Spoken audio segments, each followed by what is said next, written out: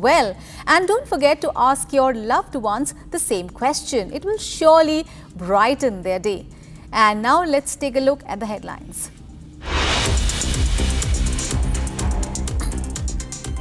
Suspense remains over India-US mini trade deal as Donald Trump threatens nations with tariffs.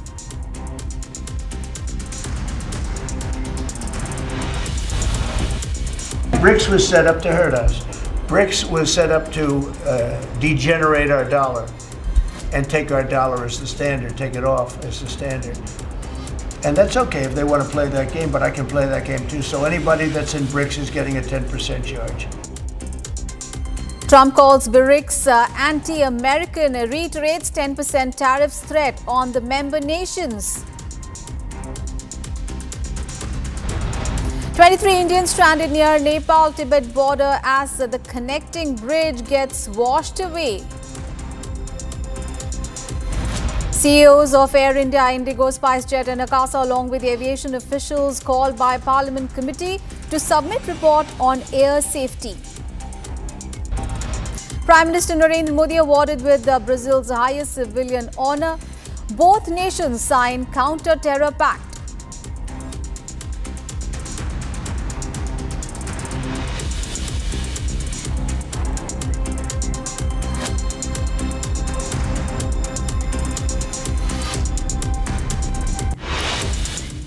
And the Axiom Space has made significant stride in its next generation space suit development, recently completing the first crewed test of the Axiom Extravehicular Mobility Unit, and that is NASA's Neutral Buoyancy Laboratory. Now, this test conducted in June saw Axiom Space astronaut and Chief Technology Officer Koichi Wakata simulate lunar surface activities, including planting the American flag in the 1/6 lunar gravity environment. The AX-EMU spacesuit is designed to enable astronauts to explore the moon's surface for the first time in over 50 years as part of the Artemis 3 mission. Now, this testing marks a crucial milestone in the suit's development, which has been undergoing integrated tests with the lunar terrain vehicles and is scheduled for critical design review later this year.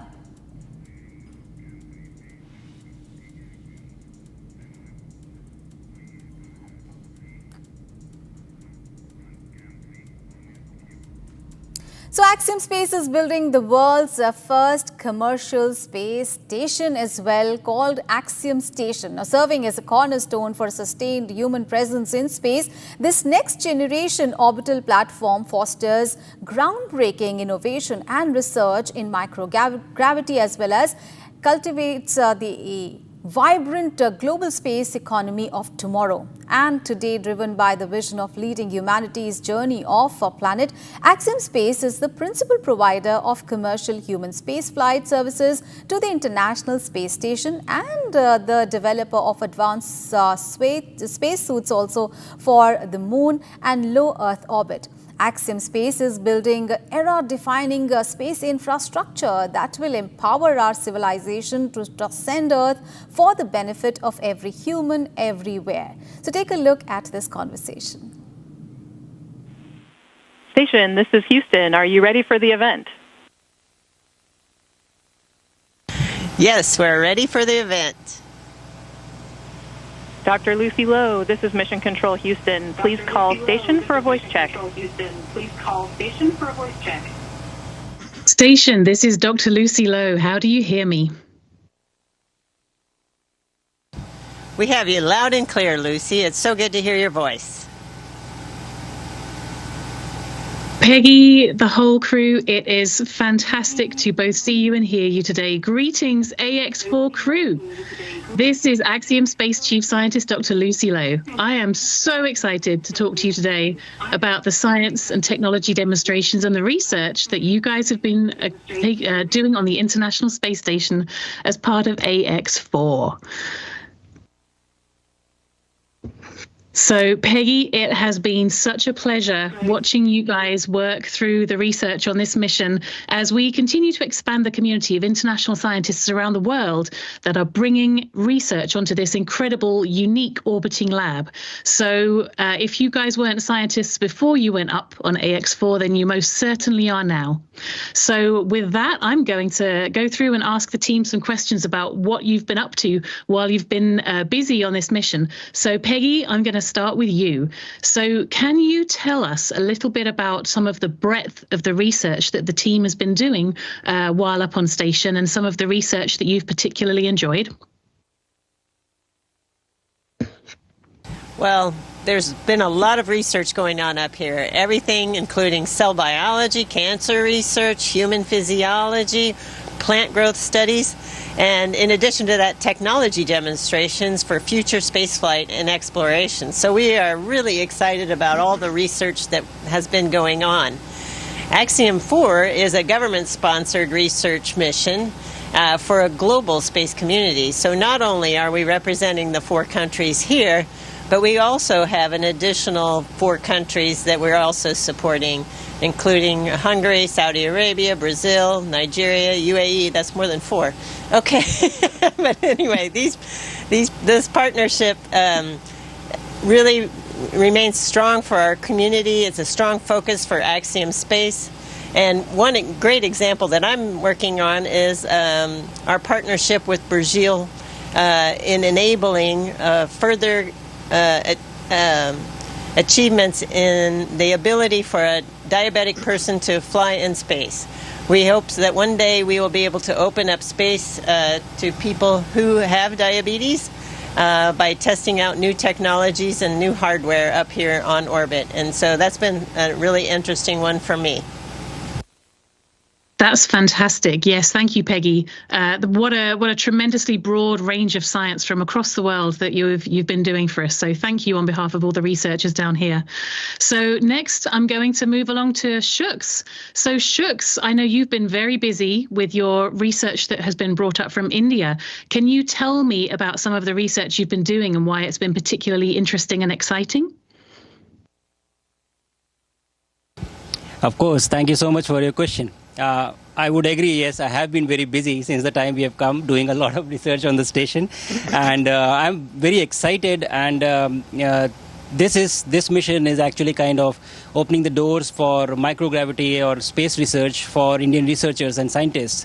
And I'm so proud that ISRO has been able to collaborate with national institutions all over the country, and they came up with some fantastic research which I am doing on the station for all the scientists and researchers, and it is exciting. It is a joy to do this, and the research spans various domains, various disciplines, right from doing some stem cell research and to growing some seeds, seeing the effect of microgravity on seeds, also evaluating the cognitive load on astronauts while they are interacting with screens on board the station. So it has been fantastic, and I feel proud to be this kind of bridge between the researchers and the station to conduct this research on behalf of them. One particular research which I am really excited about is the stem cell research, wherein the scientists are trying to explore that whether by adding supplements to the stem cells, is it possible to accelerate the recovery or the growth, or to repair the injury. And it has been great to work in the glove box doing this research for them, and I'm just really excited to be doing this, and I'm extremely proud of all the teams who have worked together to put up this research for us, and just happy to be here doing this for them. Thank you. Thank you, Shooks. That's fantastic. And thank you for all your hard work doing all of the science in the glove box and for the entire ISRO portfolio. Next, I'll move on to Suave about some of the work you've been doing for both ESA and the Polish Space Agency. What have you been enjoying working on in terms of the science since you got up to orbit? Hi, Lucy. Great to talk to you, and thank you for the question. I have been enjoying this time tremendously, and I have been working myself as a scientist before, and now I can execute and conduct science for others. So this is a tremendous honor and privilege to be here. Our research spans over many different domains, from human sciences to engineering and physics.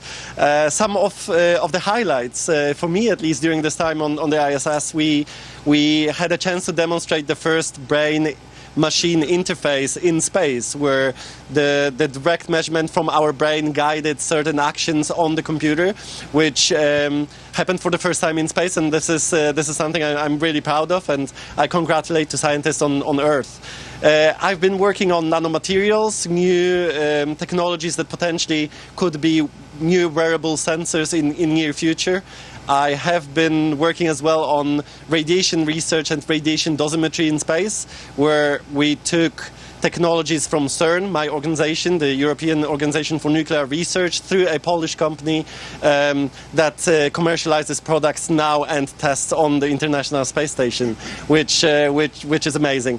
Besides all that, a lot of human sciences. So we have been conducting 8 different experiments, from psychology to physiology, which has been so far great. We are more or less mid-mission, and there is still a lot to come that I can't wait to contribute to. Thank you. Fantastic, Suave. And so, as you point out, you guys have been busy since you got there, but there's still lots to do. So with that, I'd like to ask Tibor about some of the work that he's been doing for the Hungarian portfolio. So Tibor, you've been very busy with some of the research. Can you tell us about some of the work you've been doing? Hey Lucy, it's great to talk to you, great to hear your voice. As you said, busy, and I believe that rhymes with TB.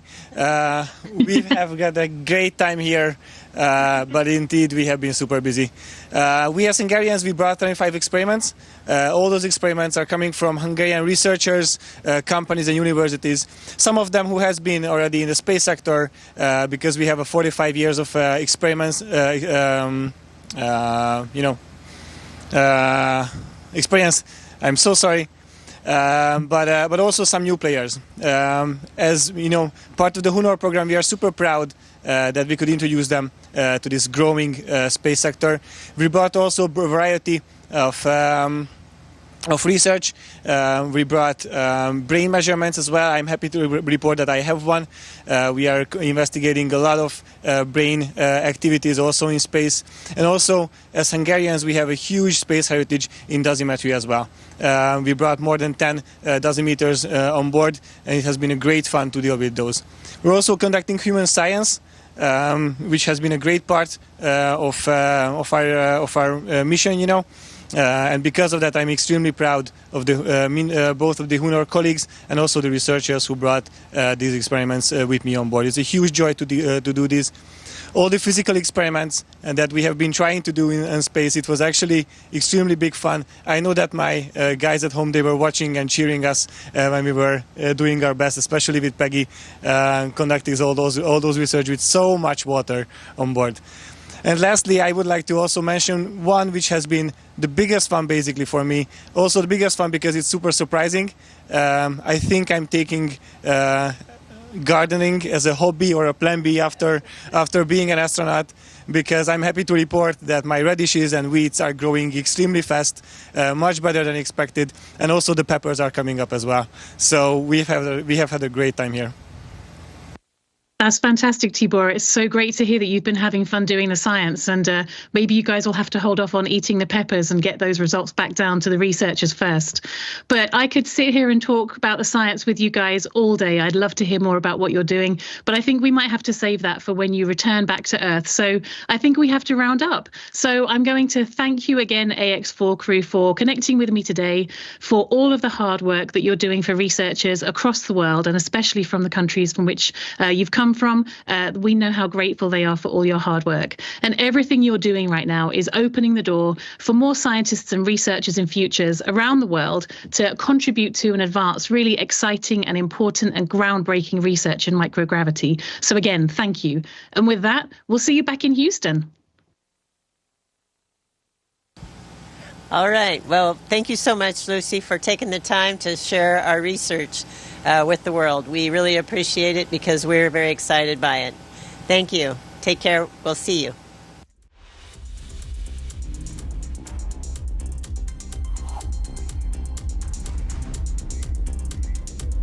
Station, this is Houston ACR. Thank you. That concludes the event. Thank you to all participants. Station, we are now resuming operational audio communication. And viewers, we have big breaking news coming in on global trade, and US President Donald Trump is gearing up for a major announcement that could shake international markets. In a late night post on Truth Social, Donald Trump said, and I quote him now, "We will be releasing a minimum of 7 countries having to do with the trade tomorrow morning, with an additional number of countries being released in the afternoon. Thank you for your attention to this matter," unquote. Remember this coming as on Tuesday, Donald Trump had already announced new tariffs on 14 countries, ranging from 25% to 40%, as nations are scrambling to strike trade deals with Washington. And the original 9th of July deadline has also been extended to 1st of August, but Donald Trump has made it clear that there will be no further extension. So this tomorrow's list could decide who faces steep tariffs, who secures a last-minute reprieve.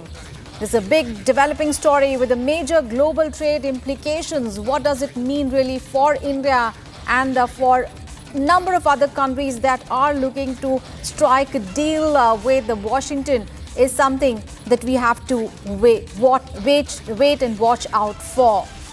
So Donald Trump has waged a trade war with the key US partners and allies.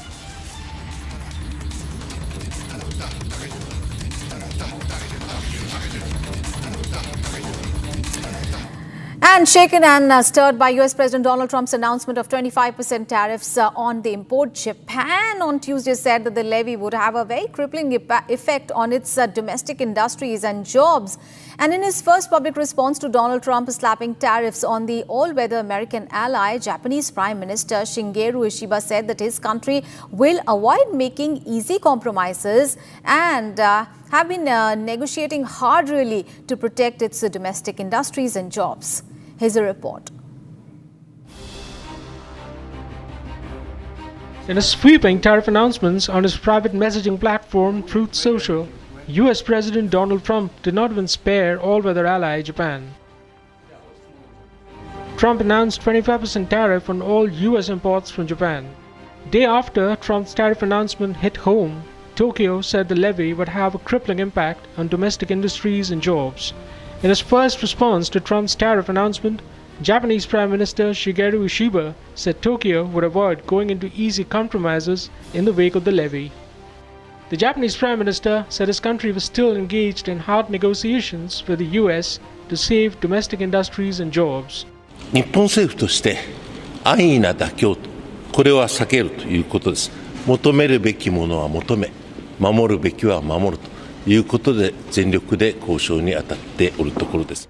Trump on Monday set 25% tax on goods imported from Japan, as well as new tariff rates on a dozen other nations that would go into effect on August 1st. Meanwhile, Japan's Chief Cabinet Minister Yoshimasa Hayashi said the tariff announcement was extremely regrettable. Also slapped with 25% tariff on exports to US, South Korean President Lee Jae-myung said it remained unclear whether the two countries could conclude the tariff negotiations by the July 8 deadline set by President Trump. He said Seoul was doing its best to reach an agreement that was mutually beneficial. 관세 협상이 매우 쉽지 않은 건 분명합니다. 지금 그렇다고 해서 7월 8일까지 끝낼 수 있는지도 확언하기 어려워요.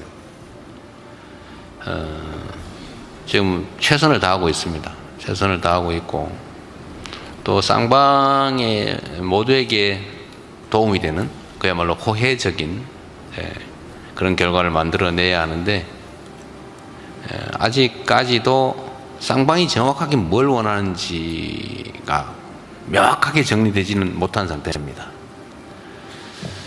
그러나 계속 노력하고 있다는 말씀드리고.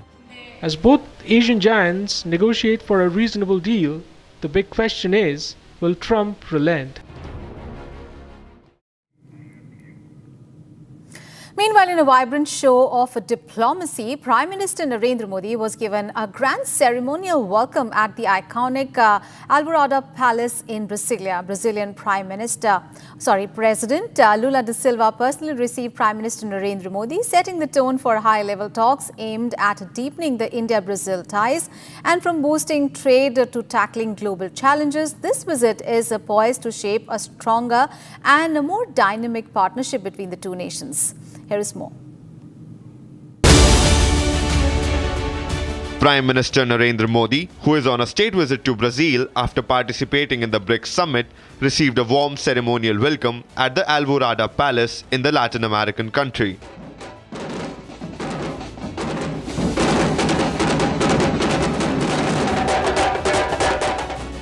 PM Modi and Brazilian President Lula da Silva shared a hug as the president received the PM at Alvorada Palace in Brasilia.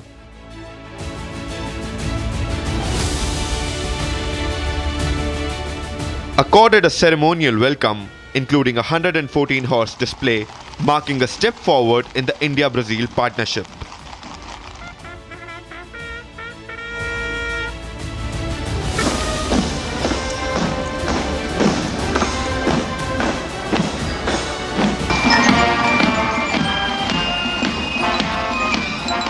The Indian diaspora in Brazil has been preparing, sharing bright smiles and warm greetings with the tricolour. The PM met with his countrymen.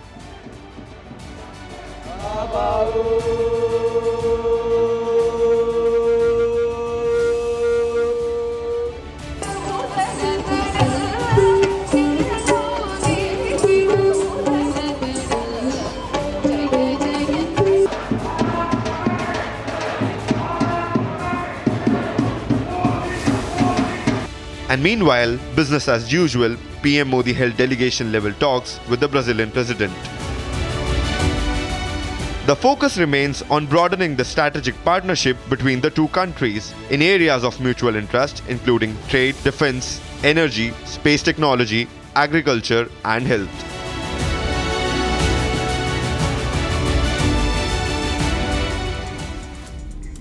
In a dramatic turn of events, 23 Indian pilgrims on the sacred Kailash Mansarovar Yatra have been left stranded at the Tibet-Nepal border.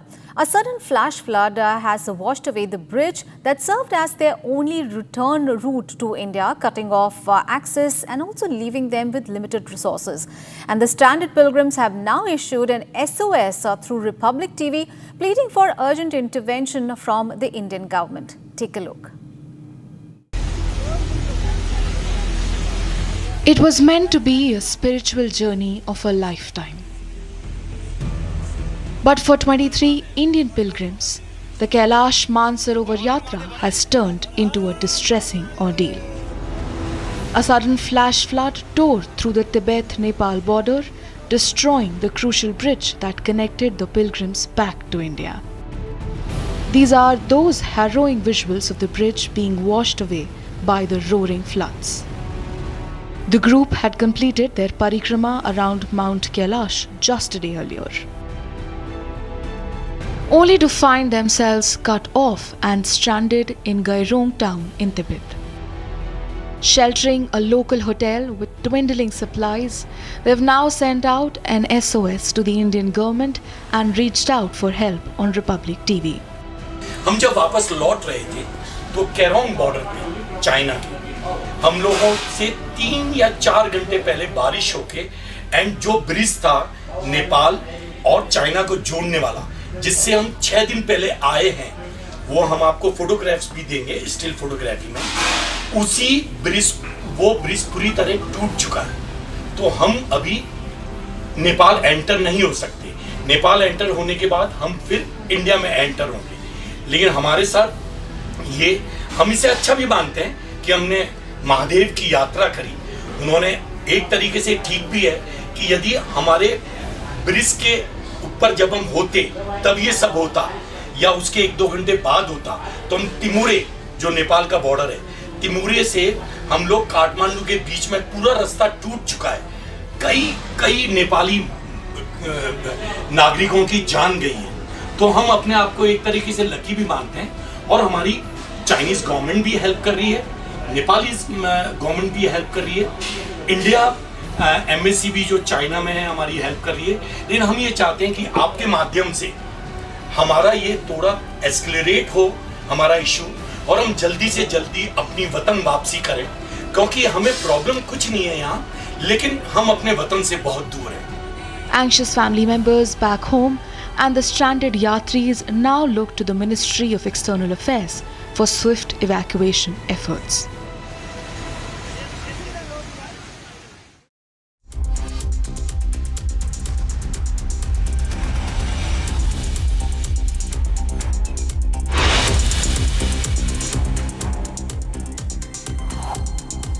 Time to take a short break. Coming up ahead, suspense remains over India-US mini trade deal as Donald Trump threatens nations with tariffs. Also coming up ahead, Prime Minister Narendra Modi conferred with Brazil's highest civilian honor. Both nations sign counter-terror pact.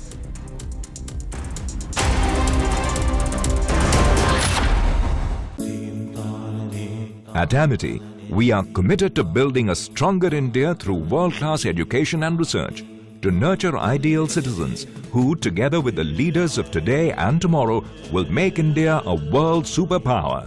Amity University, India's leading not-for-profit private university.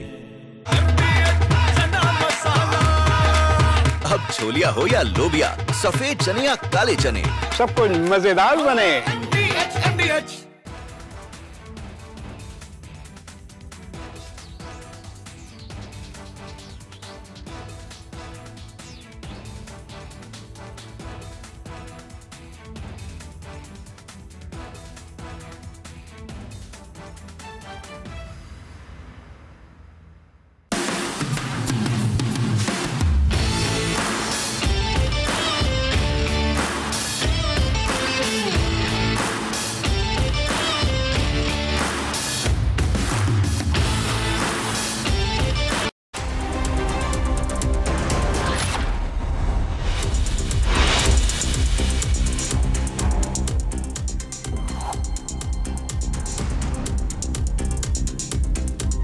Suspense remains over India-US mini trade deal as Donald Trump threatens nations with tariffs. BRICS was set up to hurt us. BRICS was set up to degenerate our dollar and take our dollar as the standard, take it off as the standard. And that's okay if they want to play that game, but I can play that game too. So anybody that's in BRICS is getting a 10% charge. Donald Trump calls BRICS anti-American, reiterates 10% tariffs threat on member nations. 23 Indians stranded near Nepal-Tibet border as the connecting bridge gets washed away.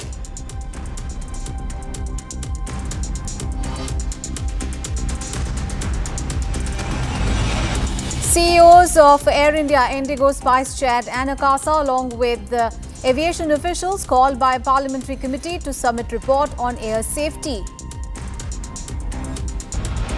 Prime Minister Narendra Modi awarded with Brazil's highest civilian honor. Both nations signed counter-terror pact.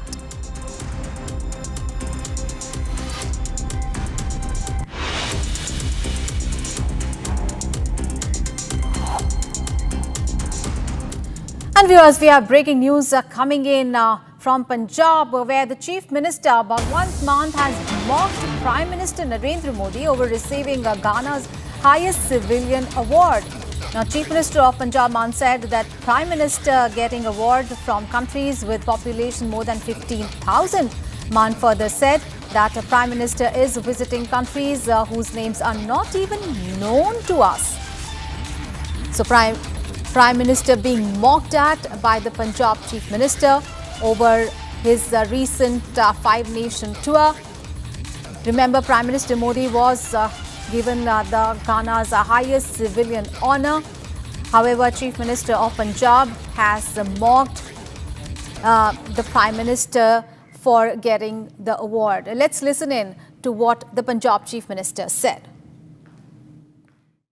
कदे घाना चला गया, कदे लिथोपिया, 15-16 मुल्क दा असीं नां नहीं जानदे, मगनेशिया पता नहीं कित्थे आ वो, उत्थे जाके कहंदे सब तो बड़ा सन्मान इहने ले लिया। वो मुल्क की आबादी 15,000 होंदी है, 15,000 तो इत्थे साडे JCB देखण खड़ा हो जांदा है, वाह JCB चली जांदी है ओदा, उत्थों पता नहीं कित्थों सन्मान ले आउंदा मोदी, सारिਆਂ ਤੋਂ ਵੱਡਾ सन्मान देता जी। लै दसो जी, ਉਹ यार भरा मेरे जिथे 140 करोड़ रहिंदा उन्हां च तां रह ला, उत्थे रहिंदा नहीं, पता नहीं हुण क्या होया, किते ना किते मिलदा अजे तां बित्ती करोना जा आ गया, नहीं तां हुण धरती दे 4-5 गेड़े होर दे दिंदा है।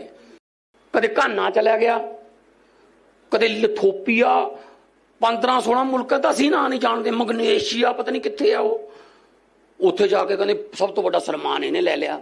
वो मुल्क की आबादी 15,000 होंदी है, 15,000 तो इत्थे साडे JCB देखण खड़ा हो जांदा है, वाह JCB चली जांदी है ओदा, उत्थों पता नहीं कित्थों सन्मान ले आउंदा मोदी, सारिਆਂ ਤੋਂ ਵੱਡਾ सन्मान देता जी। लै दसो जी, ਉਹ यार भरा मेरे जिथे 140 करोड़ रहिंदा उन्हां च तां रह ला, उत्थे रहिंदा नहीं, पता नहीं हुण क्या होया, किते ना किते मिलदा अजे तां बित्ती करोना जा आ गया, नहीं तां हुण धरती दे 4-5 गेड़े होर दे दिंदा है।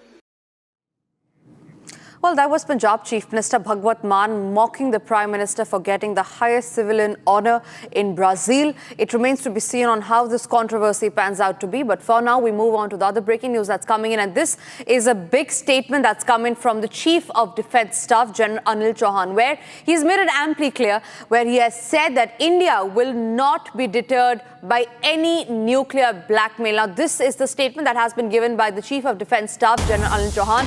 Further, where he cautioned against the collision between Pakistan, China and Bangladesh. Remember, this is a very important statement that has come just days after the Deputy Chief of Army Staff, Lieutenant Rahul, had exposed the Pakistan, Turkey and China link behind Operation Sindoor. And just days after that, we have this huge statement from the Chief of Defence Staff, Anil Chauhan, where he has cautioned against the collision of Pak, China, Bangladesh, adding that India will not be deterred by any nuclear threat. Listen into that statement of the Chief of Defence Staff.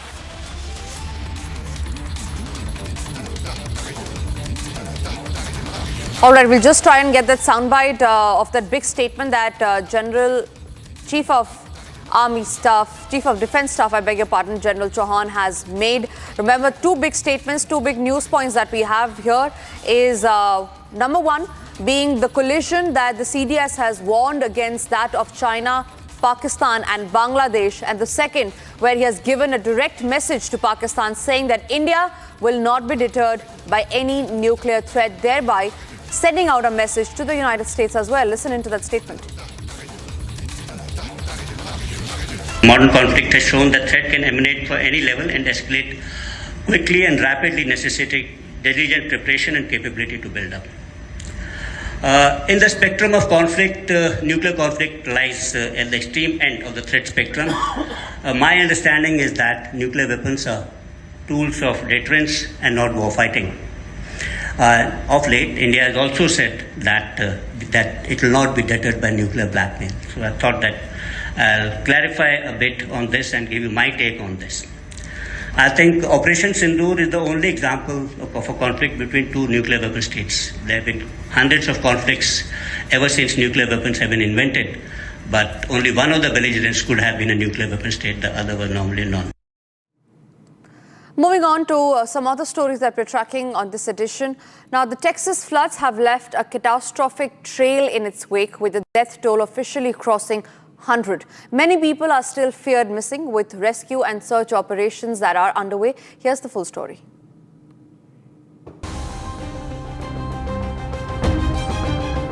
The Texas floods have left a widespread trail of death and destruction. As the death toll in Texas crossed 100, crews kept up the search for people feared missing in the aftermath of the floods. Texas Cook County Sheriff Larry Lether urged private boats to stay off the Guadalupe River to allow search and rescue teams to operate without any interference. Hundreds of first responders remain along the Guadalupe River in Kirk County working to reunite families. The large search and rescue effort, including local, state, federal, and volunteer agencies, continue.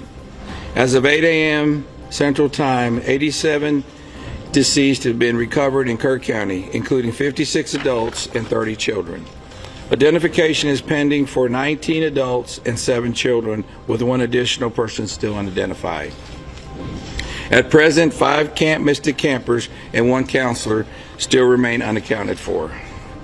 We ask private boats to stay off the Guadalupe River to allow search and rescue teams to operate without any interference. Flash floods formed the road crossing the Llano River in Kingston, Texas in a matter of minutes on Friday, blocking access to pedestrians and vehicles alike. A time-lapse video has emerged showing the swelling waters cutting off the bridge as a group of people retreated from the surge. Texas Governor Greg Abbott planned to make another visit to Camp Mystic, the century-old all-girls Christian summer camp, on Tuesday. At least 27 campers and counselors at Camp Mystic perished in the flash floods. 10 more campers and 1 counselor are still feared missing. Video footage from Lorena Gillen in Kerrville, Texas, showed flooding on July 4 as voices of children could be heard in the distance amid the whirring of helicopters on rescue missions. Searches were still underway as rescue teams used heavy equipment to untangle trees and wade into swollen rivers.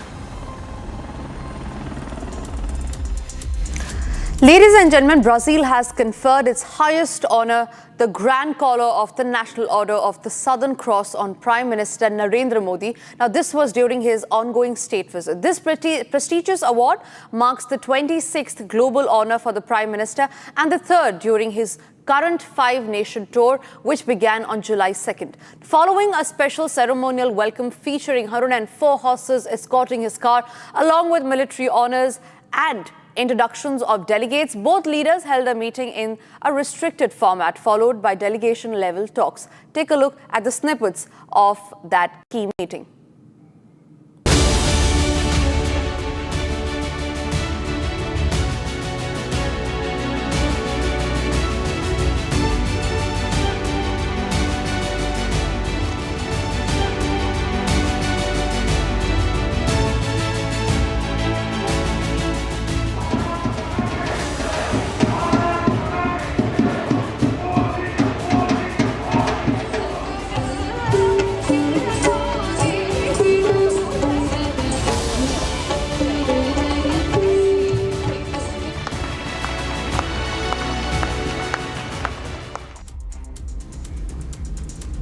Now, after opening a front against the United States President Donald Trump over the latter's big, beautiful bill, American tech tycoon Elon Musk has picked up a fresh fight with the Indian government. This after the ex-CEO alleged press censorship under the Modi government after the ex-handle of global news agencies like Reuters was suspended in India. Dismissing Musk's charge was the centre, which said that action was followed after a court order issued during Operation Sindoor in the month of May. Here's the detailed report on that. With the dust yet to settle on his bruising battle with US President Donald Trump, American tycoon Elon Musk has picked up a fresh fight with the Indian government. The ex-CEO alleged press censorship in India, citing the suspension of the Reuters account on the microblogging site in the country. The centre last Saturday suspended the ex-account of the global news agency in India, citing a legal demand. Dismissing Musk's charge, the official spokesperson for the Union IT Ministry said there was no requirement for the centre to withhold the Reuters handle, adding that it was continuously working with X to resolve the problem. However, Musk refuted the centre's clarification, claiming that it was the Union government which requested the suspension of the Reuters account, along with 2,355 others in the country. The X, meanwhile, said that they were deeply concerned about the ongoing press censorship in India in light of the suspension orders, adding that it was exploring all legal options available. Amid the furor, the centre clarified earlier that a request for suspension was made on May 7 during Operation Sindoor, following a court order. The center accused X of twisting facts, asserting that there was no press censorship in India.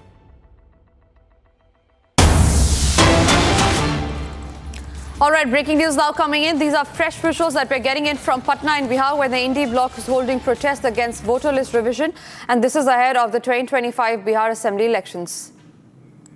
The voter list revision, remember, stays at a key focal point as far as the elections in Bihar is concerned. There were many opposition parties that had raised questions against the Election Commission. The Election Commission thereby replying to them and saying that there has been no revision. However, we learn that now the Indie bloc is holding a huge protest in Patna in Bihar, and this is against the Election Commission. Prakash, my colleague, is joining me on the phone line on that. Prakash, what is this huge controversy about the revision of the Bihar Assembly elections, again about the voter list that has come to fore just months ahead of the elections stepping in and knocking at our doors?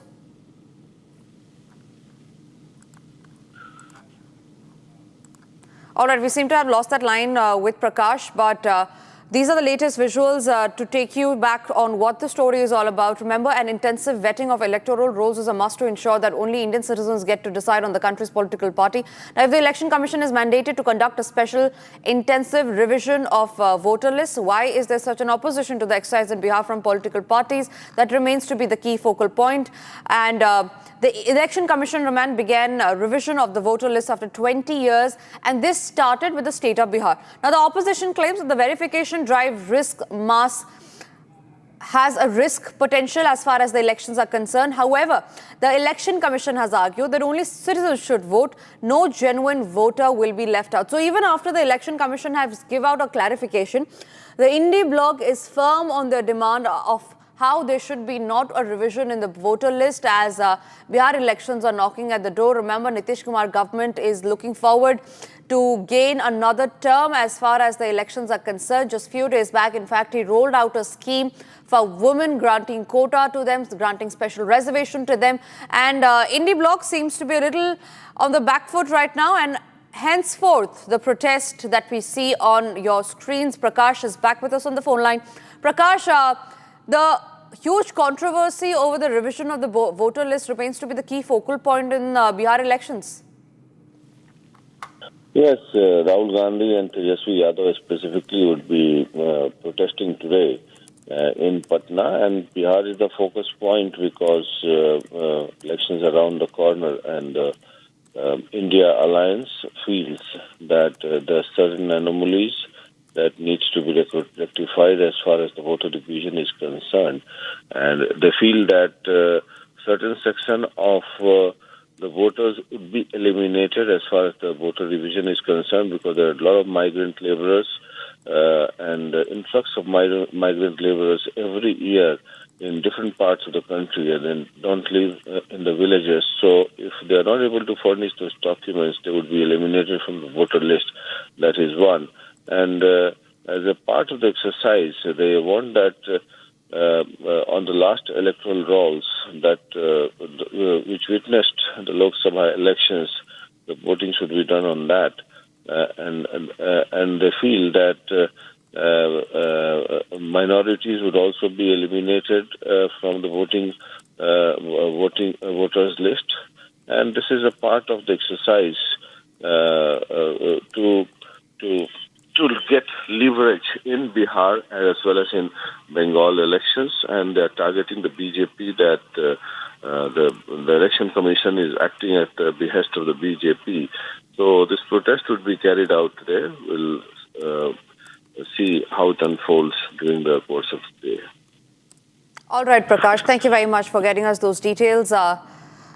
It's time for us to now slip into a short break, but after the break, we will get you more information on the huge protest that the Indie bloc is staging in the state of Bihar, and this comes as the revision of the voter list.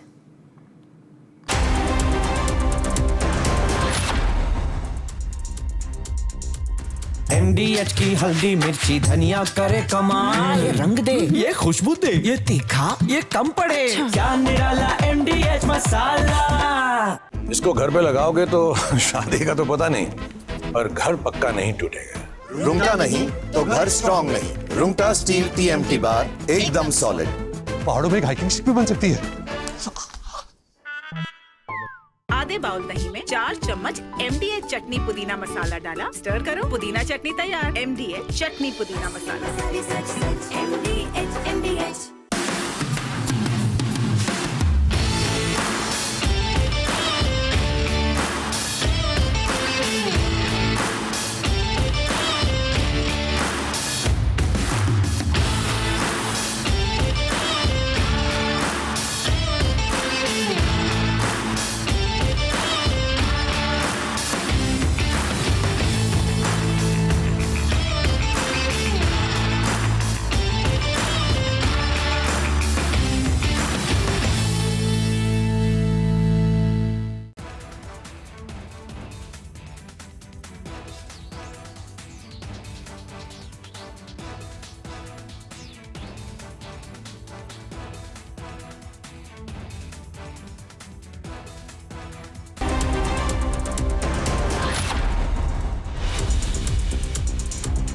Thank you for staying with Republic. Now, shaken and stirred by the United States President Donald Trump's announcement of 25% tariff on import, Japan said that the levy would have a crippling impact on domestic industries as well as jobs.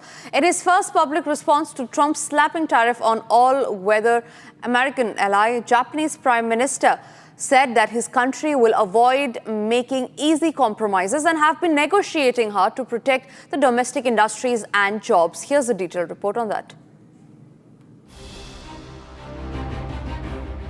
In a sweeping tariff announcements on his private messaging platform Truth Social, US President Donald Trump did not even spare all-weather ally Japan.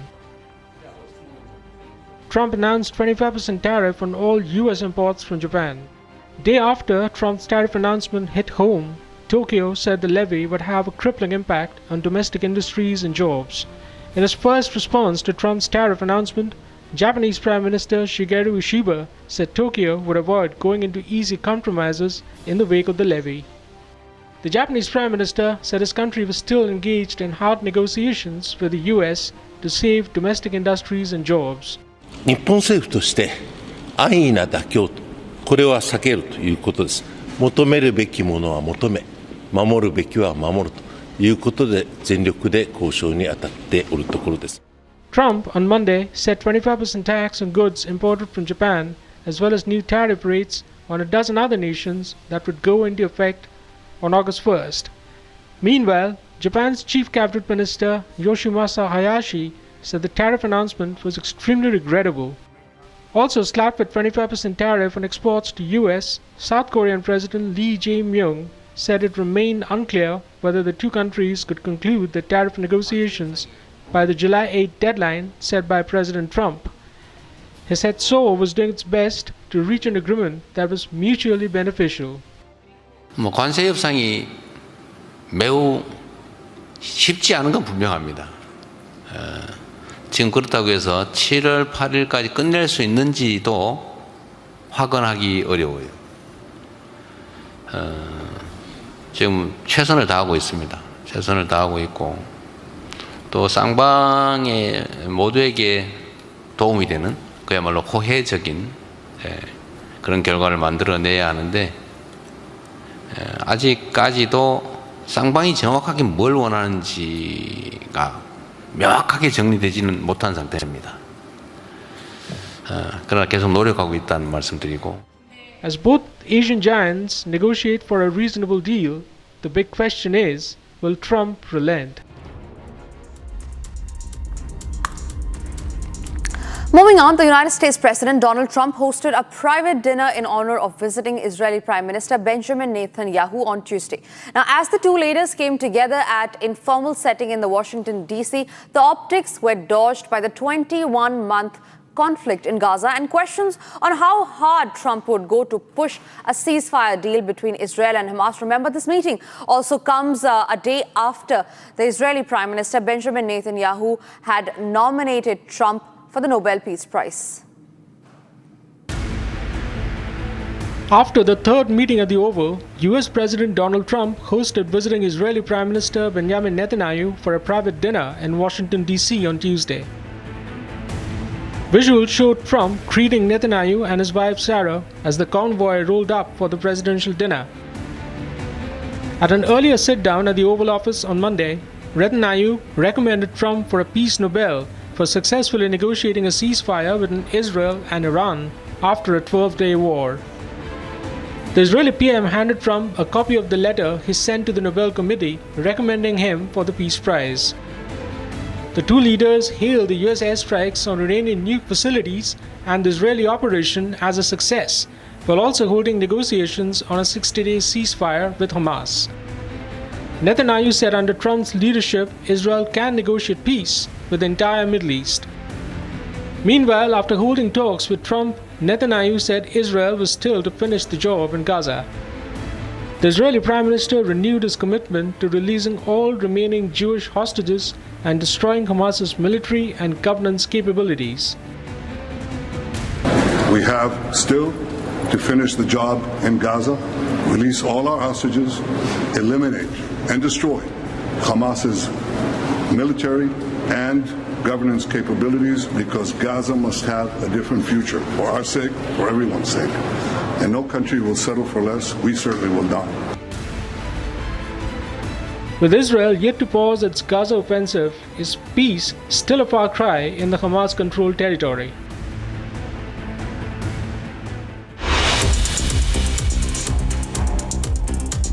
And it's time for us to slip into a short break, but after the break are all the details on what and how far have the rescue operations reached as far as 23 Indian pilgrims who are stranded near the Nepal-Tibet border after they visited Kailash Yatra is concerned.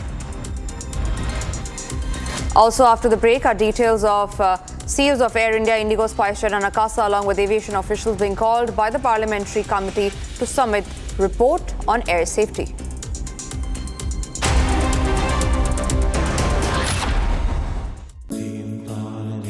At Amity, we are committed to building a stronger India through world-class education and research to nurture ideal citizens who, together with the leaders of today and tomorrow, will make India a world superpower. Amity University, India's leading not-for-profit private university. ये है secret recipe MDH का जीरा SIP जल जीरा मसाला SIP SIP जीरा SIP MDH का जल जीरा सिप MDH का जल जीरा SIP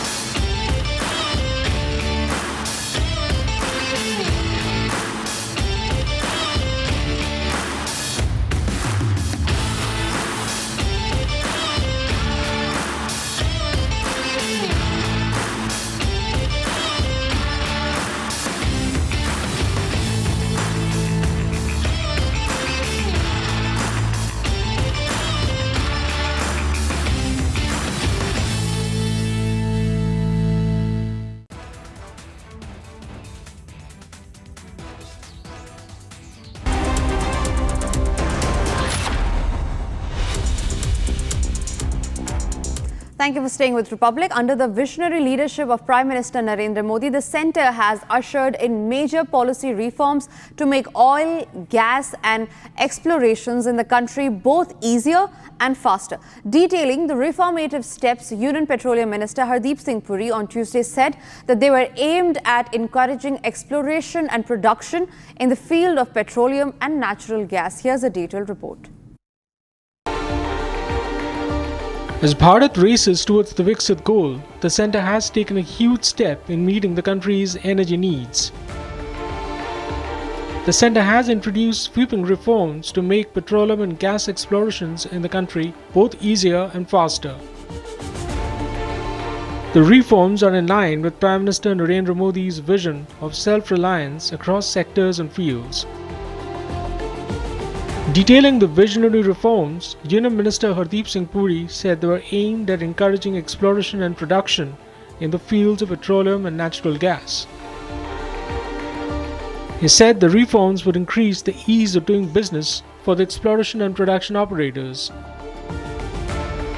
The minister said consultations were ongoing with the stakeholders to make explorations swifter and hassle-free. With energy a key driver of the centre's pursuit of a Viksit Bharat, the reforms are set to hasten India's journey towards its larger goal. Moving on to the stories from the world of sports. Spanish tennis sensation and defending men's champion Carlos Alcaraz eased into the semi-finals of the Wimbledon Championship on Tuesday. The current world number 2 swept past former British number 1 Kumaran in straight sets, continuing his remarkable 23-match unbeaten run across events. Meanwhile, American Taylor Fritz got the better of his Russian opponent Karen to reach his first semi-finals at All England. Now here's a roundup of all the day's action at Wimbledon that you must need to know about. Tennis prodigy Carlos Alcaraz went a step closer to lifting his 6th Grand Slam title on Tuesday. The Spaniard cruised into the Wimbledon last 4 with a straight-set victory over former British number 1 Cameron Norrie. With his emphatic 6-2, 6-3, 6-3 win, the current world number 2 extended his remarkable unbeaten run across tournaments to 23 matches. Well, I don't know, but yeah, 23 winning streak right now. I just don't want to stop there. Just want to keep it going. But yeah, I think in every moment of the season of the year, we just took some targets in every opponent. I think right now it is myself that the players have that target on me that I really want to beat. But just happy about it. As I said, 23, I don't want to stop there. Reflecting on his win in a courtside interview, the defending men's champion said he was delighted to have reached another semi-final at All England. Yeah, I mean, I'm just really happy. I mean, be able to play another semi-final here in Wimbledon is super special. It's something that I wanted to do, at the beginning of the week, just try to go as far as I can and give myself the chance to play a semi-final here. It's gonna be great. So I'm just really happy with the level that I played today against a really difficult player like Cam. He's an amazing player. He's an amazing guy as well. To roars of applause from the crowd, the Spaniard quipped that it wasn't a time for Ibiza. Yeah, today is gonna be great. To rest up a little bit, to try to to be in a good shape for Ibiza here for that. No time. It's no time. I'm just gonna try to make the most of the time, just to enjoy with my team, with my family. That I have a lot of people here at in London. I will try to go to the center. I don't know if I will get the chance, but for sure I'm gonna play some golf just to switch off my mind a little bit. I mean, it's what the things that I'm doing is working. I have to keep doing it. So I will try to go and play some golf. Meanwhile, American Taylor Fritz got the better of his Russian opponent Karen Khachanov to reach his maiden Wimbledon semi-final.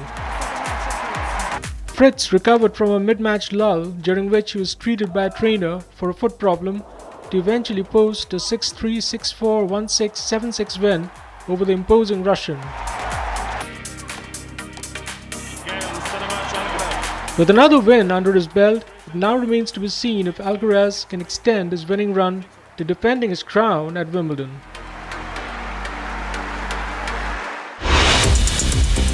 It's time for us to now slip into a short break. After the break are all the details of the mini trade deal, of which the Trump could be announcing very soon in the next couple of hours.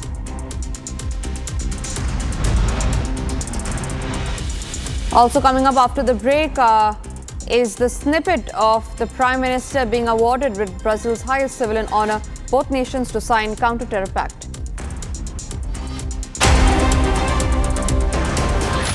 दादी के हाथों का जादू और खुशबू से महकता घर, माँ की मुस्कुराहट और खाने की सुगंध। MDH गरम मसाला, क्योंकि हर रिश्ता है स्वाद से जुड़ा।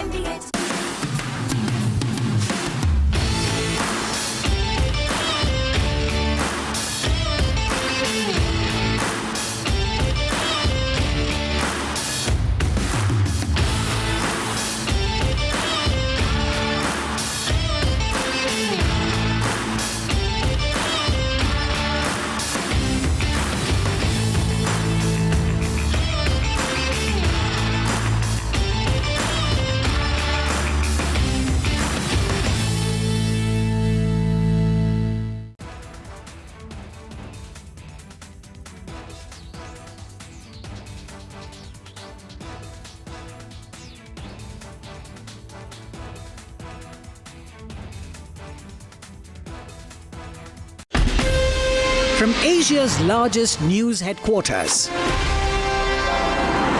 setting the agenda for Bharat.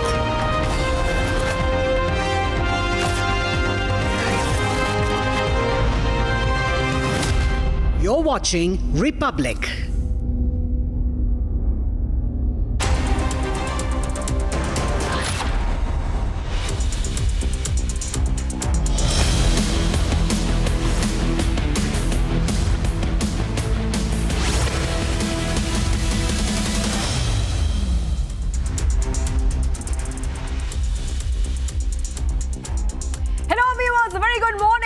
This morning, I'm Shivangi Shukla getting you the latest coming in. Once again, Trump slaps tariffs. That is right, 50% tariffs on copper, and says BRICS nations will continue. He will continue imposing 10% tariff on the BRICS nations. Remember, this is coming in as Trump has once again warned of tariff. We will get you all those details, but as usual, the headlines first. Let's get started.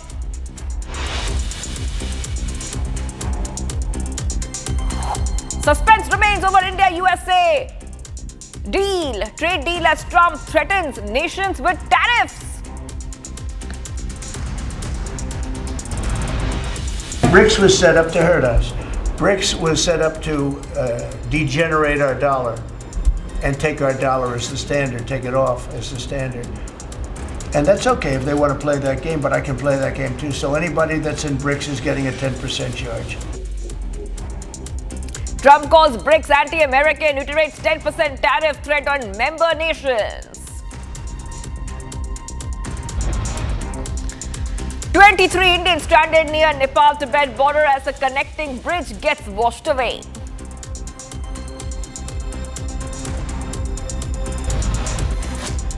CEOs of Air India, Indigo, SpiceJet, Akasha Airlines, along with aviation officials called by Parliament Committee to submit report on air safety. Prime Minister Modi awarded with Brazil's highest civilian honor. Both nations signed counter-terror pact.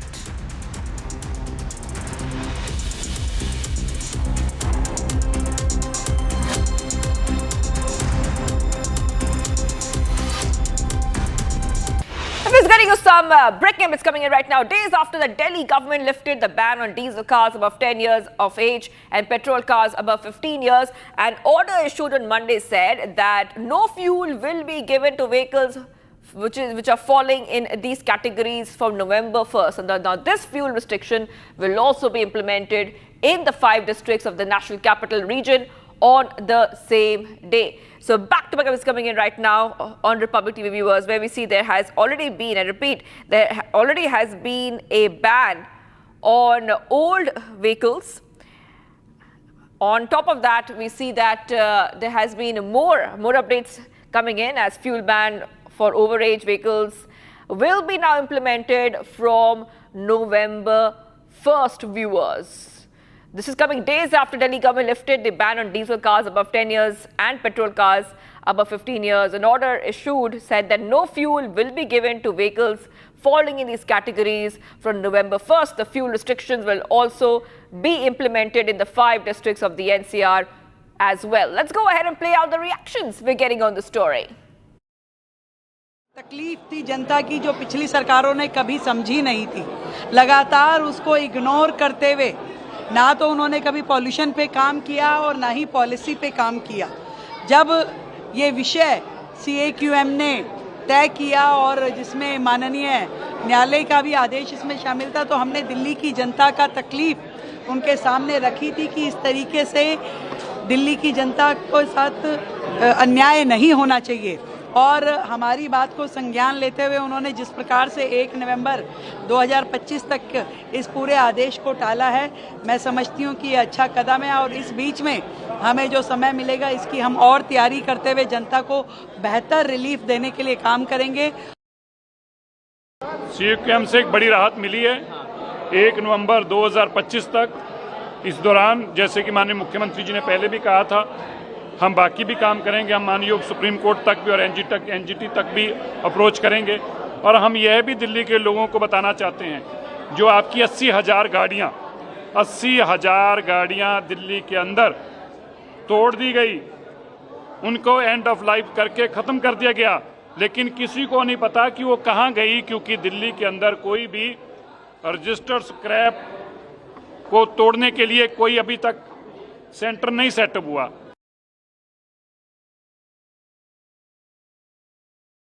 Party की सरकार बनी है, रोज झूठ बोलते हैं और एक झूठ को छुपाने के लिए 100 झूठ बोले जा रहे हैं।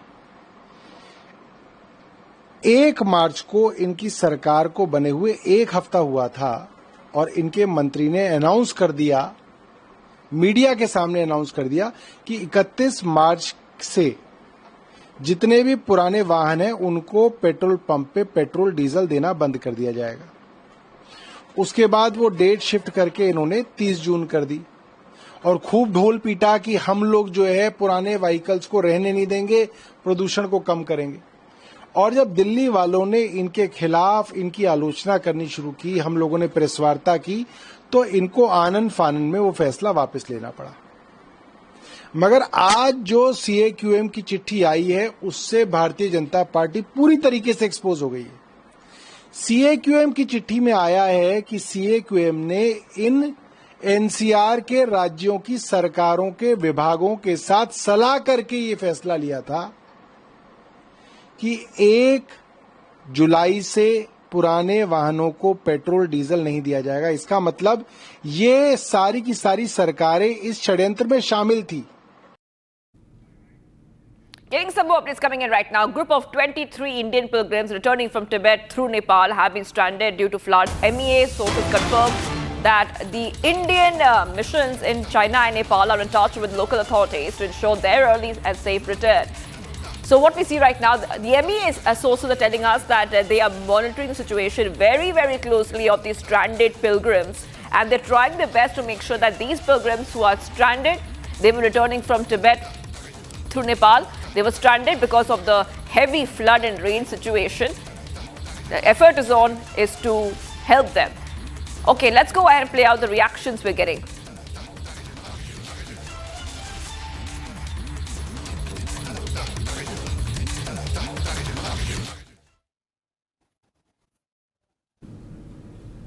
And the stranded Indians are, we can see the pictures coming in right now on your screens. यात्री कैलाश मानसरोवर की यात्रा पे गए थे।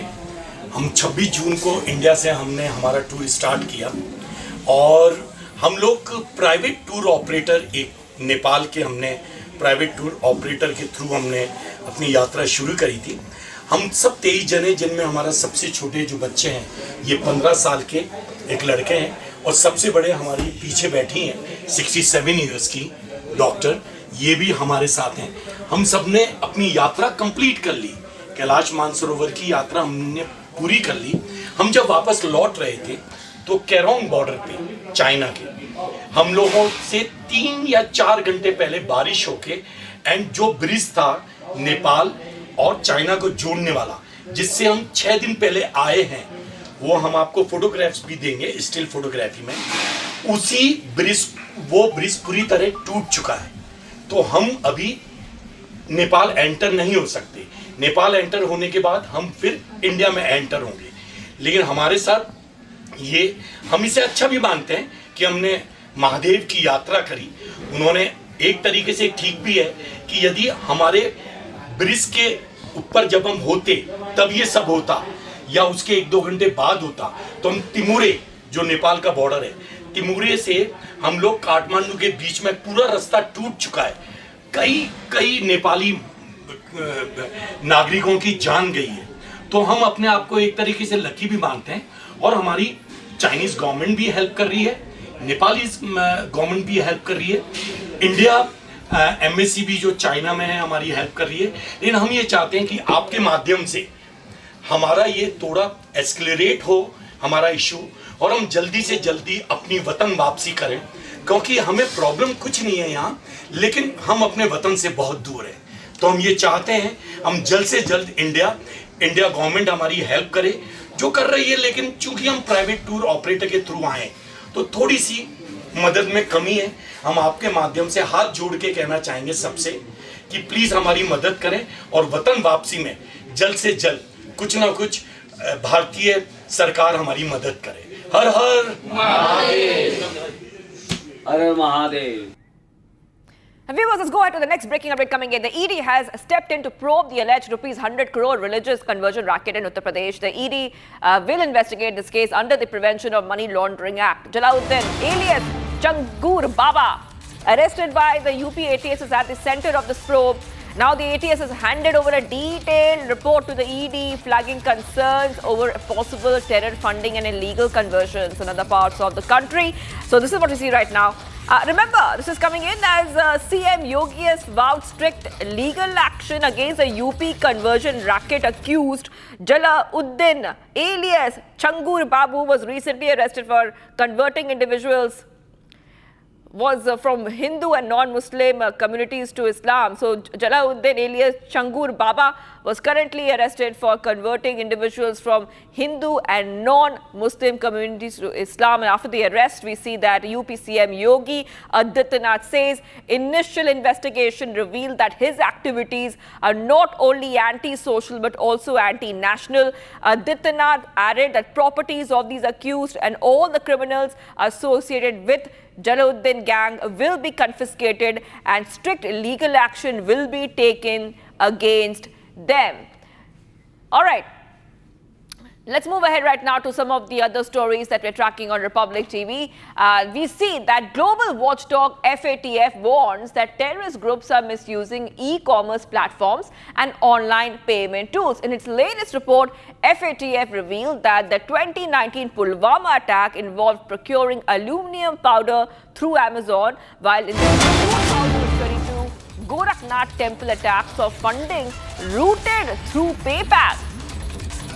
All right, big update coming in right now on Republic TV viewers. Global watchdog FATF has warned that terrorist groups are misusing these e-commerce platforms and online payment tools. FATF making it clear and revealing that the Pulwama attack, the 2019 Pulwama attack, involved procuring powder, aluminum powder, from where? From Amazon, while the 2022 Gorakhnath temple attack saw funding routed through PayPal. So this is a huge update coming in, given the fact that Pakistan has been already told very clearly by India that it needs to stop. It needs to stop growing terror on its soil, and this has given a befitting reply.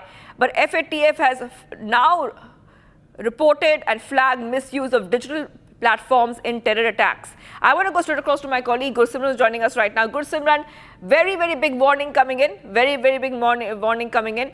We already know that Pakistan is under the radar of the FATF, but these details once again show how terror activities are going under the radar, because now they're using digital payments and digital platforms. Yes, Gursimran.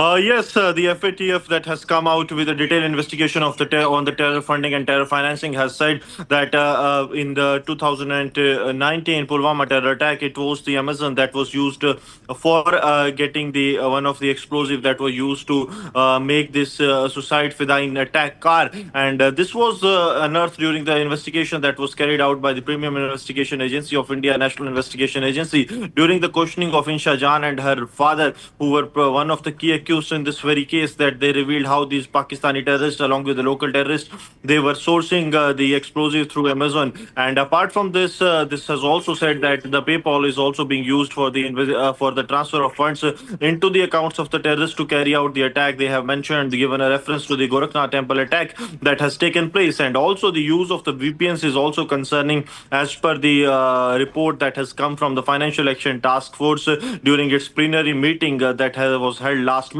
So now the things are coming out, and also the VPN continues to be a major threat for the security forces, and that's why we have witnessed that in multiple districts of Jammu and Kashmir, VPNs have been put on ban owing to the security concerns. But yes, this is true that how the online platforms are being used by the terror groups to actually organize for terror attacks.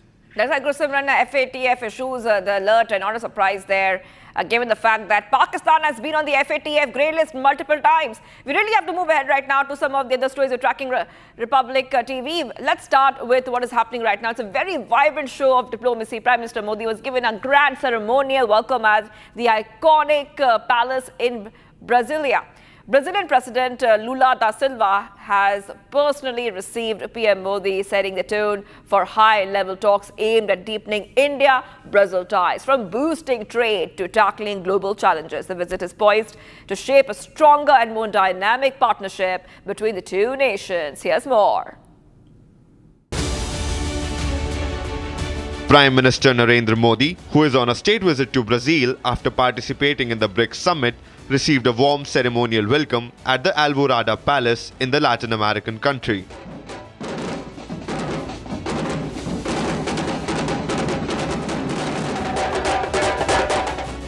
PM Modi and Brazilian President Lula da Silva shared a hug as the president received the PM at Alvorada Palace in Brasilia.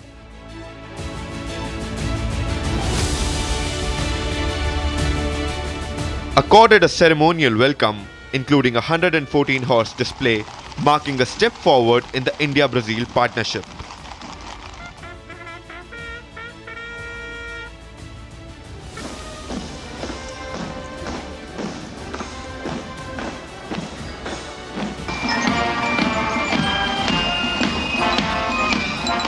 The Indian diaspora in Brazil has been preparing, sharing bright smiles and warm greetings with the tricolour. The PM met with his countrymen.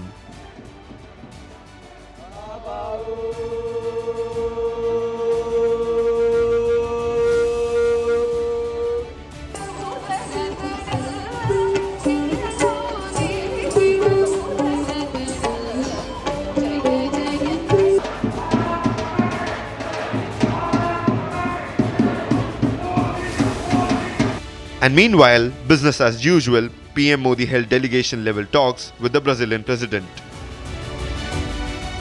The focus remains on broadening the strategic partnership between the two countries in areas of mutual interest, including trade, defense, energy, space technology, agriculture, and health.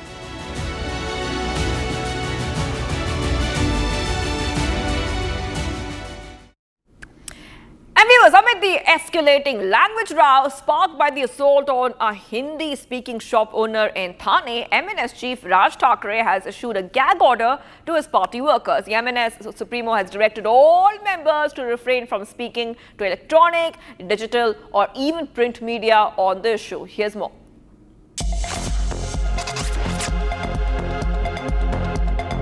As the language war intensifies in Maharashtra Navin Sena chief Raj Thackeray has issued a gag order for his party supporters.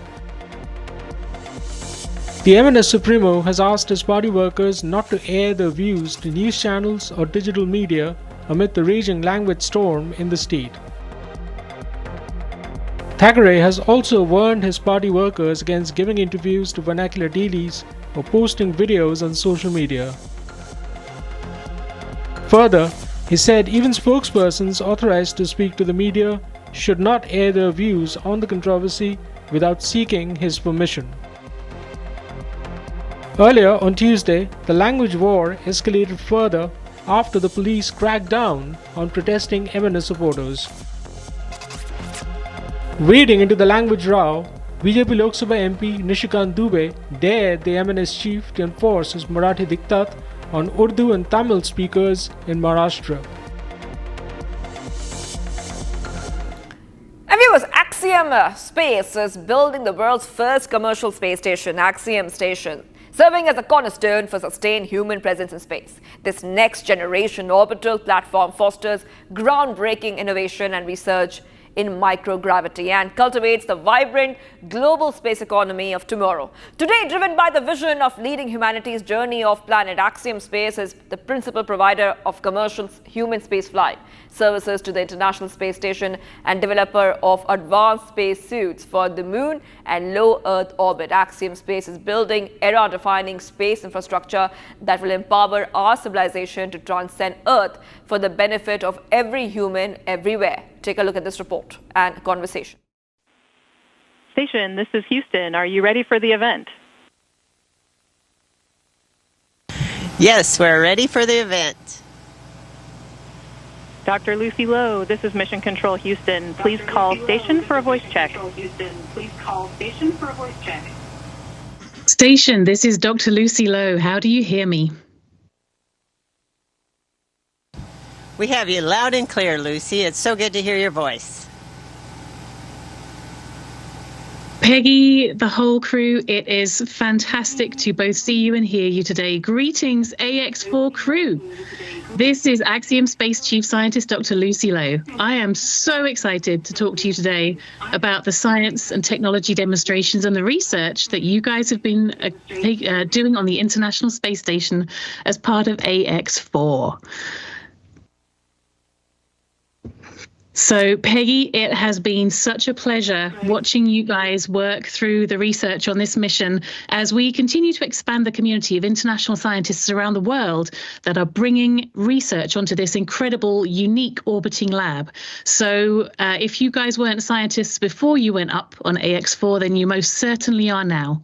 So, with that, I'm going to go through and ask the team some questions about what you've been up to while you've been busy on this mission. So, Peggy, I'm going to start with you.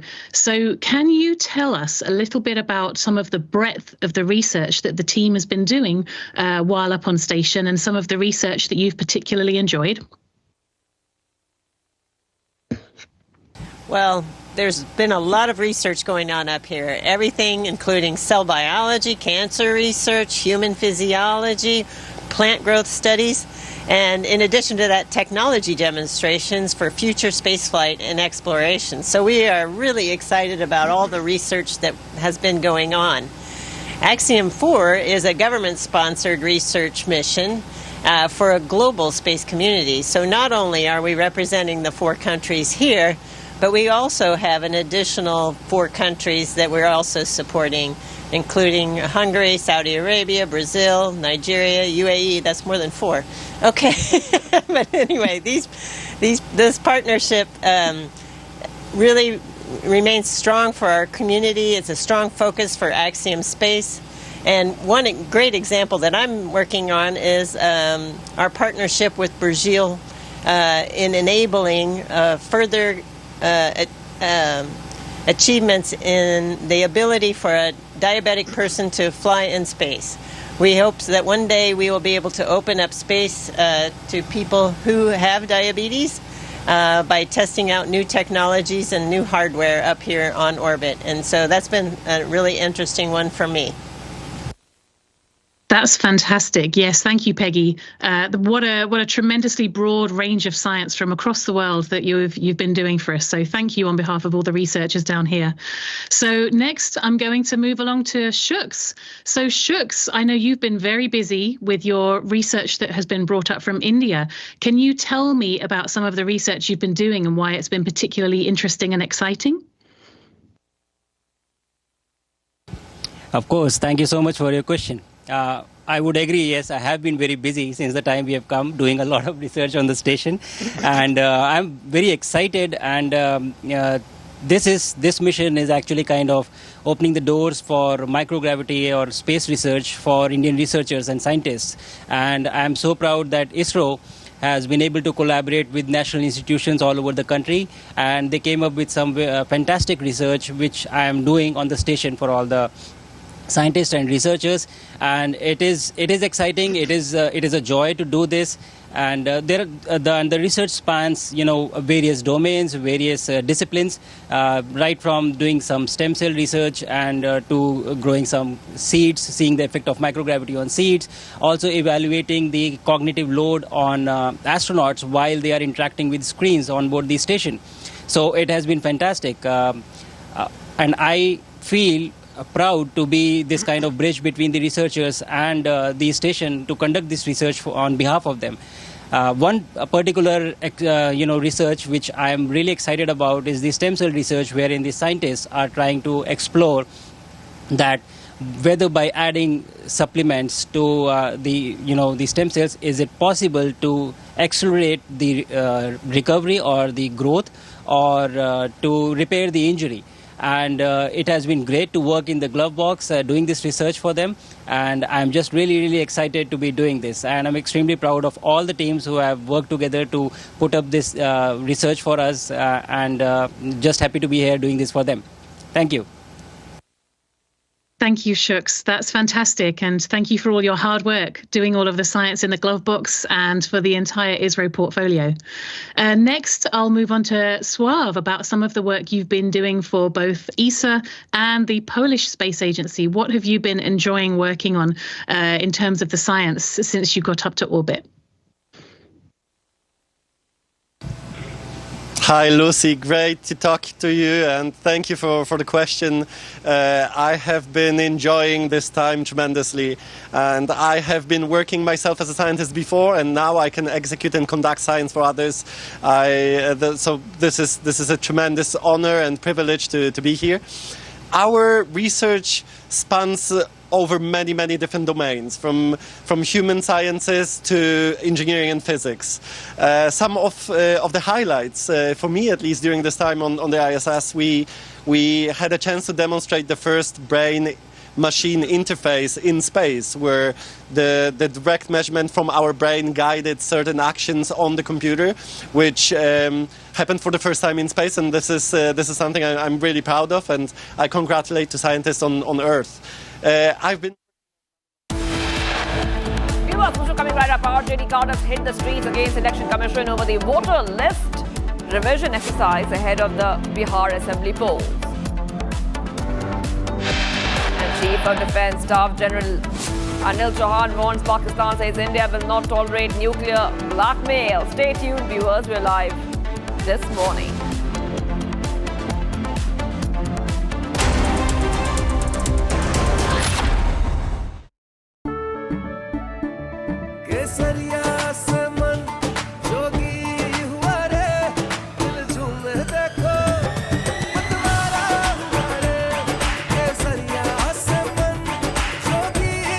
हर पल मनाओ केसरी त्योहार। विमल, बोलो जुबान केसरी। अब छोलिया हो या लोबिया, सफेद चने या काले चने, सब कुछ मजेदार बने।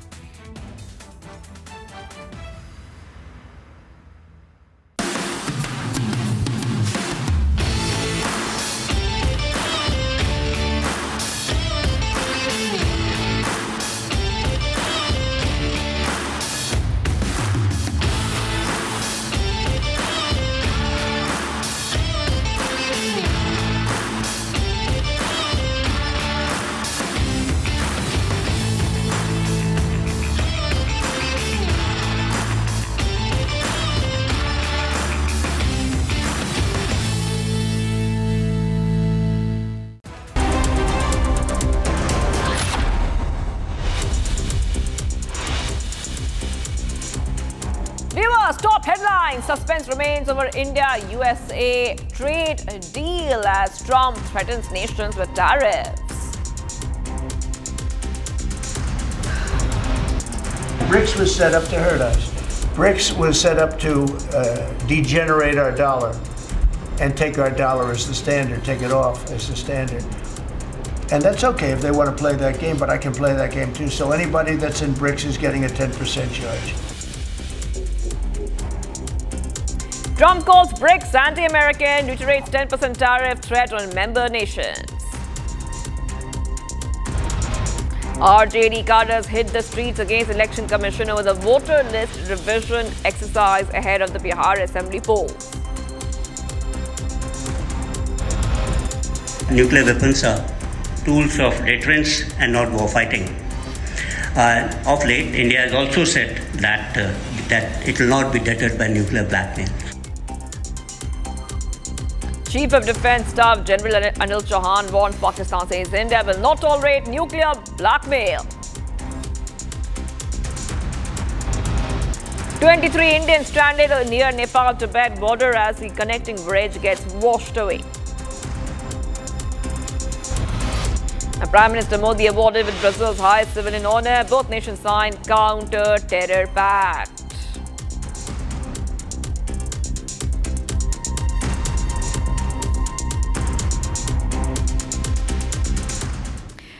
Good morning, viewers. We're live this morning. I'm Shivangi Shukla, getting you the latest coming in. Breaking news, this time for Punjab, where in a breakthrough against trans-border narco smuggling, in Bhatinda, police has now recovered 40 kilograms of heroin operated by a foreign-based smuggler and apprehended 60 drug traffickers of the cartel. Now, we see that the investigation has been launched. And it's revealing that the consignment was sent by Pakistan-based handlers for further distribution in Punjab. Investigations are underway to uncover the full extent of the drug supply chain, including its cross-border linkages. So this is a back-to-back events coming in right now, viewers, on Republic TV, where we see that in the latest drug bust coming in from Punjab, 40 kilogram of heroin has been seized in Bhatinda.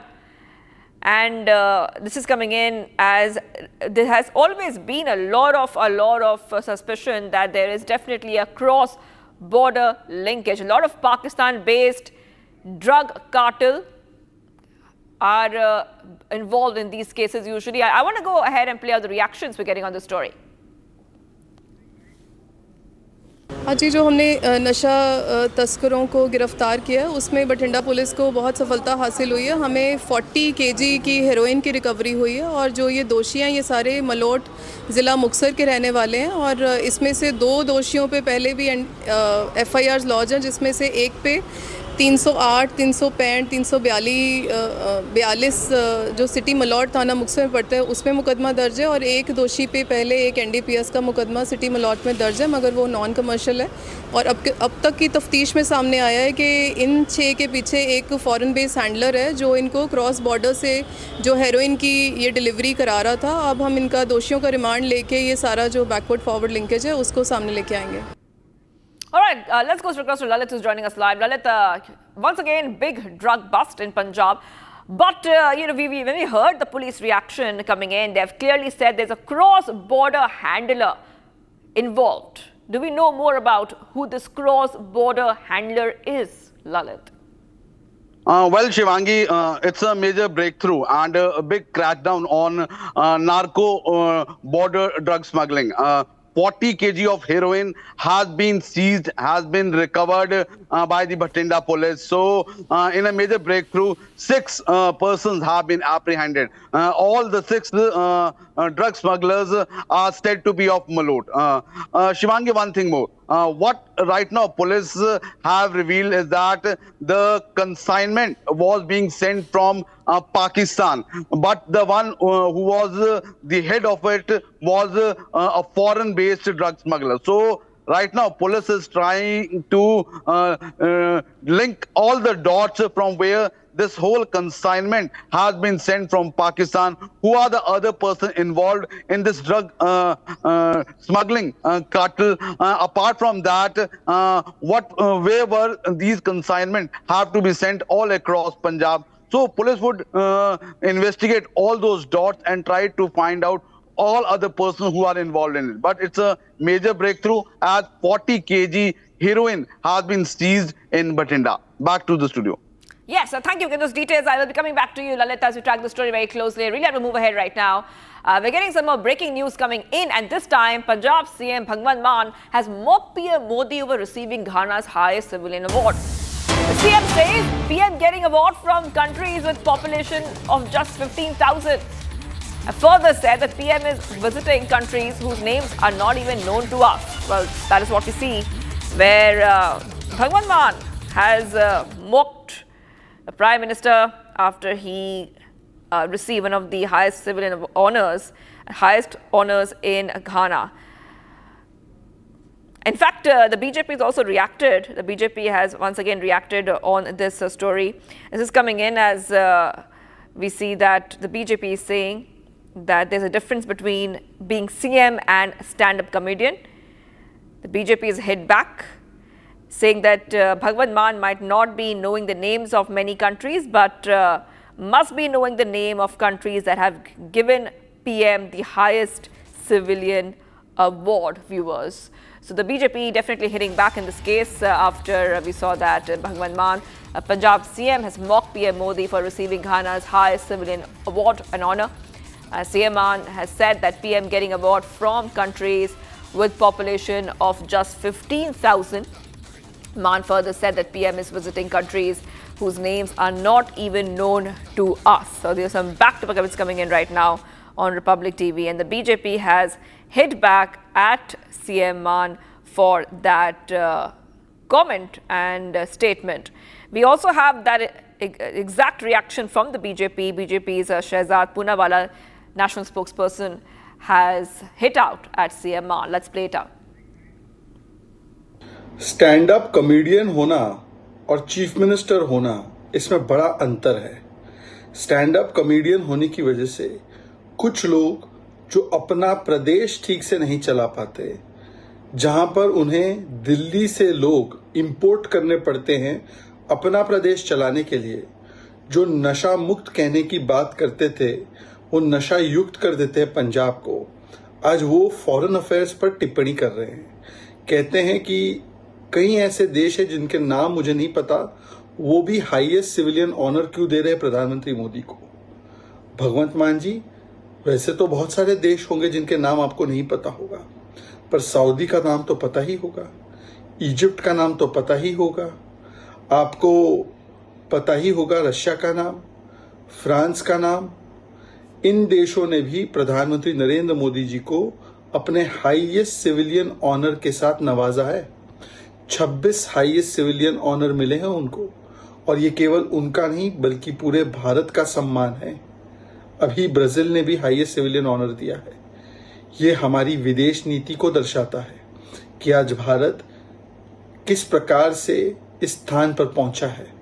परंतु कुछ लोग जो operation सिंदूर का भी मजाक उड़ाते हैं, और जिस प्रकार की टिप्पणी भगवंत मान ने की थी ऑपरेशन सिंदूर और सिंदूर को लेकर, और आज वो विदेश नीति का भी मखौल उड़ा रहे हैं, क्योंकि एक गरीब घर से आने वाला प्रधानमंत्री आज पूरी दुनिया में किस प्रकार से भारत के परचम को लहरा रहा है, ये कुछ लोग बर्दाश्त नहीं कर पाते। और इसीलिए मोदी पर हमला करते करते कभी सैन्य शक्ति पर सवाल उठाना और कभी विदेश नीति पर भी राजनीति कर जाना, और ये आम आदमी पार्टी की तो पुरानी फितरत है। ये आम आदमी पार्टी वो पार्टी है जिसके बयान से एक देश सिंगापुर कितना डिप्लोमेटिकली बुरा माना था और उसके लिए क्या क्या नतीजे हुए थे वो हमने देखा है। ये वो आम आदमी पार्टी है जिसने सर्जिकल स्ट्राइक और बालाकोट एयर स्ट्राइक के प्रमाण मांगे थे और पाकिस्तान की मीडिया में छाए रहे थे। तो ये तो इनका चरित्र है। Brazil has conferred the highest honor, the Grand Collar of the National Order of the Southern Cross, on Prime Minister Modi during his ongoing state visit. This prestigious award marks the 26th global honor for PM Modi and the third during his current 5-nation tour, which began on July 2nd. Following a special ceremonial welcome featuring 114 horses escorting his car, along with military honors and introductions of delegates, both leaders held a meeting in a restricted format, followed by delegation-level talks. Take a look.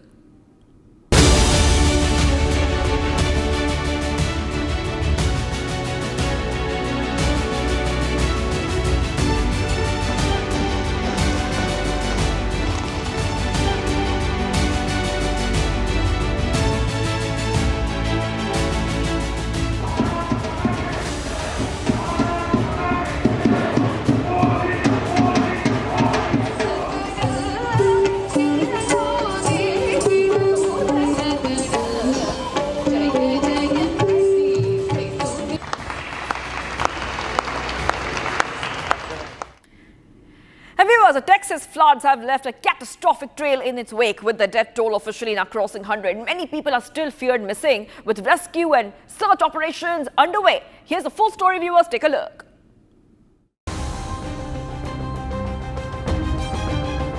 The Texas floods have left a widespread trail of death and destruction. As the death toll in Texas crossed 100, crews kept up the search for people feared missing in the aftermath of the floods. Texas Kerr County Sheriff Larry Lether urged private boats to stay off the Guadalupe River to allow search and rescue teams to operate without any interference. Hundreds of first responders remain along the Guadalupe River in Kerr County working to reunite families. The large search and rescue effort, including local, state, federal, and volunteer agencies, continue. As of 8 a.m. Central Time, 87 deceased have been recovered in Kerr County, including 56 adults and 30 children. Identification is pending for 19 adults and 7 children, with 1 additional person still unidentified. At present, 5 Camp Mystic campers and 1 counselor still remain unaccounted for. We ask private boats to stay off the Guadalupe River to allow search and rescue teams to operate without any interference. Flash floods swamped a road crossing the Llano River in Kingsland, Texas, in a matter of minutes on Friday, blocking access to pedestrians and vehicles alike. A time-lapse video has emerged showing the swelling waters cutting off the bridge as a group of people retreated from the surge. Texas Governor Greg Abbott planned to make another visit to Camp Mystic, the century-old all-girls Christian summer camp, on Tuesday. At least 27 campers and counselors at Camp Mystic perished in the flash floods. 10 more campers and 1 counselor are still feared missing. Video footage from Lorena Gillen in Kerrville, Texas, showed flooding on July 4 as voices of children could be heard in the distance amid the whirring of helicopters on rescue missions. Searches were still underway as rescue teams used heavy equipment to untangle trees and wade into swollen rivers. After opening a front against US President Trump over the latter's big, beautiful bill, American tech tycoon Elon Musk has picked up a fresh fight with the Indian government. This after the ex-CEO alleged press censorship under the Modi government after the ex-handle of global news agency Reuters was suspended in India. Dismissing Musk's charge, the centre said that the action followed a court order issued during Operation Sindoor in May. However, refuting centre's claim, the Elon Musk has accused the union government of requesting the suspension of the Reuters while casting aspersions on the country's commitment to press freedom. Here's a report, viewers. Take a look. With the dust yet to settle on his bruising battle with US President Donald Trump, American tycoon Elon Musk has picked up a fresh fight with the Indian government. The ex-CEO alleged press censorship in India, citing the suspension of the Reuters account on the microblogging site in the country. The centre, last Saturday, suspended the X account of the global news agency in India, citing a legal demand. Dismissing Musk's charge, The official spokesperson for the Union IT Ministry said there was no requirement for the center to withhold the Reuters handle, adding that it was continuously working with X to resolve the problem. However, Musk refuted the center's clarification, claiming that it was the Union government which requested the suspension of the Reuters account along with 2,355 others in the country.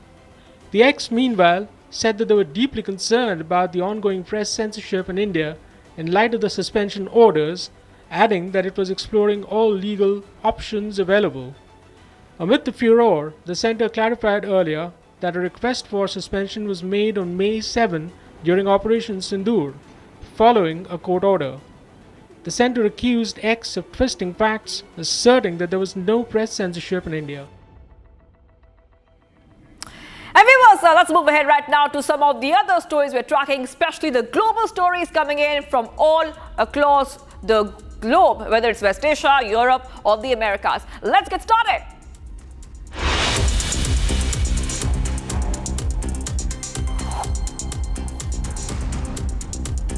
Israel said on Tuesday that its soldiers are operating in a northern Gaza town following the killing of 5 soldiers. Soldiers were killed roughly 2 weeks after Israel reported one of its deadliest days in months in Gaza, when 7 soldiers were killed after Palestinian attacked. There was a bomb which was attached to their armored vehicle. Israeli army spokesperson Brigadier General Defrin said that explosive devices were detonated against 5 soldiers during an operation in the Beit Hanoun area in northern Gaza, an area where Israel has repeatedly fought regrouping militants. Brawl broke out on Tuesday in Armenia's National Assembly as political tensions flared in South Caucasus country, and the incident involved an opposition lawmaker who later was stripped of his parliamentary immunity and faces prosecution for calling for ousting President Nikol Pashinyan. You see that Otter Sargsyan, who represents the opposition bloc in Armenia, had finished a speech in which he said that the case against him has been decided ahead of time and tried to leave the chamber. Other lawmakers then moved to stop him. The footage released by Armenia's parliament shows.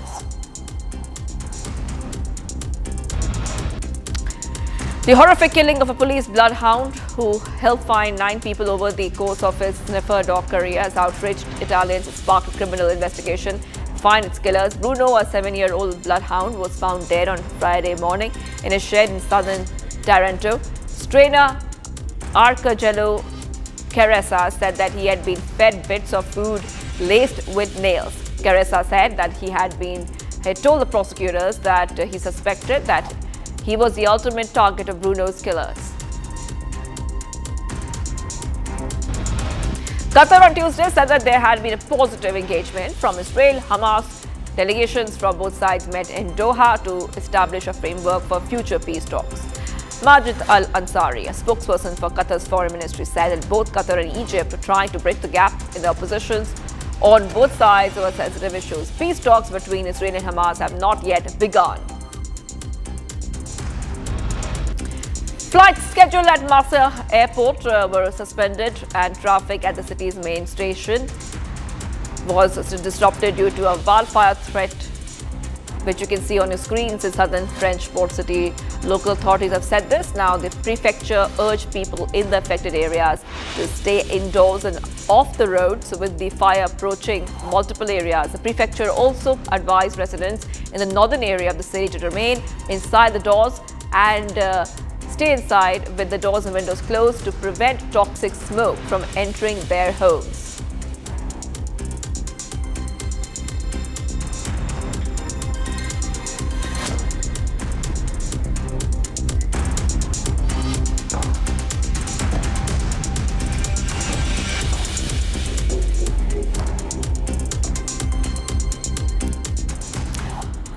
Let's move ahead right now. Shaken and stirred by US President Donald Trump's announcement of 25% tariff on import, Japan on Tuesday said that the levy would have a crippling impact on domestic industries as well as jobs. In his first public response to Trump's slapping tariffs on the all-weather American ally, Japanese Prime Minister Ishiba said that his country will avoid making easy compromises and has been negotiating hard to protect domestic industries and jobs. Here's a full report, viewers. Take a look. In his sweeping tariff announcements on his private messaging platform Truth Social, US President Donald Trump did not even spare all-weather ally Japan. Trump announced 25% tariff on all US imports from Japan. Day after Trump's tariff announcement hit home, Tokyo said the levy would have a crippling impact on domestic industries and jobs. In his first response to Trump's tariff announcement, Japanese Prime Minister Shigeru Ishiba said Tokyo would avoid going into easy compromises in the wake of the levy. The Japanese Prime Minister said his country was still engaged in hard negotiations with the US to save domestic industries and jobs. 日本政府として安易な妥協、これは避けるということです。求めるべきものは求め、守るべきは守るということで全力で交渉に当たっておるところです。Trump on Monday set 25% tax on goods imported from Japan, as well as new tariff rates on a dozen other nations that would go into effect on August 1st. Meanwhile, Japan's Chief Cabinet Minister Yoshimasa Hayashi said the tariff announcement was extremely regrettable.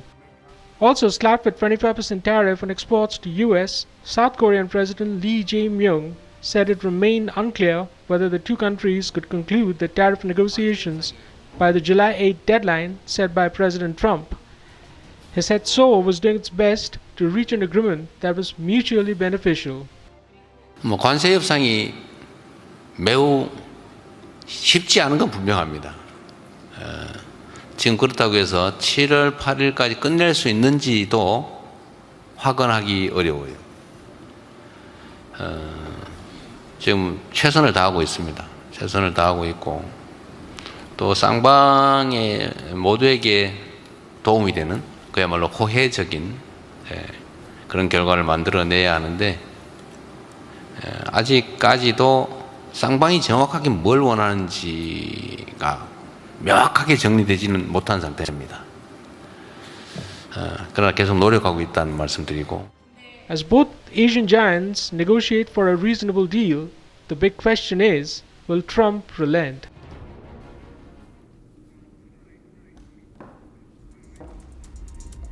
And viewers, President Donald Trump hosted a private dinner in honor of visiting Israeli PM Benjamin Netanyahu on Tuesday. As the two leaders are coming together at an informal setting in Washington, D.C., the optics were dogged by the 21-month conflict in Gaza and questions on how hard Trump would go to pushing a ceasefire deal between Israel and Hamas. Take a look at this report for more. After the third meeting at the Oval, US President Donald Trump hosted visiting Israeli Prime Minister Benjamin Netanyahu for a private dinner in Washington, D.C. on Tuesday. Visuals showed Trump greeting Netanyahu and his wife Sarah as the convoy rolled up for the presidential dinner. At an earlier sit-down at the Oval Office on Monday, Netanyahu recommended Trump for a Peace Nobel for successfully negotiating a ceasefire between Israel and Iran after a 12-day war. The Israeli PM handed Trump a copy of the letter he sent to the Nobel Committee recommending him for the Peace Prize. The two leaders hailed the US airstrikes on Iranian nuke facilities and the Israeli operation as a success, while also holding negotiations on a 60-day ceasefire with Hamas. Netanyahu said under Trump's leadership, Israel can negotiate peace with the entire Middle East. Meanwhile, after holding talks with Trump, Netanyahu said Israel was still to finish the job in Gaza. The Israeli Prime Minister renewed his commitment to releasing all remaining Jewish hostages and destroying Hamas's military and governance capabilities. We have still to finish the job in Gaza, release all our hostages, eliminate and destroy Hamas's military and governance capabilities, because Gaza must have a different future for our sake, for everyone's sake. And no country will settle for less. We certainly will not. With Israel yet to pause its Gaza offensive, is peace still a far cry in the Hamas-controlled territory? Under the visionary leadership of Prime Minister Modi, the centre has ushered in major policy reforms to make oil and gas explorations in the country both easier and faster. Detailing the reformative step, Union Petroleum Minister Hardeep Singh Puri on Tuesday said that these were aimed at encouraging exploration and production in the fields of petroleum and natural gas. Here's a report. As Bharat races towards the Viksit goal, the centre has taken a huge step in meeting the country's energy needs. The centre has introduced sweeping reforms to make petroleum and gas explorations in the country both easier and faster. The reforms are in line with Prime Minister Narendra Modi's vision of self-reliance across sectors and fields. Detailing the visionary reforms, Union Minister Hardeep Singh Puri said they were aimed at encouraging exploration and production in the fields of petroleum and natural gas. He said the reforms would increase the ease of doing business for the exploration and production operators. The minister said consultations were ongoing with the stakeholders to make explorations swifter and hassle-free.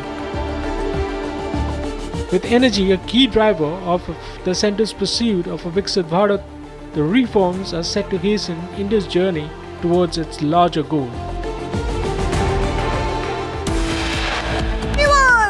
We are live this morning. Coming right up, we'll go live and breaking. We'll talk about the big story. 23 Indians stranded near Nepal-Tibet border as the connecting bridge gets washed away. And now, Chief of Defence Staff General Anil Chauhan warns Pakistan, says India will not tolerate nuclear blackmail. Stay tuned, viewers.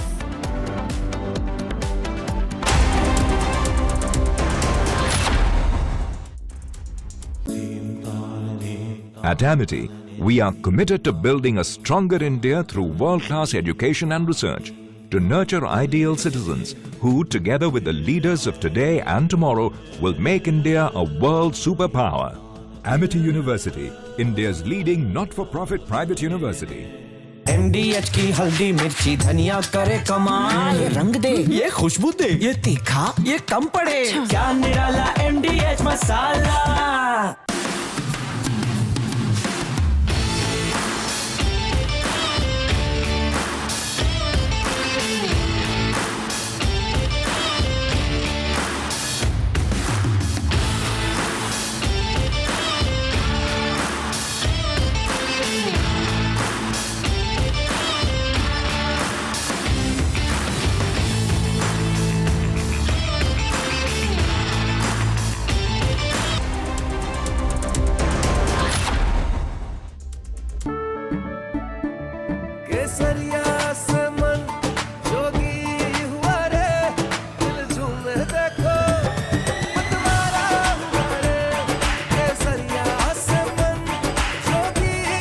हर पल मनाओ केसरी त्योहार।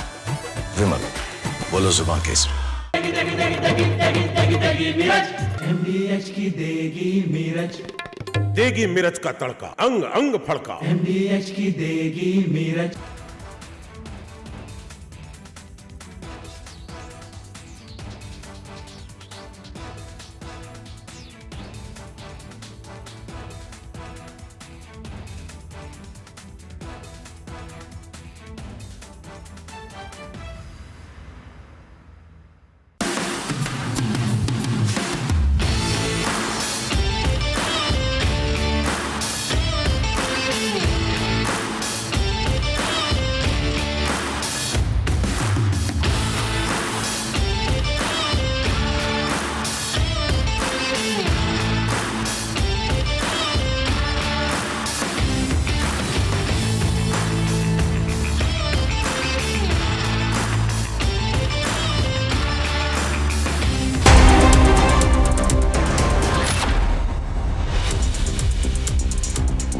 Bowl दही में 4 चम्मच MDH चटनी पुदीना मसाला डाला, stir करो, पुदीना चटनी तैयार। MDH चटनी पुदीना मसाला।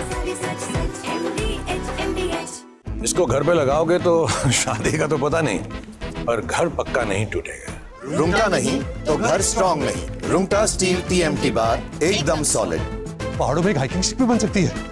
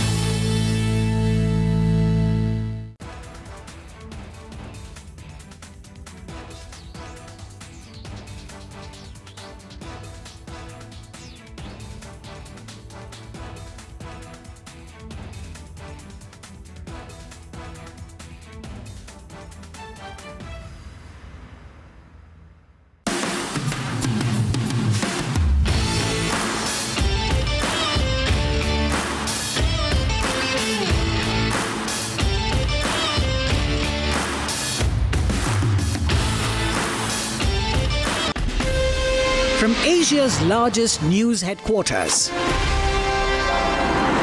setting the agenda for Bharat.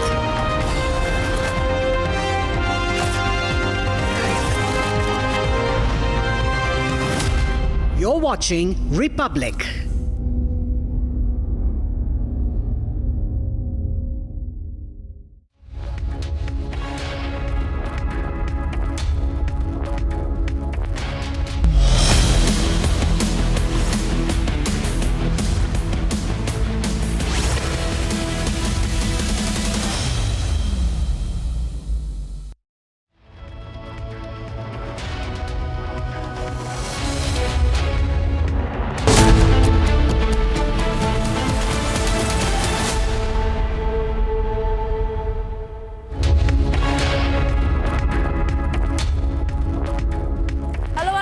Watching live and breaking at 9 a.m. I am Tanisha Awasthi. Our top focus remains on Trump tariff threat. Remember, India has also come under the list because it's with the BRICS nation. 10% tariffs have been imposed on India by the United States. With that, we're tracking the other big important story from the national capital, where the old vehicle fuel ban is back in focus, back in controversy yet again. We're tracking this and a lot more on this edition. But first, a quick check of the headlines.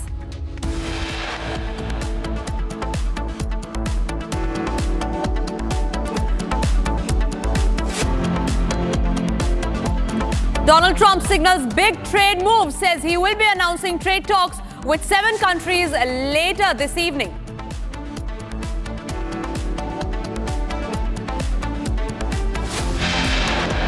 Fresh diktat from Delhi government, fuel ban for our overage vehicles in Delhi NCR from November 1st.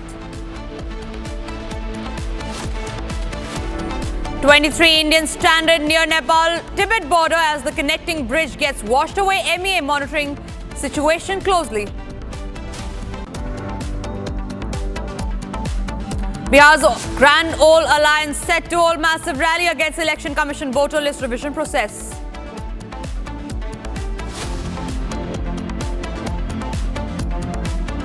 Prime Minister Narendra Modi awarded with Brazil's highest civilian honor. Both nations signed counterpact. Indian nurse Nimisha Priya on death row after being convicted for the murder of a Yemeni national will be executed on July 16.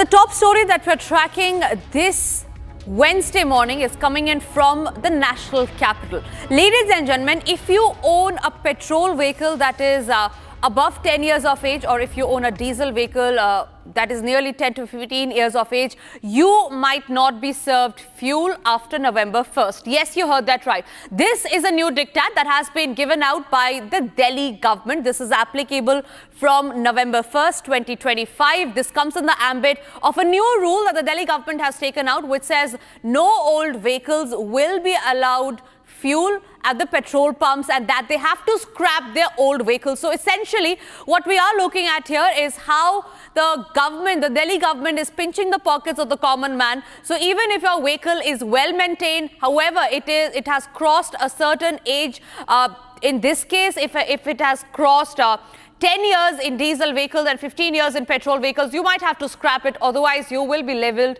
with high penalties. And that, ladies and gentlemen, has become the focal point as far as politics in Delhi is concerned. We are getting in reactions from the Aam Aadmi Party and the BJP as well. Listen in.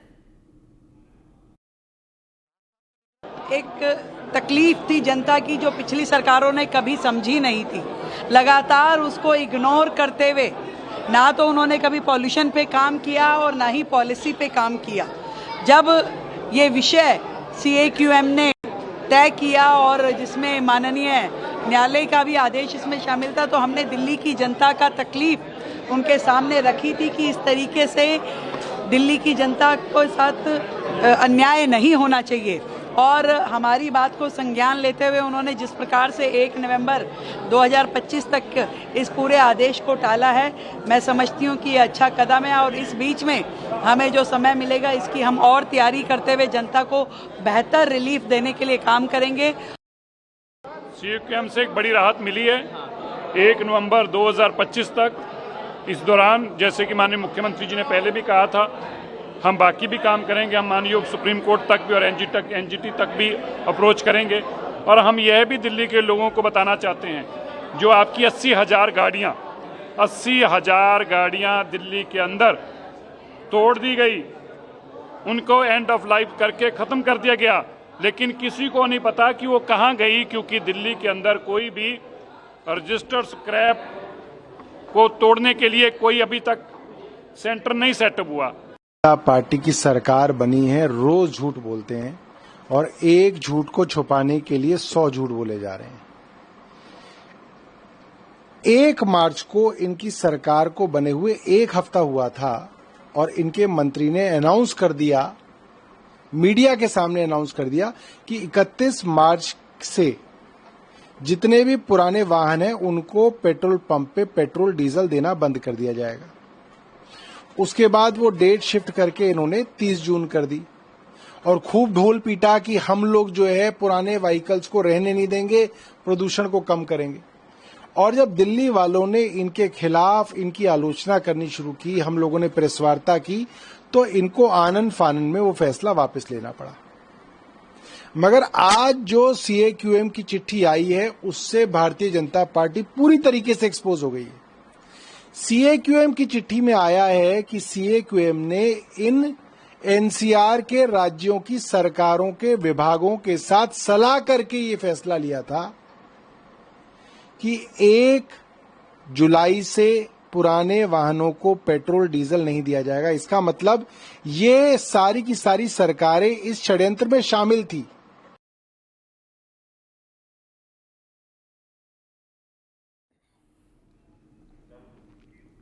All right, joining us live on the broadcast is my colleague Akhil, who is reporting live from the national capital. Akhil, talk to us about where are you at this given point in time and how is the public reacting to this U-turn by the Delhi government? Because earlier they had said that they will be revising their new rules.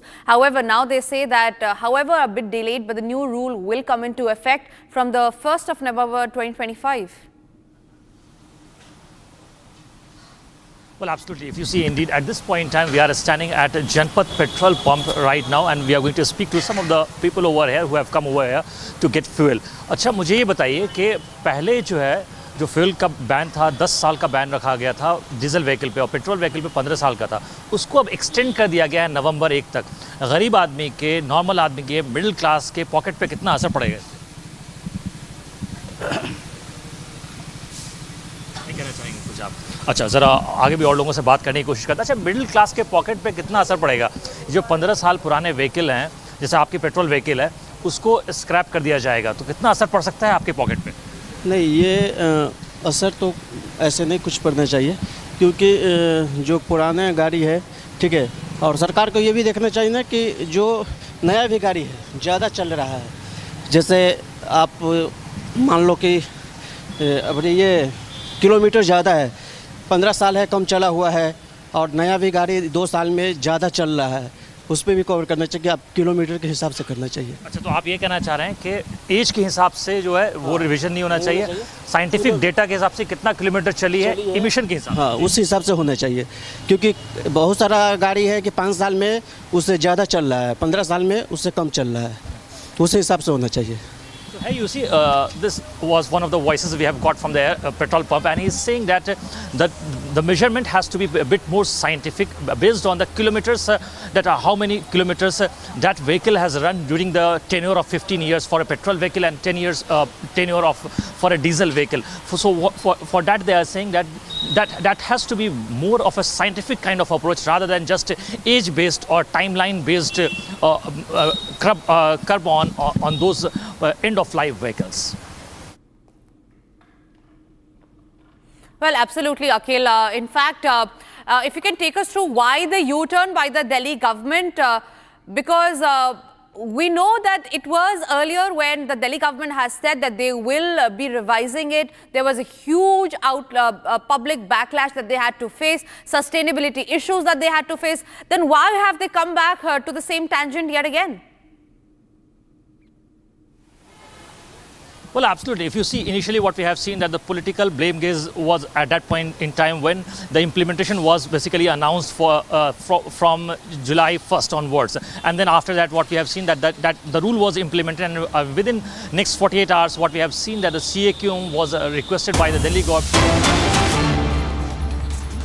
All right, breaking news now coming in where we learn that a bridge that connects Anand and Vadodara has collapsed midway. This is a huge damage that has come to fore from the state of Gujarat. We learned that early this morning the preliminary reports were received that a bolero and a truck fell into the river after breaking through the middle of a bridge near Padra Munjpur. Since it was morning, there was a lot of traffic when this accident happened. Now, as soon as it was reported, the MLA of the area had reached there, but these are the latest visuals that we have of the bridge collapse that has taken place. It is the Gambhira bridge that has completely collapsed. It's the key bridge connecting Anand and Vadodara in Gujarat. It has collapsed midway. Abhishek, senior executive editor, is joining us on the phone line on that. Abhishek, how important was this bridge as far as the connectivity issue is concerned, and what do we know as far as the reasons are concerned for why the collapse happened? Well, the river, the bridge connects Anand district to Vadodara district near Padra town over Mahi river. And this is, of course, an important bridge, though, of course, it was a little old and looks in the pictures that it has caved in the midsection because of the incessant rains that central Gujarat has received or has been receiving for the last few days. It just definitely seems like a maintenance issue. In fact, unfortunately, there was a traffic movement at the time over the bridge, and as can be seen in the pictures, there is a fall of some vehicles into the river. They have plunged into the river while they were on the move, and exactly at that moment, that section of the bridge collapsed. There is a truck hanging by the sledge and by the parapet of the bridge, and it's likely that there have been some casualties. We are yet to confirm. Administration is there at the spot, and rescue operations are going on. We have these pictures, this footage from bystanders, and as soon as we get more information, Tanisha, we'll be bringing it for our viewers. But this seems like a tragedy panning out in central Gujarat with a bridge called Gambhira Bridge connecting Anand and Vadodara districts of central Gujarat near the Padra town. Midway, it has collapsed in the midsection, and this happened when traffic movement was on. So it seems that there was no advisory. There was no anticipation on the part of the administration that something like this can happen. This is a bridge which has been in news otherwise earlier for some shaky movements earlier, and while the administration might have done some nip and tuck job, by and large the structure seemed to be showing signs of fracture, having grown old, and this perhaps was something waiting to happen, and now it has happened. It's over the Mahi river, Mahi Sagar as it is called in that part of Gujarat, and an important artery, one would say, connecting Anand district, south of Anand district to south of Vadodara district, and in the rural belt essentially. So you see trucks and tractors, and one tractor has fallen down, one truck has fallen down, and as I mentioned, there is likelihood that there have been some casualties, though we are of course still ascertaining the administration is on the job, relief and rescue going on full measure. And hopefully we'll come back with more details in a bit. Absolutely. Abhishek, one quick question before I let you go. Are we suspecting any casualties as far as the collapse is concerned? It's likely, as I mentioned, Tanisha, that traffic movement was on. And in fact, at the very moment when the bridge caved in, at that section, there were a couple of lorries. There is a truck that we can see hanging. and there is a tractor which has fallen down. It's a steep fall of about 50 to 70 feet. So obviously, if there were people in that tractor trolley, then obviously we fear some casualties. But we cannot say as of now till administration informs, because the relief and rescue operation is still on.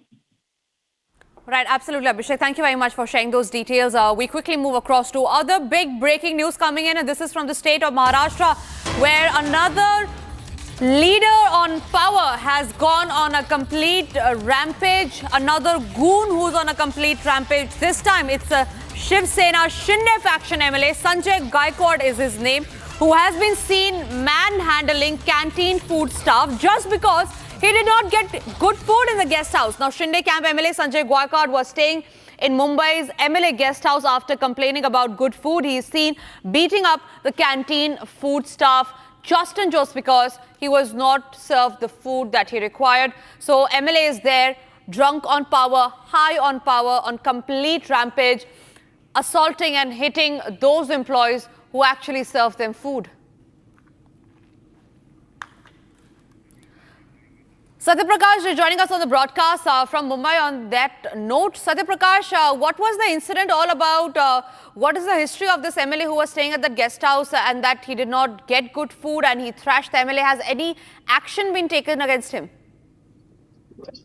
देखिए, ये जो घटना है मुंबई के MLA guest house की घटना है। संजय गायकवाड़ जो कि शिंदे गुट, शिवसेना शिंदे गुट के एमएलए हैं और यहाँ पे रुके क्योंकि विधानसभा सत्र चल रहा है। सारे विधायक मुंबई में हैं और यही गेस्ट हाउस में रुके थे और जिस तरह से उनको खाना मिला, उनका कंप्लेंट था कि जो खाना मिला है कहीं कहीं काफी खराब खाना है और इसी कंप्लेंट को लेके वो नीचे अपने रूम से उतरते हैं और जिसके बाद वो कैंटीन में जाते हैं और फिर यहाँ पे जो कैंटीन के स्टाफ थे उनको मारते हैं। वो खाना लेके जाते हैं, ऊपर जो खाना गया था उनके रूम में, वो खाना लेके नीचे गए और जिस तरह से कैंटीन वालों को पिटाई कर रहे हैं। एक एमएलए होने के नाते, इतने बड़े पद पे होने के नाते भी कहीं कहीं इस तरह से व्यवहार सामने आया है जिस तरह से कैंटीन स्टाफ को मारा है। फिलहाल कहीं संजय गायकवाड़ का कहना है कि जो खाना भेजा गया था कहीं कहीं काफी खराब था और ये एमएलए का एक विधायक का गेस्ट हाउस है, यहाँ पर सारे लगभग विधायक रहते हैं और इस तरह से खाना कहीं कहीं गलत है और इसी के लेकर काफी गुस्सा हुए और नीचे गए और कैंटीन स्टाफ की पिटाई किया है। जी सत्यप्रकाश, बहुत बहुत धन्यवाद आपका हमारे साथ सारी जानकारी शेयर करने के लिए। Remains to be seen if any action will be taken against this MLA who is seen assaulting canteen food staff just because he wasn't served good food. And ladies and gentlemen, the Amarnath Yatra has already begun. Pilgrims are thronging the area in large numbers. It has already crossed, in fact, 8,000. Here's a detailed report on all that you need to know about the Amarnath Yatra.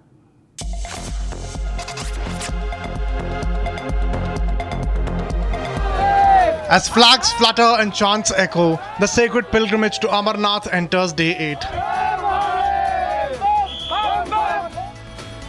The Amarnath Yatra has crossed the 1 lakh mark within 6 days of the Yatra.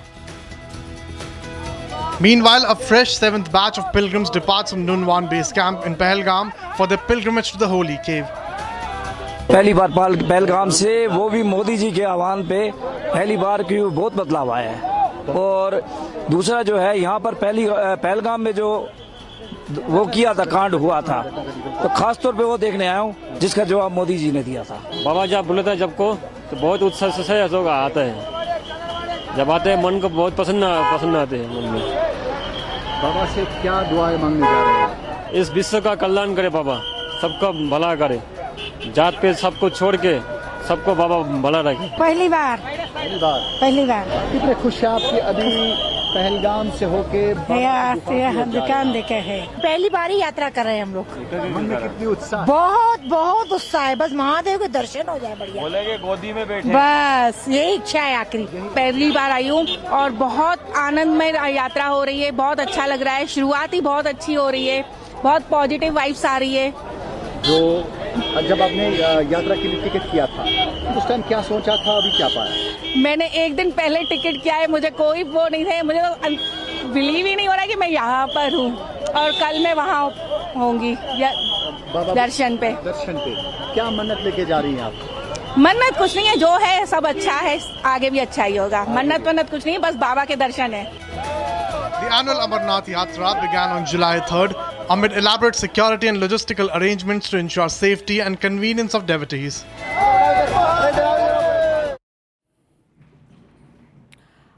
across to some other breaking news coming in, and this is from the state of Bihar, where there's a huge uproar over the Election Commission's move of revising the voter list. Now, in a fresh breaking update, we learn that there are RJD supporters that have participated in the Bihar Bandh.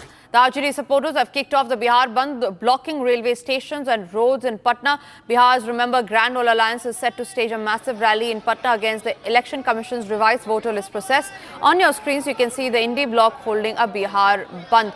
So complete chaos and anarchy on the streets of Bihar, and all of this over Election Commission's revision of the voter list. Remember, even as the India Alliance had alleged that the revision of voter list is against their interest, the Election Commission had defended the move, saying that this would only help voters in stimulating the process, in setting a process, and that no voter should be left out. However, even after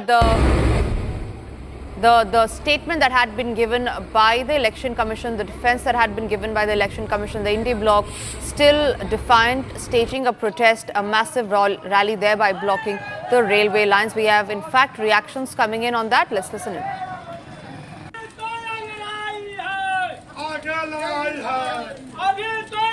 भैया नागरिकता चुनाव आयोग पूछेंगे, अब हमको बताइए ना, चुनाव आयोग पूछेंगे, चुनाव आयोग होते कौन है? मेरी नागरिकता पैदा लिए हम यहाँ, मेरा बाप दादा पैदा लिया, हम भारतीय हैं, हम पाकिस्तानी और चाइना के हो गए। आप हमको पिछले दरवाजे से, आप बीजेपी की बी टीम है, इतने दिनों से हम लोग वोट कैसे दे रहे हैं? आज आप हमसे वोट पूछने का प्रश्न कर रहे हैं, कैसे छोड़ देंगे हम लोग? एसटी, एससी, ईबीसी, ओबीसी पर हमला, वोट के अधिकार पर हमला। आप होते कौन है मेरे चुनाव के अधिकार पर हमला करने वाले? इलेक्शन कमीशन जो बिहार में किसी के एजेंडे में जो काम कर रहे हैं, उसके विरोध में आज पूरा बिहार का चक्का जाम रहेगा। रेल लाइन, बस अड्डा, आम नागरिक परेशान है इन सरकार से। उनके इशारा पे इलेक्शन कमिश्नर काम कर रहा है और आम आदमी का नाम छटाइया करने के लिए उन लोगों ने ये साजिश के तहत वोटर वेरिफिकेशन कर रहे हैं। आज आम आदमी से त्रस्त है, मतलब ये बुझ लीजिए कि कोई आदमी इन सरकार से खुश नहीं है। उनके इशारा पे इलेक्शन कमिश्नर काम कर रहे हैं और हम लोग उसके विरोध में राष्ट्रीय जनता दल, पूरा इंडिया गठबंधन आज पूरे देश भर में पूरा चक्का जाम किए हुए हैं। Prakash is joining me on the phone line on that. Prakash, there's a huge row over the Election Commission's move of revising the voter list. What is it all about? Is the Indie bloc actually protesting or just hyping up the issue? Well, yes, the India Alliance is protesting against the voter revision list, and that is what they have hit the streets on. Pappu Yadav blocking the railway route. And as far as Rahul Gandhi and Tejasvi Yadav is concerned, they would be hitting the streets at around 10:30 a.m. And the main contention is that the elimination process should not be taken forward because there are a large number of migrant voters who live elsewhere in different parts of the country, and they would be eliminated. Second, it is an effort to eliminate the minority voters, that's what they contest. So these are the 2-3 contentious issues, and the kind of papers that are being demanded. It could have been done a little earlier, just at the when the elections are around the corner. It is being done. It looks like a sinister design of the BJP at the behest of the Election Commission, and coming forward is the Bengal elections as well. And that's what they feel, and that is why they have filed a petition in the Supreme Court as well. Back to you. Right, Prakash, thank you very much for getting us those details.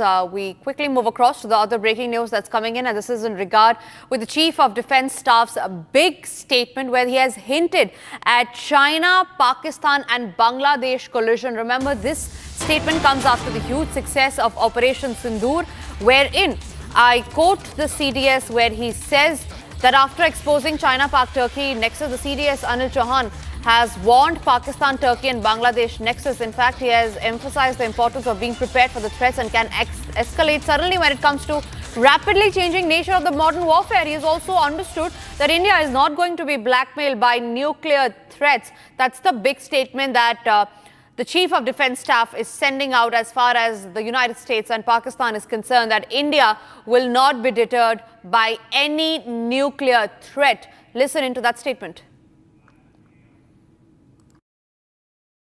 Modern conflict has shown that threat can emanate for any level and escalate quickly and rapidly, necessitating diligent preparation and capability to build up.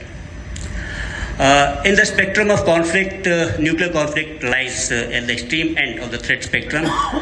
My understanding is that nuclear weapons are tools of deterrence and not war fighting. Of late, India has also said that it will not be deterred by nuclear blackmail. So I thought that I'll clarify a bit on this and give you my take on this. I think Operation Sindoor is the only example of a conflict between two nuclear weapon states. There have been hundreds of conflicts ever since nuclear weapons have been invented, but only one of the belligerents could have been a nuclear weapon state, the other was normally none. Ladies and gentlemen, the Financial Action Task Force, also known as the FATF, has warned against the use of e-commercial website for terror activities.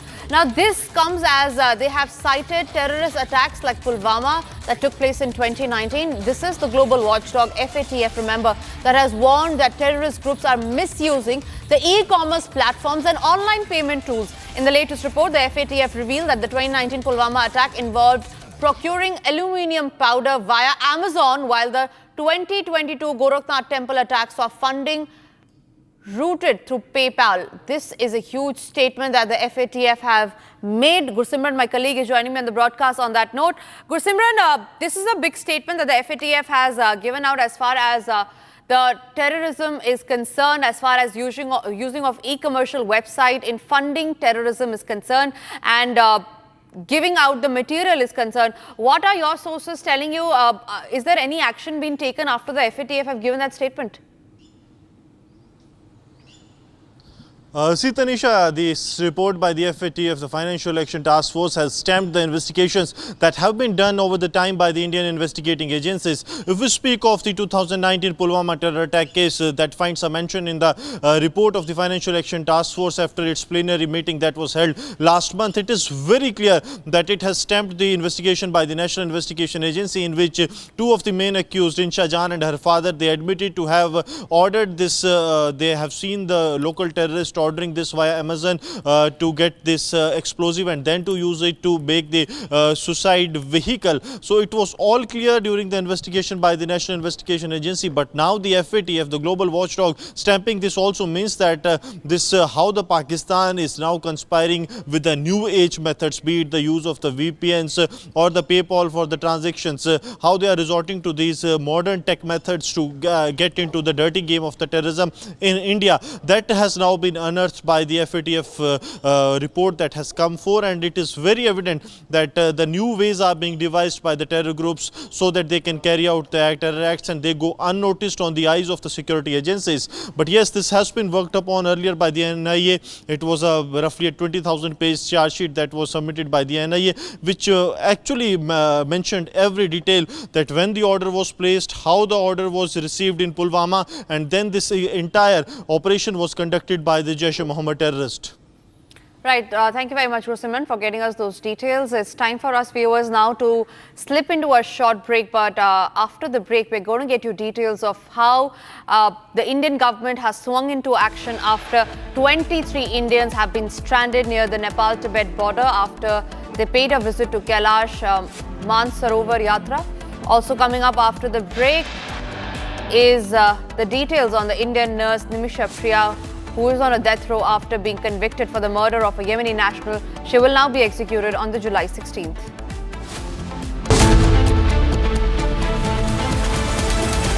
Powered by Century Ply Club Prime. Raho befikar.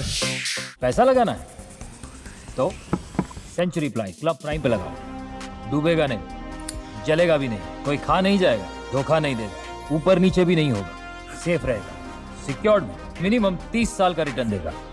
अब इससे better investment है तो बताओ। Century ply club prime, रहो बेफिक्र। दादी के हाथों का जादू और खुशबू से महकता घर। माँ की मुस्कुराहट और खाने की सुगंध। MDH गरम मसाला, क्योंकि हर रिश्ता है स्वाद से जुड़ा। केसरिया से मन जोगी हुआ रे, दिल झूमे देखो मतवारा हुआ रे। केसरिया से मन जोगी हुआ। हर पल मनाओ केसरी त्योहार। विमल, बोलो जुबान Kesari.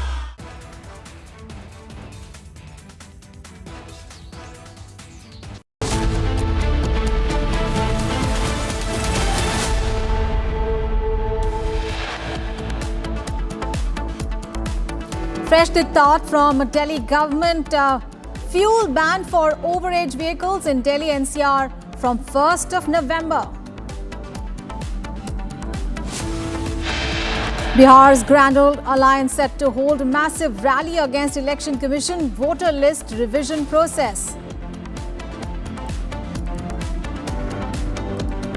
Prime Minister Narendra Modi awarded with Brazil's highest civilian honor.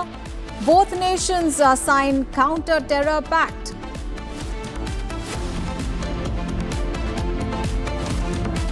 "23 Indians stranded near Nepal-Tibet border as the connecting bridge gets washed away.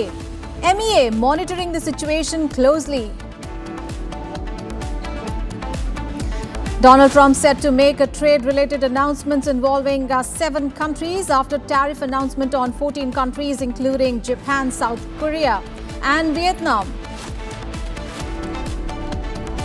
Indian nurse Nimisha Priyat on death row after being convicted for the murder of a Yemeni national will be executed on 16th of July.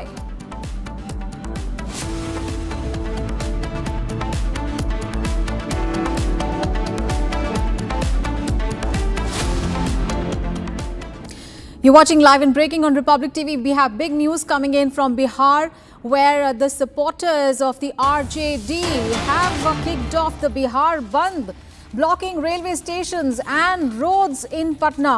Now, Bihar's Grand Old Alliance is set to stage a massive rally in Patna against Election Commission's revised voter list process.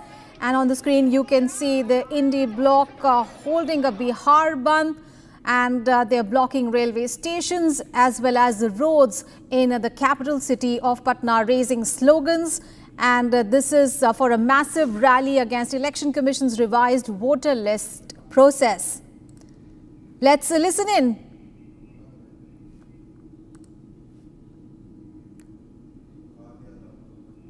All right. भैया नागरिकता चुनाव आयोग पूछेंगे, अब हमको बताइए ना। चुनाव आयोग पूछेंगे, चुनाव आयोग होते कौन है? मेरी नागरिकता पैदा लिए हम यहाँ, मेरा बाप दादा पैदा लिया, हम भारतीय हैं, हम पाकिस्तानी और चाइना के हो गए। आप हमको पिछले दरवाजे से, आप बीजेपी की बी टीम है, इतने दिनों से हम लोग वोट कैसे दे रहे हैं? आज आप हमसे वोट पूछने का प्रश्न कर रहे हैं, कैसे छोड़ देंगे हम लोग? ST, SC, EBC, OBC पर हमला, वोट के अधिकार पर हमला। आप होते कौन है मेरे चुनाव के अधिकार पर हमला करने वाले? इलेक्शन कमीशन जो बिहार में किसी के एजेंडे में जो काम कर रहे हैं, उसके विरोध में आज पूरा बिहार का चक्का जाम रहेगा। रेल लाइन, बस अड्डा, आम नागरिक परेशान है इन सरकार से। उनके इशारा पे इलेक्शन कमिश्नर काम कर रहा है और आम आदमी का नाम छटाइया करने के लिए उन लोगों ने ये साजिश के तहत वोटर वेरिफिकेशन कर रहे हैं। आज आम आदमी इससे त्रस्त है, मतलब ये बुझ लीजिए कि कोई आदमी इन सरकार से खुश नहीं है। उनके इशारा पे इलेक्शन कमिश्नर काम कर रहे हैं और हम लोग उसके विरोध में राष्ट्रीय जनता दल, पूरा इंडिया गठबंधन आज पूरे देश भर में पूरा चक्का जाम किए हुए हैं। All right, let's get all the updates. We are joined in by Prakash from Patna for more details. A very good morning, Prakash. So what we are witnessing is the opposition bloc holding a massive rally in Patna today against the special intensive revision of the electoral rolls. Just take us through what is the problem that these opposition parties have against the the SIR of the electoral rolls. What is their demand? And this happening just ahead of the election elections in the state. Tell us the updates on what is happening. Well, RJD and Congress supporters have disrupted the traffic system everywhere in different parts of Bihar. And as you can see in the visuals, that train services were disrupted by Pappu Yadav, the Congress-supported lead. All right, we'll try to connect back to our reporter, but meanwhile we have more breaking news coming in. All right, before we get to the next breaking news, remember these are the visuals coming in from Patna. Are massive protest. They are calling for a halt to the special. Modi तेरी मनमानी नहीं चलेगी, चुनाव आयोग तेरी मनमानी नहीं चलेगा, दलितों का, पिछड़ों का, अल्पसंख्यकों का वोट देने का अधिकार तुम्हें छीनने नहीं देंगे।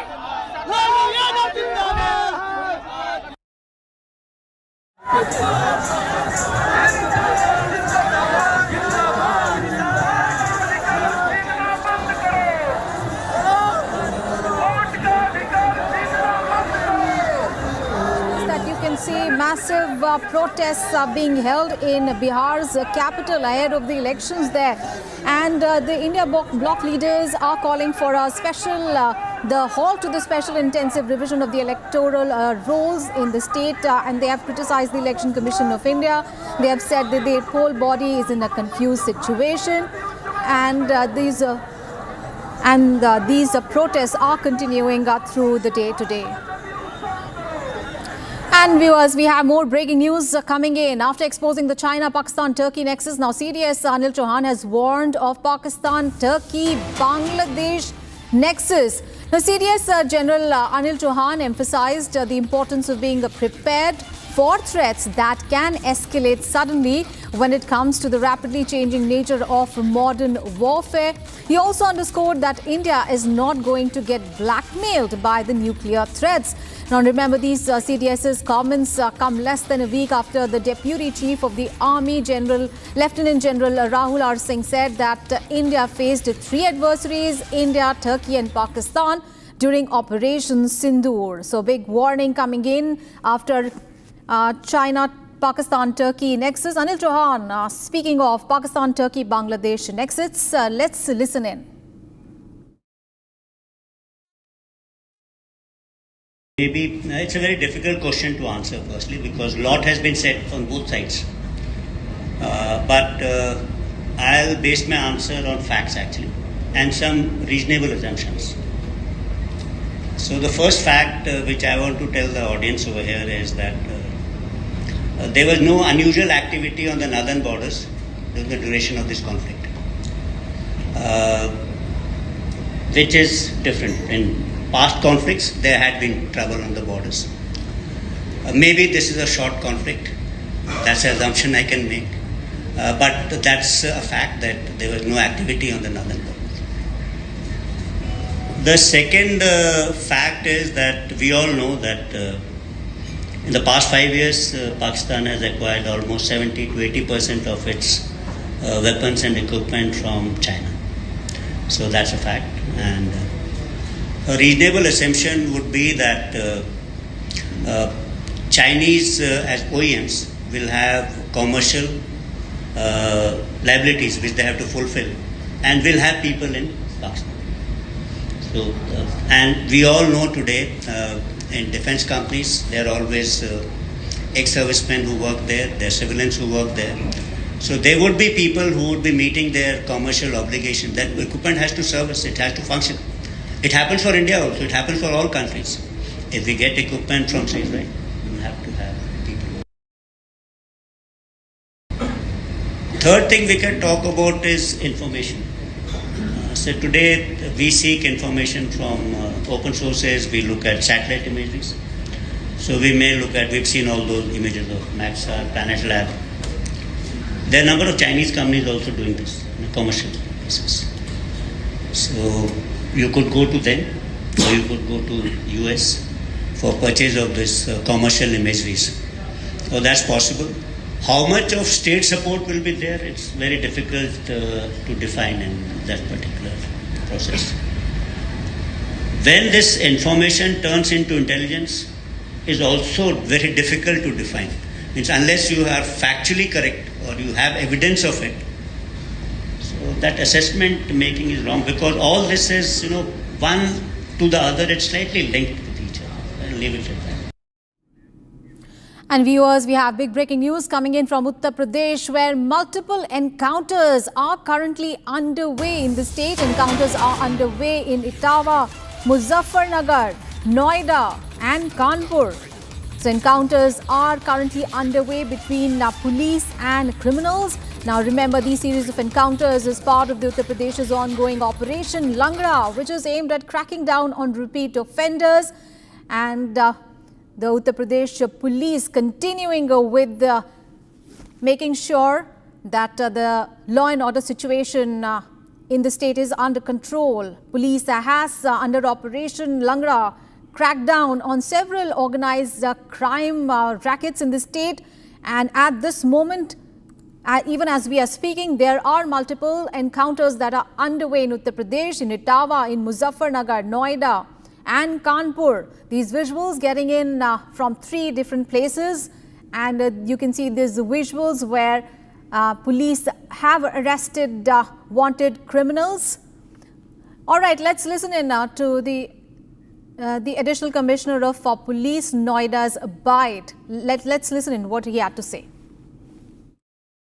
थाना 49 की पुलिस से एक सातिर बदमाश से मुठभेड़ हुई, जिससे उस बदमाश के पैर पे गोली लगी।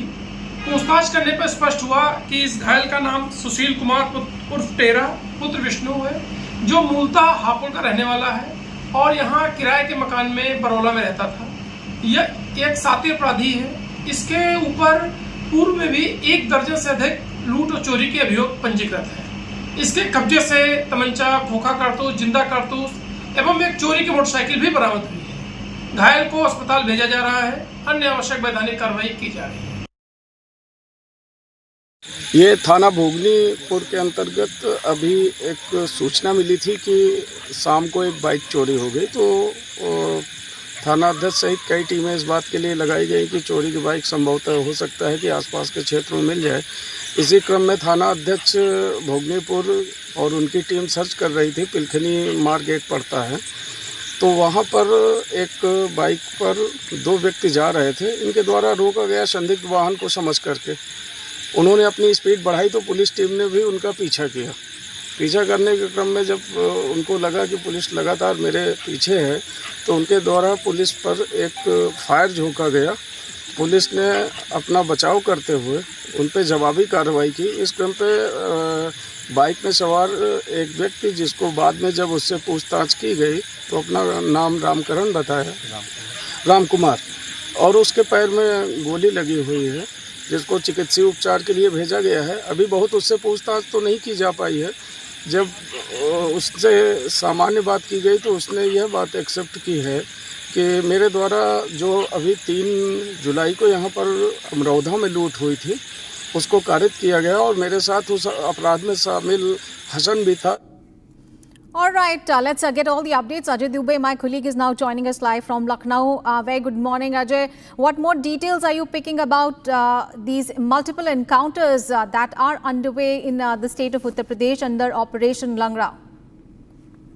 Definitely today also the continuity of Operation Langra, because from the very first day of Yogi Adityanath's government, law and order was always in priority, and that's the reason we have seen the big gangsters and big faces are over now in Uttar Pradesh. They are ended now, and today only in Noida, Etawah, Kanpur and various other cities, police arrested the criminals, and in specifically Noida, Etawah and Kanpur, the criminals, they started firing on the police, and in their safety, police counter-fired and arrested the criminals.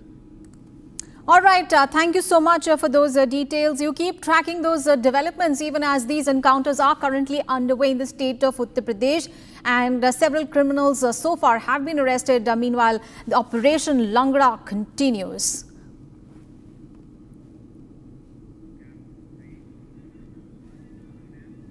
And viewers, we have more breaking news coming in. Shiv Sena Shinde faction MLA Sanjay Gaikwad has been seen manhandling canteen food staff just because he did not get good food in the guest house.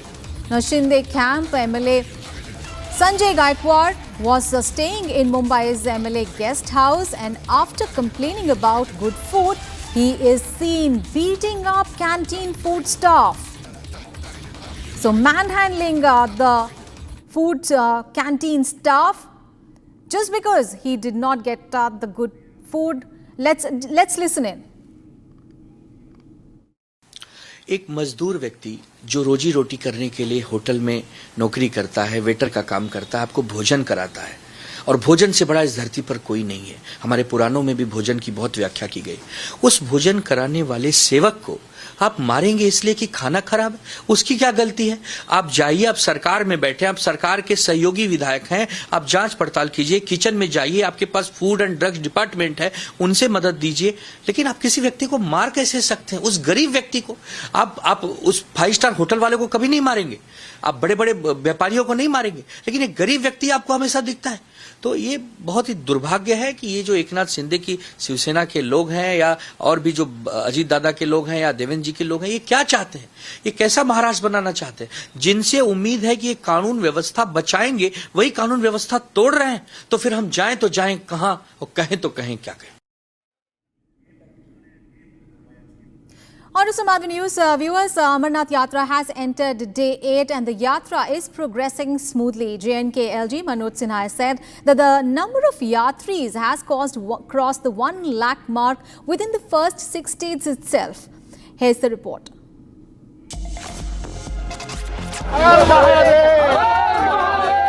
As flags flutter and chants echo, the sacred pilgrimage to Amarnath enters day 8. The Amarnath Yatra has crossed the 1 lakh mark within 6 days of the Yatra. Meanwhile, a fresh 7th batch of pilgrims departs from Nunwan base camp in Pahalgam for their pilgrimage to the holy cave. पहली बार पहलगाम से, वो भी मोदी जी के आह्वान पे पहली बार की बहुत बदलाव आया है। और दूसरा जो है, यहाँ पर पहलगाम में जो वो किया था, कांड हुआ था, तो खास तौर पे वो देखने आया हूँ जिसका जवाब मोदी जी ने दिया था। बाबा जब बोले थे जब को, तो बहुत उत्साह से लोग आते हैं। जब आते हैं मन को बहुत पसंद आते हैं मन में। बाबा से क्या दुआएं मांगने जा रहे हैं? इस विश्व का कल्याण करे बाबा, सबका भला करे, जात पे सबको छोड़ के सबको बाबा भला रखे। पहली बार कितने खुश हैं आपकी? अभी पहलगाम से होके दुकान देखे है, पहली बार ही यात्रा कर रहे हैं हम लोग। मन में कितनी उत्साह? बहुत उत्साह है। बस महादेव के दर्शन हो जाए, बढ़िया बोलेंगे गोदी में बैठे, बस यही इच्छा है आखिरी। पहली बार आई हूँ और बहुत आनंदमय यात्रा हो रही है, बहुत अच्छा लग रहा है। शुरुआत ही बहुत अच्छी हो रही है, बहुत positive.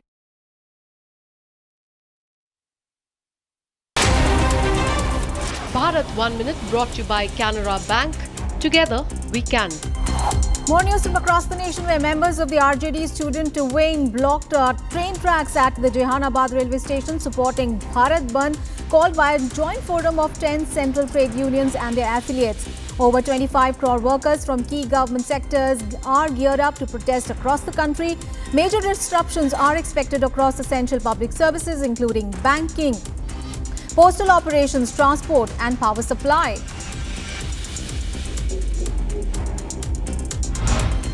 In a breakthrough against trans-border narco smuggling, Bhatinda police recovered 40 kilograms of heroin operated by a foreign-based smuggler and apprehended 6 key drug traffickers of the cartel. Now, preliminary investigation reveals that the consignment was sent by Pakistan-based handlers for further distribution in the state of Punjab. Heavy rains continue to lash Nagpur for the second consecutive day. Severe waterlogging has been witnessed in several parts of Nagpur following incessant rain in the city. Multiple cases of waterlogging and tree falling incidents have been reported, damaging of property and compounding public distress.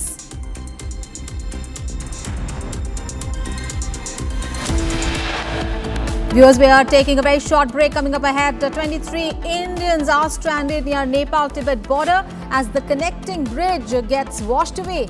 MEA monitoring the situation closely. Also, the other big story that we are tracking, Indian nurse Nimisha Priya is on a death row after being convicted for the murder of a Yemeni national, will be executed on 16th of July. Details on those big stories and much more is lined up. Don't go anywhere.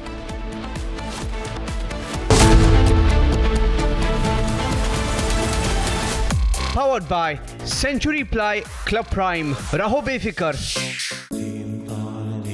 At Amity, we are committed to building a stronger India through world-class education and research to nurture ideal citizens who, together with the leaders of today and tomorrow, will make India a world superpower. Amity University, India's leading not-for-profit private university. अब छोलिया हो या लोबिया, सफेद चने या काले चने, सब कुछ मजेदार बने।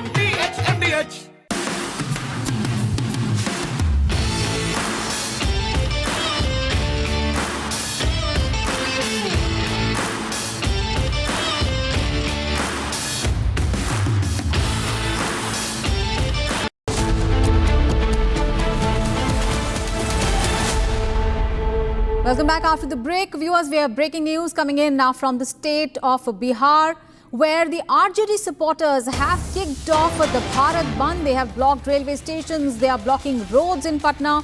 Bihar's Grand Ole Alliance is set to stage a massive rally today also against Election Commission's revised voter list process. And those visuals there, you can see the Bihar Bandh in full effect. There are people protesting. There is a significant police presence there, but what you can see are these visuals of people protesting. And let's get all the updates. Prakash is joining us live from Patna. Prakash, what more details you can provide us? We can see those visuals there. Massive protests are being held by the opposition members, and there is a significant police presence as well. Tell us more details.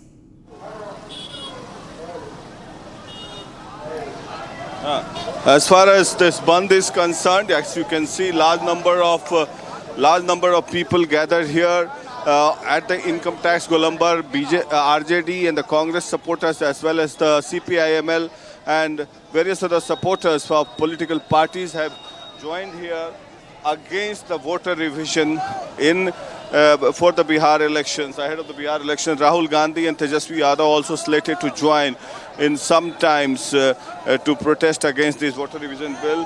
I am joined by Mrityunjay Tiwari, the spokesperson of the RJD.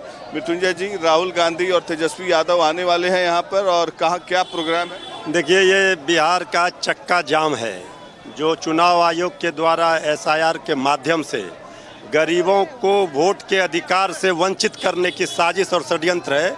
ये लोकतंत्र की जननी बिहार स्वीकार नहीं करेगी। गरीबों के अधिकार के लिए, आम लोगों के वोट के अधिकार की लड़ाई सड़क से लेकर माननीय सर्वोच्च न्यायालय तक लड़ी जाएगी। इसे अधिकार को छीनने का जो प्रयास है ये संभव नहीं है। इसलिए चुनाव आयोग भाजपा आयोग बनकर रह गई है, ये दिख रहा है। जब आधार कार्ड जैसे प्रमाणित, जिसके आधार पर लोग वोट करते थे, उससे आप उसको मान्य नहीं कर रहे हैं। 25 दिनों के अंदर आप समय इतना कम दे रहे हैं रिवीजन के लिए, तो वोट रिवीजन के नाम पर ये जो बनाया गया है, इनका जो इंटेंशन है वो जनता समझ चुकी है। इसलिए जन सैलाब सड़कों पर उतरा है। राहुल तेजस्वी की जोड़ी लोकतंत्र में तंत्र को हावी नहीं होने देगा। लोकतंत्र में लोक जनता ही मालिक होगी। बांग्लादेशी घुसपैठिया भी काफी घुस गए हैं, उन लोगों को क्या हटाना चाहिए या रखना चाहिए? बांग्लादेशी घुसपैठिए अगर घुस गए हैं, ये सत्ता में बैठे लोग बोलते थे 11 वर्षों से सरकार में कौन है, किसकी जिम्मेवारी है? इसका दोष वो राहुल गांधी श्री तेजस्वी यादव जी पर कैसे दे सकते हैं? जो घुसपैठिए घुसे हैं, जो फर्जी हैं, उसको आपको जो करना है करें, लेकिन यहाँ तो फर्जी वोटरों को जोड़ना है और तेजस्वी जी राहुल गांधी जी के वोटरों को हटाना है। ये फर्जी वोटर किसको जोड़ना है? फर्जी वोटरों को जो बाहर के बीजेपी जिस तरह से महाराष्ट्र में खेल की थी, जहां जहां उन्होंने खेल किया है वो खेल बिहार में नहीं चल सकता, इसको पता होना चाहिए अच्छी तरह से। So there we have. इससे पहले देखा गया कि विपक्ष हर बार आवाज उठाती है, लेकिन इलेक्शन कमीशन उसको सिर से खारिज कर देती है। अब जो उनको आका जो लोग कहते हैं वही लोग कर रहे हैं। रहने नहीं चाहिए। 2 गुजरात के लोग तय करेंगे कि कौन बिहारी वोटर वोट देगा कौन नहीं देगा। ये संविधान के साथ लोकतंत्र के साथ अगर कोई छेड़छाड़ करे और बिहार लोकतंत्र की जननी है, वहीं से लोकतंत्र को ये खत्म करना चाहे तो हम लोग चुप बैठने वाले तो है नहीं। बिहार का चुनाव पे क्या असर पड़ेगा अगर मान लीजिए अगर वोटर लिस्ट में जो भी रिवीजन हो रहा है उसको ठीक जो आप लोग मुंह तोड़ जवाब मिलेगा, मुंह तोड़ जवाब मिलेगा। सर कानून व्यवस्था भी पूरा ध्वस्त है, उसको लेकर भी आप लोग क्या सड़कों पर उतरेंगे कभी? एकदम हम लोग तो हमेशा आवाज उठाते हैं, पीड़ितों के यहाँ जाते हैं, लोगों से मिलते हैं। यहाँ कोई लॉ एंड ऑर्डर नाम की चीज़ नहीं रही है।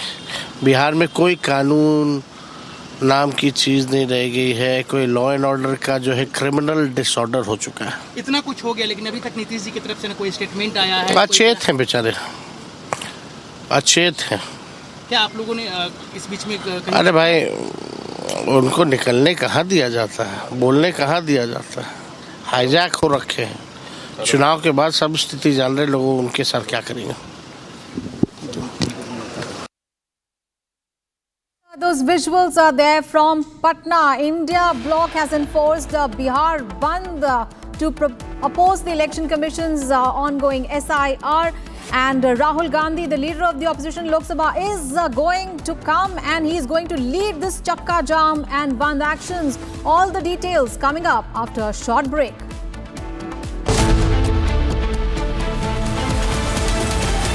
Powered by Century Ply Club Prime. रहो बेफिक्र। पैसा लगाना है तो सेंचुरी प्लाई क्लब प्राइम पे लगाओ। डूबेगा नहीं, जलेगा भी नहीं, कोई खा नहीं जाएगा, धोखा नहीं देगा, ऊपर नीचे भी नहीं होगा, सेफ रहेगा, सिक्योर्ड, मिनिमम 30 साल का रिटर्न देगा। अब इससे बेटर इन्वेस्टमेंट है तो बताओ।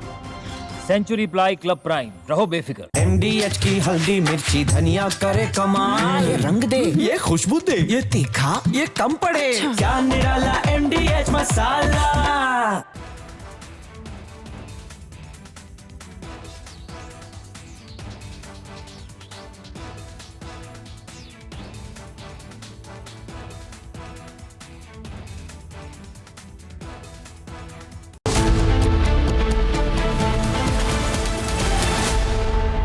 Powered by Century Ply Club Prime. रहो बेफिक्र। पैसा लगाना है तो सेंचुरी प्लाई क्लब प्राइम पे लगाओ। डूबेगा नहीं, जलेगा भी नहीं, कोई खा नहीं जाएगा, धोखा नहीं देगा, ऊपर नीचे भी नहीं होगा, सेफ रहेगा, सिक्योर्ड, मिनिमम 30 साल का रिटर्न देगा। अब इससे बेटर इन्वेस्टमेंट है तो बताओ। सेंचुरी प्लाई क्लब प्राइम, रहो बेफिक्र। MDH की देगी मिर्च, देगी मिर्च का तड़का, अंग अंग फड़का। MDH की देगी मिर्च।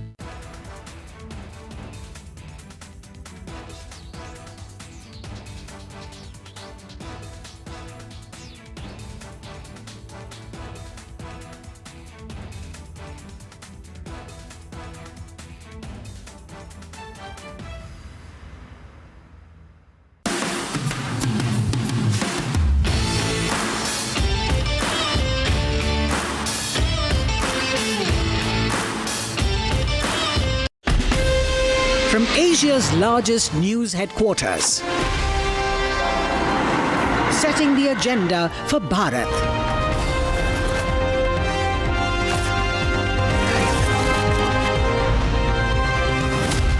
You're watching Republic.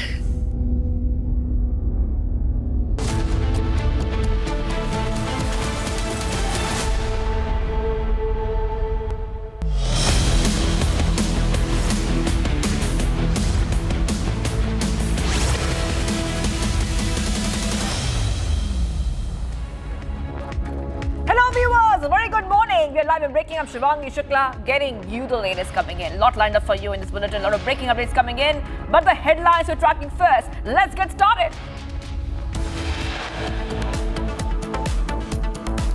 Fresh diktat over from the Delhi government on fuel ban for overage vehicles in Delhi NCR from November 1st.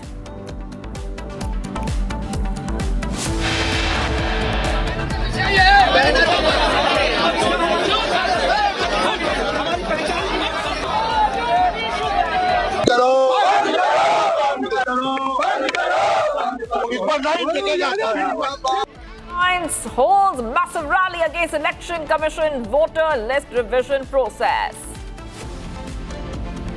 Bridge connecting Anand and the Vadodara district in Gujarat collapses midway. 3 fewer dead, 5 rescued.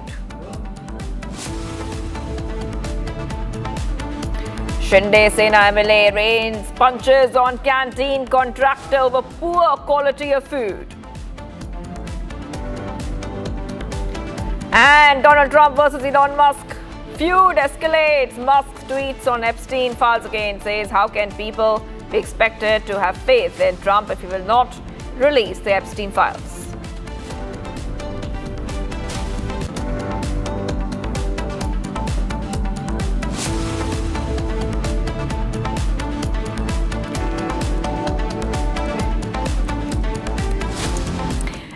Breaking news coming in. Gujarat bridge connecting Anand and Vadodara midway. 3 people have been confirmed dead after this. We are reporting a collapse which has happened. 5 people have been rescued. The NDRF team reaches the location.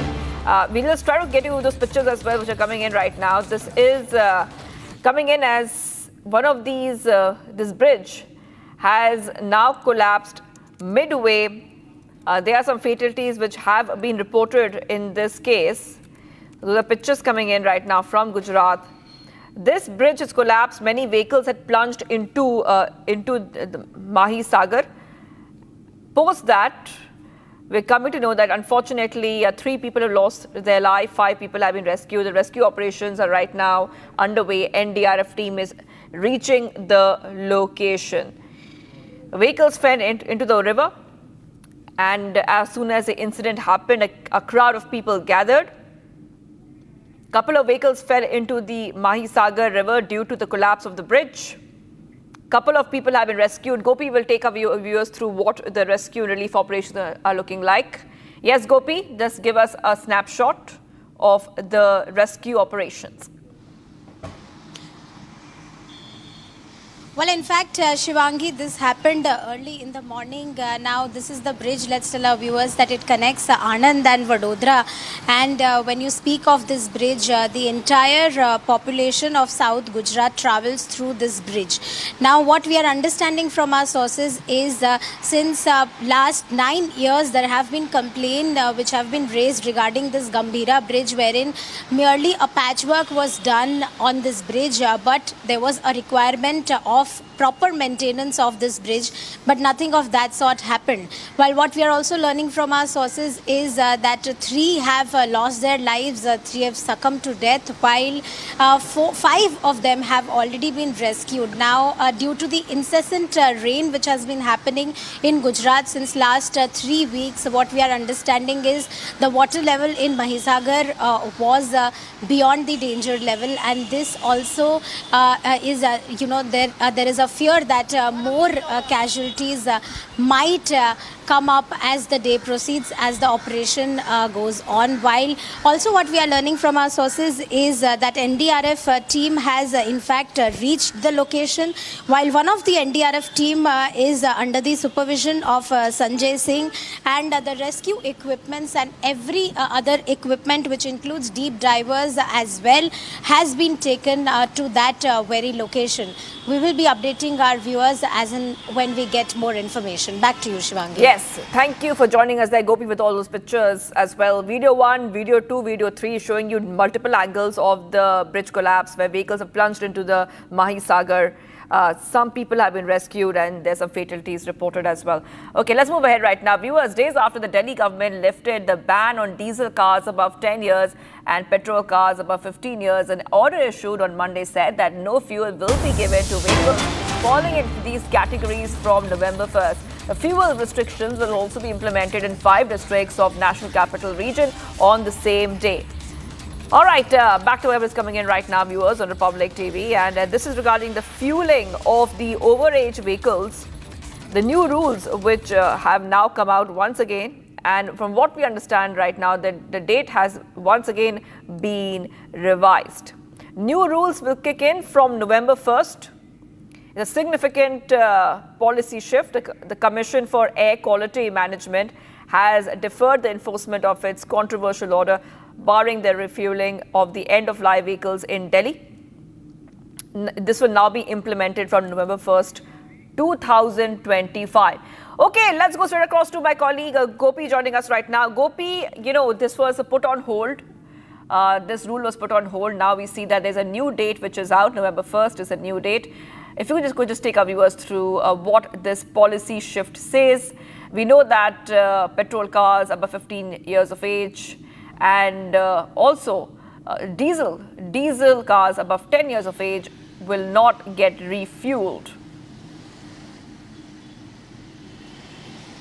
Well, yes, in fact, Shivangi, we have seen that this particular rule was implemented on 1st of July, which went on till 2-3 days. In fact, before Manjinder Singh Sirsa, who wrote to the Commission that this scheme needs to be taken back, there needs to be a lot of pondering happen over this particular issue, as there was administrative failure at various petrol pumps.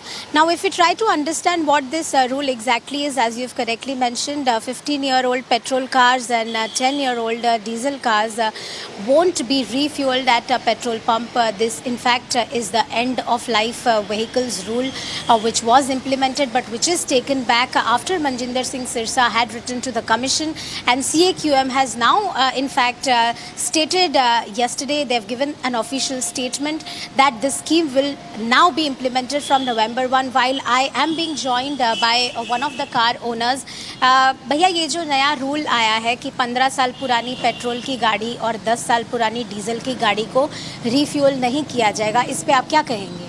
Madam, बहुत अच्छा निर्णय लिया है BJP सरकार ने, बहुत अच्छा। ऐसी सरकार कोई आई नहीं है, इतना अच्छे से काम कर रही है, बहुत बढ़िया तरीके से। बंद ही कर दी जाए पुरानी गाड़ी, और ये रूल सबके लिए होना चाहिए। गवर्नमेंट व्हीकल भी हैं, एमसीडी में और जल बोर्ड में, सभी को, ये नहीं पब्लिक को ही करा जाए, गवर्नमेंट अपने पे भी लागू करे ये rule. All right, overage vehicle fuel ban in Delhi put on hold and new rule to kick in from November 1st now. That was one of the big stories we're tracking. Let's go ahead to the next breaking news. RJD supporters kick off Bihar Bandh, blocking railway stations and roads in Patna. We go to Bihar. Let's go to Bihar. In Bihar, remember in Bihar, the Granular Alliance is staging this massive rally in Patna against EC's revised voter list. On your screens, you can see the Indie bloc holding the Bihar Bandh, the viewers. We'll try to get our viewers more updates in terms of what exactly is happening there. But Rahul Gandhi is leading the Bihar Mahagathbandhan protest. And this is the Bihar Bandh protesting against the ongoing special intensive revision of electoral rolls by the Election Commission. The opposition leaders, including Congress leader Rahul Gandhi, RJD's Tejasvi Yadav, are leading this protest in Patna. And they also plan to encircle the electoral office, chief electoral office as well in a short while from now. So we'll be getting those pictures coming in right now. Let's also tell our viewers that this is a chakka jam that they are enforcing. The opposition has alleged that the Election Commission, through its special intensive revision of electoral rolls, is snatching voting rights from migrants, Dalits, Mahadalits and poor voters, calling the campaign a conspiracy to block votes ahead of the Bihar Assembly elections, which are due very, very soon. So you can see that there are pictures coming in from Patna, Bihar. You can see workers from the RJD, CPM are also burning tires and blocking roads in support of the Bihar Bandh. Let's go to Prakash, who's on the ground. Prakash Singh, our editor of special projects. Prakash, coming across to you to get us a sense of what is happening on the ground in Patna.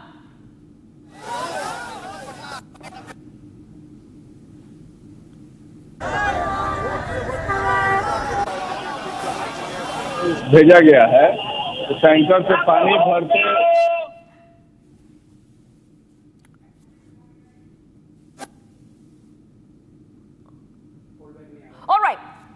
we'll connect to Prakash. We're getting some little issue with the audio. As you can see, that this place is a lot of chaos there on the ground. So we'll try to connect to Prakash there. But the protest is intensifying. You can see party workers are raising banners, shouting slogans as well. We see the RJD student wing blocking train tracks.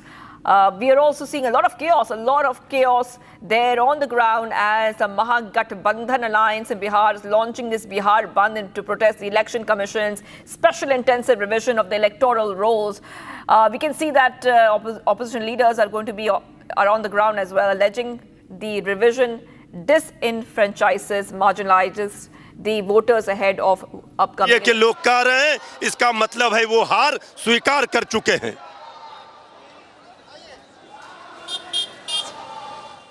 All right, trying to get you those reactions coming in from the ground, viewers. So as we keep getting you those reactions, let us tell you what is happening. Try to connect to our reporters as well in a short while from now, where we see that the Grand Alliance's Bihar protest is happening as we speak. This is a massive rally, ongoing massive rally, led by Rahul Gandhi against the EC's special intensive revision exercise ahead of the Bihar elections. And already we can see that it has gained a lot of momentum and a lot of chaos can be seen already on the ground. Remember, the Election Commission will begin its special intensive revision in Bihar, making it mandatory for voters to fill out forms and submit any of 11 specified documents as identity proof. But we see that the Grand Alliance, the Mahagathbandhan, including the Congress and the RJD, have alleged that this process could deprive migrants, Dalits, Mahadalits, and the poor voters of their rights. And they have called this move by the Election Commission as a conspiracy to block votes ahead of the Bihar Assembly elections. So we'll keep staying on these pictures. We'll also try to go ahead and connect to our reporters on the ground. The Bandh is over the EC's role revision, and we can see that the protests have begun. A lot of people have turned up on the streets. Chakka Jam is underway. We also see that at the same time, the BJP has hit out at this protest. They have slammed, the BJP leaders have slammed this protest. In fact, BJP leader and MP Ravi Shankar Prasad has said that the opposition's call for the statewide Chakka Jam will only heighten tension at a time when the state needs peace. I want to go straight back to Prakash, who's joining us live from the ground. Prakash, coming across to you right now, please take our viewers through what is happening. Well, Tejasvi Yadav has already arrived in this bus, and in some moments from now, Tejasvi Yadav and Rahul Gandhi will be marching towards the Election Commission to protest against the voter revision exercise that is being carried out by the Election Commission. Now they allege that it is an effort to marginalize the backward caste voters, and specifically the immigrants, the migrant voters who live in Delhi and elsewhere in different parts of the country, and they will not be able to furnish the documents on time. They will be eliminated. Second, it is an effort to eliminate the minority voters as well. And this kind of exercises takes a lot of time, at least 1 year or 2 years. Just ahead of the elections, this exercise is being carried out. Goes to show that there is some vested interest into all these activities. So they are marching against this voter revision exercise.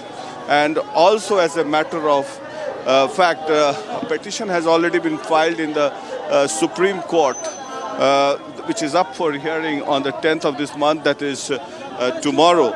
And thereafter, a decision will be taken. Meanwhile, Tejasvi Yadav and Lalu Yadav both protesting, Tejasvi Yadav and Rahul Gandhi both protesting in Patna.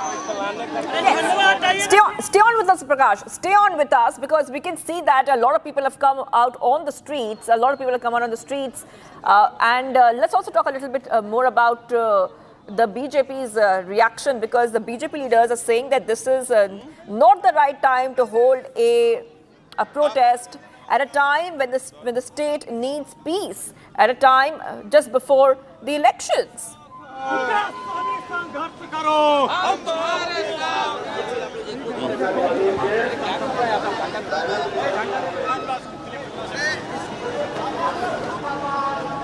Prakash. Prakash.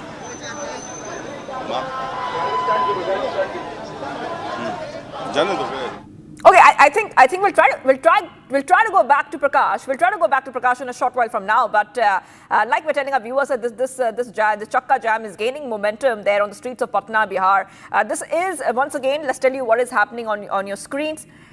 This is the Grand Alliance's protest, massive rally, which is being held in Patna. We have to move ahead right now. Breaking news coming in. We're getting some more breaking updates. Shiv Sena Shinde faction MLA Sanjay Gaikwad seen manhandling canteen food staff just because he did not get good food in the guest house. Okay, so we're getting some more updates coming in right now, viewers on Republic TV. This is coming in as the Shinde camp MLA Sanjay Gaikwad was staying in Mumbai's MLA guest house, and after complaining about good food, he is seen beating up the canteen food staff. We'll put that out for you. You have it there. You have it there on your screen. How you can see, you can clearly see, it's a shocking case of high-handedness. We see that the Maharashtra lawmaker there is upset over the quality of food being served to him at an MLA canteen in Mumbai, has assaulted the canteen operator. And if we have that entire visual, we'll put it out. Yeah, there you can see those pictures coming in where Shiv Sena Shinde faction MLA Sanjay Gaikwad can be seen manhandling this canteen food staff just because he did not get good food in the guest house. The Shinde camp MLA was staying in Mumbai's MLA guest house, and after complaining about the good food and saying it was not good enough, he's seen beating up the canteen food staff. And you can see the Shiv Sena MLA manhandling the canteen staff there. The video clip has gone viral, the one that you see on your screen. This video clip has gone viral, raising questions about the conduct of these MLAs. These are back-to-back updates coming in right now, viewers on Republic TV. This is Sanjay Gaikwad, the MLA. And I'm being joined right now by Clyde Crasto, NCP Sharad Pawar faction, joining us here on Republic TV. Thank you for joining us here. What is your first reaction coming in? This is one more case of high-handedness. This is one more case, a shocking case coming in, where an MLA is throwing around his weight at a canteen staff member. This is completely shameful gundagiri from the MLA. Just because Sanjay Gaikwad is from the Shinde Sena and is part of the incumbent Maharashtra government, does he think he is above the law? If the food was stale, if the food was not good, he should have complained. The government is his, the food and administration is his. He should have given a written complaint. This is not the way to, manhandle somebody, raining punches, slapping. This is nothing but gundagiri, taking law in their hands. These people think just because they are in government, they are above the law and they can do whatever they want to do. There is no fear of the law. This is what is happening in Maharashtra. Yesterday, one of their ministers joined a morcha when there was no permission. That means he also thinks that, if you do whatever you want to do, nobody is going to take the law against you. I think now the Chief Minister, who is also the Home Minister, Mr. Devendra Fadnavis, should show some courage and take immediate action on this MLA for doing what he has done. It's a violent act. All clauses, whatever is needed should be filed against him. And this MLA should be given as an example to the people that nobody is above the law. You cannot take law in your hands. I think the government in Maharashtra has failed to take care of the law and order situation, and their MLA doing something like this just shows that there is no regard for the law and order situation in Maharashtra. Yes. Yeah, before I let you go, Mr. Crasto, before I let you go, I just want to ask you one more question. देखो, ये आकाशवाणी की जो canteen है, मैं 30 साल से यहाँ पर आता हूँ और 5.5 साल से यहाँ रह रहा हूँ। मैंने कई बार इनके खाने के बारे में इनको समझाया कि आप खाना अच्छा दिया करो। 15 दिन का अंडा, 15-20 दिन का नॉनवेज, सब्जियाँ 2-2, 4-4 दिन की। तो इसकी वजह से पूरे महाराष्ट्र के जो करीबन रोजाना यहाँ पर 5-10 हज़ार लोग जो आते हैं वो सब यहाँ खाना खाते हैं और हर किसी की यही कंप्लेंट है। किसके खाने में छिपकली निकलती है, किसके खाने में चूहा निकलता है, किसी खाने में रस्सी निकलती है। कल रात में मेरे रूटीन टाइम पर 10 बजे मैंने खाने का ऑर्डर किया। सो मैंने दाल, चावल और 2 चपाती मंगाया। चावल का निवाला मैंने खाते से मुझे महसूस हो गया कि इसमें कुछ तो भी प्रॉब्लम है। सो दूसरा निवाला खाने के बाद में मुझे वोमिटिंग हुई और मैंने उसका स्मेल लिया तो वो निष्कृष्ट दर्जे का खाना नहीं था, वो सड़ा हुआ खाना था। तो मैं जैसी वो हालत में मैं खाना खा रहा था वैसे मैं नीचे गया और वो मैनेजर से मैंने पूछा कि ये खाना आपने दिया है? बोले हाँ हमने दिया है। तो किसने लाया था? तो सब लोगों को लाया। मैंने मैनेजर और उनके 6 लोग और जो बैठे हुए खाने पर जो लोग बैठे थे उसको सबको ये स्मेल दिखाया। तो बोले ये बहुत गंदा है, ये खाने जैसा नहीं है। फिर मैंने उनको बताया कि मैंने आपको 10 बार ऐसे समझाया कि आप खाना अच्छे से दिया करो, आप हमारी ज़िंदगी से खेल रहे हैं, हमारी जान से खेल रहे हैं। ये अगर हम ये पॉइजन वाला खाना खाएंगे तो हम कल हमारी जान को कुछ भी हो सकता है। आज हजारों लोग वहाँ आते हैं, कर्मचारी आते हैं, पार्टी के कार्यकर्ता आते हैं। आप इसी तरह का खाना अगर उनको पेश करते हैं या देते हैं तो उनकी तो जान खतरे में। इसलिए जो रिएक्शन मेरी बात में रात में आई तो बहुत समझाने के बाद में, हर भाषा में समझाने के बाद, अगर ये लोग सुधरते नहीं है तो मुझे मेरी स्टाइल से मुझे उनसे बात करना पड़ेगा। सर आप सरकार में हैं और इस तरीके का जो व्यवहार है वो कैंटीन की ओर से किया जा रहा है आपको लेकर या आपके यहाँ जो लोग आते हैं उनको लेकर, सरकार को इससे लेकर सरकार के साथ कुछ बात? मेरे ख्याल से हर साल हजारों कंप्लेंट सरकार की तरफ एक कैंटीन की जाती है। वो सारी कंप्लेंट को क्यों नज़रअंदाज किया जाता है ये मुझे पता नहीं है। बार बार 30 साल से एक ही कंत्राटदार को ये कंत्राट कैसा मिलता है? हजारों कार्यकर्ता लोगों की कंप्लेंट है, पब्लिक की कंप्लेंट है, एमएलएस की कंप्लेंट है। इतना होने के बाद में उसकी इंक्वायरी क्यों नहीं होती? उसके पूरे किचन के अंदर चूहे दौड़ते रहते हैं, सारा गंदा माहौल होता है, सारा खाना जो है 4-4, 5-5 दिन का बना रहता है। तो ये सारी चीज़ें चेक होना चाहिए। वहाँ के जो कोई गायकवाड़ करके एमडी है उनका भी काम है कि उस पर देखरेख कर, लेकिन ऐसा कुछ होता नहीं है। सरकार से क्या मांग है? और मैं आज विधानसभा के अंदर पॉइंट ऑफ इंफॉर्मेशन के माध्यम से मैं हमारे अध्यक्ष जी से रिक्वेस्ट करूंगा कि भाई इस तरह से जो आमदार है वो आमदार की सुरक्षा आपका फर्ज है, उनका रक्षण होना ही जिम्मेदारी आपकी है। तो आप इस पर ऐसी कार्रवाई की कि आने वाले कल में इस तरह के होटल में कुछ भी जिससे लोगों की जान को धोखा हो, इस तरह का खाना परोसा ना जाए, खाना बनाया ना जाए। Thank you so much sir. Thank you. All right, so we heard that reaction coming in from Sanjay Gaikwad, the MLA there, and he is not really apologizing. In fact, he's defending the action which was taken by him, where the canteen member was assaulted, the canteen operator was assaulted, the canteen operator was hit on the face, he was punched so hard that he fell on the floor. But that reaction coming in from Sanjay Gaikwad, where he's defending his actions. Bharat 1 Minute brought to you by Canara Bank. Together we can. All right, getting you some more updates coming in Bharat in 1 minute.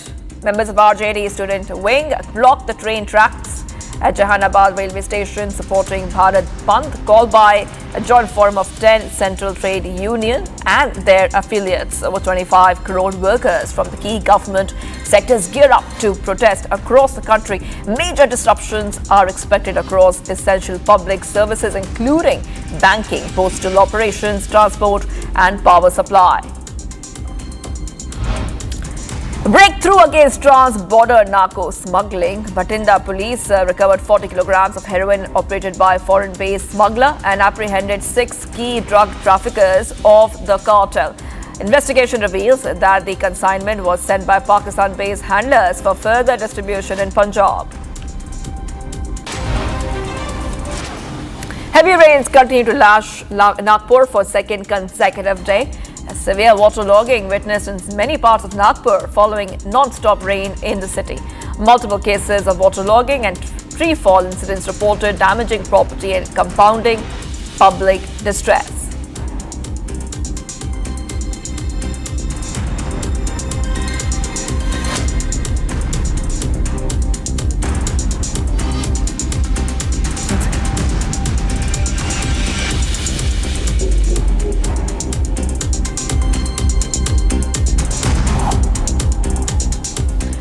Let's move ahead right now to some of the other stories we are tracking. Remember that comment that Donald Trump made that he had brokered a ceasefire between India and Pakistan? Well, the US state spokesperson has spoken about this and has said that people are free to form their own opinion on the matter. Take a look.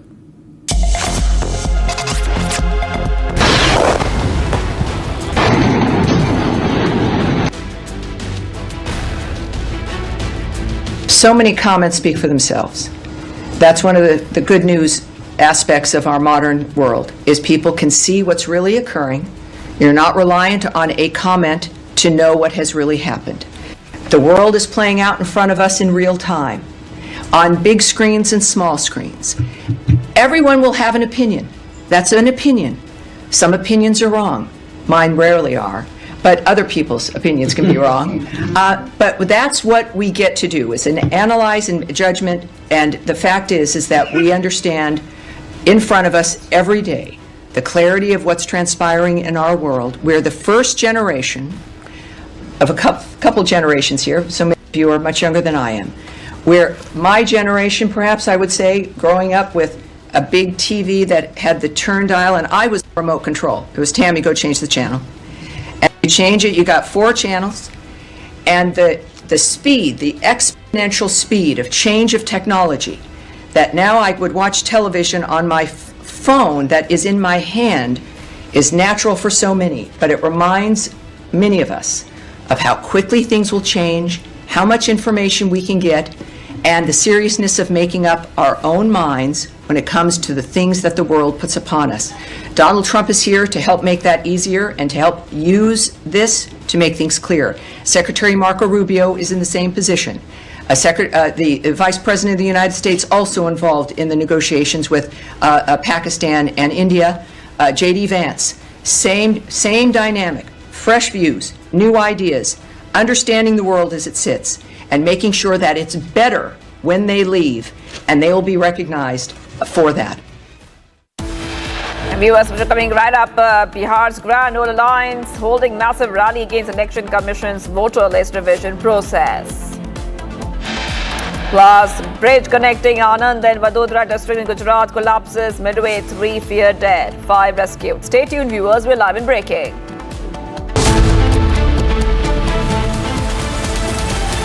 आधे bowl दही में 4 चम्मच MDA चटनी पुदीना मसाला डाला, stir करो, पुदीना चटनी तैयार। MDA चटनी पुदीना मसाला।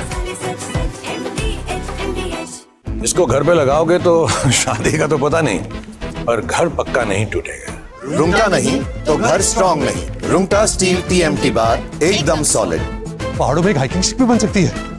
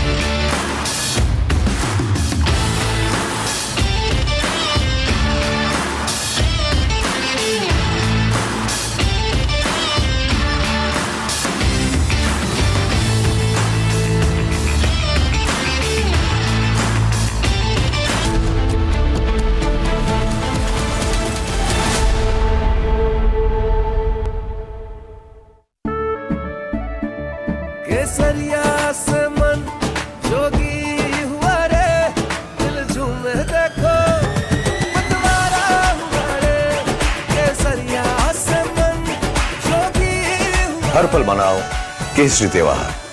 विमल, बोलो जुबान केसरी। ये है सीक्रेट रेसिपी MDH का जीरा सिप जल जीरा मसाला। सिप सिप जीरा सिप MDH का जल जीरा सिप MDH का जल जीरा SIP.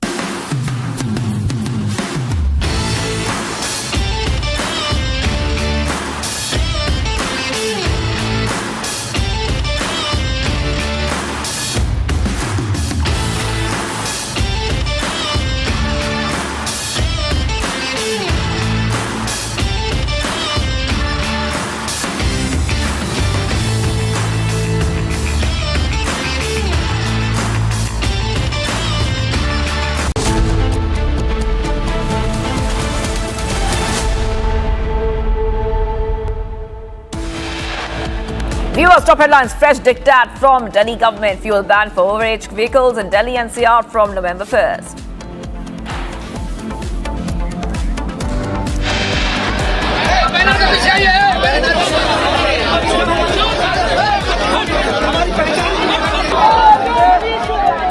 And Bihar's Grand Old Alliance is holding a massive rally against the Election Commission's voter list revision process.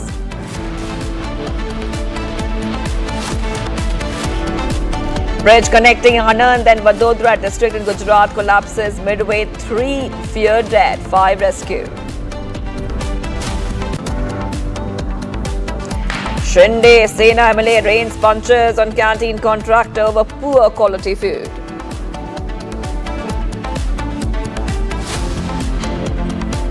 Donald Trump versus Elon Musk feud escalates. Musk tweets on Epstein files. Again says, how can people be expected to have faith in Trump if he will not release the Epstein files?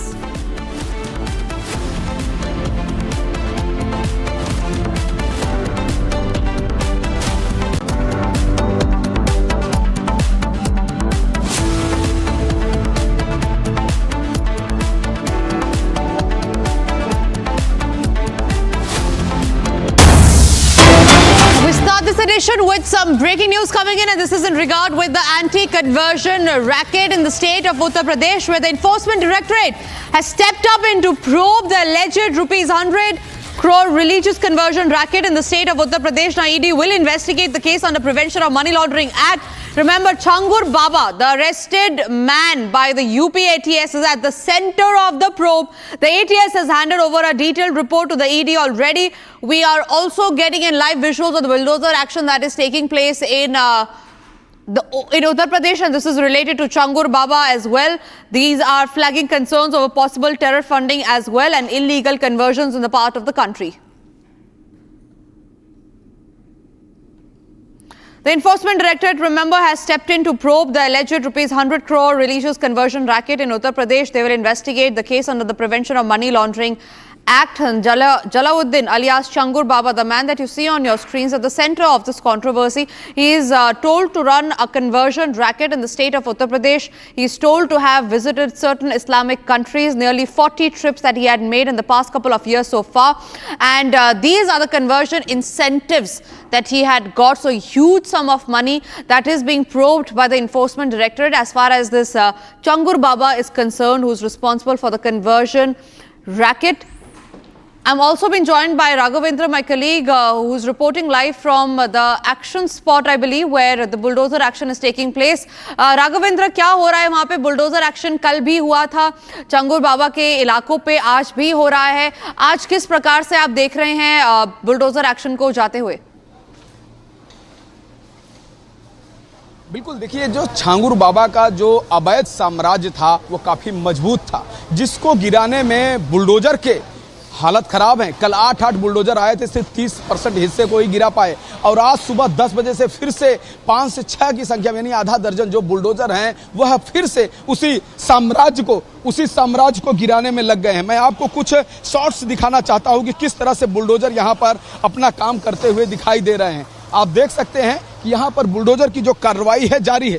लेकिन मैं आपको एक बात और बताता हूं, जैसा कि आपने जिक्र भी किया, चूंकि सैकड़ों करोड़ की फंडिंग हुई है, हवाला के द्वारा हुई है, विदेशों से हुई है, अरब से हुई है, ऐसे में ईडी ने भी अब इस केस में पूरी तरह से एंट्री कर लिया है. अब ईडी इस पूरे मामले की जांच करेगा. मुख्यमंत्री योगी आदित्यनाथ ने भी ट्वीट किया था, कहा था कि यह सिर्फ धर्मांतरण ही नहीं है, देशद्रोह का भी मामला है, देश के साथ गद्दारी का मामला है. तो ऐसे में एनआईए भी आने वाले समय में अपनी जांच कर सकती है और आगे चल के कि छांगुर बाबा के पास जो पैसे आए कहां कहां लगे हैं, महाराष्ट्र, दिल्ली, लखनऊ या उत्तर प्रदेश में कहां कहां पैसा इन्वेस्ट हुआ है, उससे क्या क्या हुआ है, धर्मांतरण में कितने लोगों को धर्मांतरण कराया गया है, इन तमाम पहलुओं की अब जांच होगी और बहुत ही गहनता से जांच होगी. मुख्यमंत्री ने यह भी कहा कि उस जांच में जिनको भी दोषी पाया जाएगा, जिनका भी नेटवर्क रहेगा, जिन्होंने अवैध ढंग से संपत्तियों को अर्जित किया होगा, सब पे कार्रवाई होगी, कड़ी कार्रवाई होगी, सख्त कार्रवाई होगी. तो आप देख सकते हैं कि अब इस पूरे मामले में ईडी भी आ चुकी है.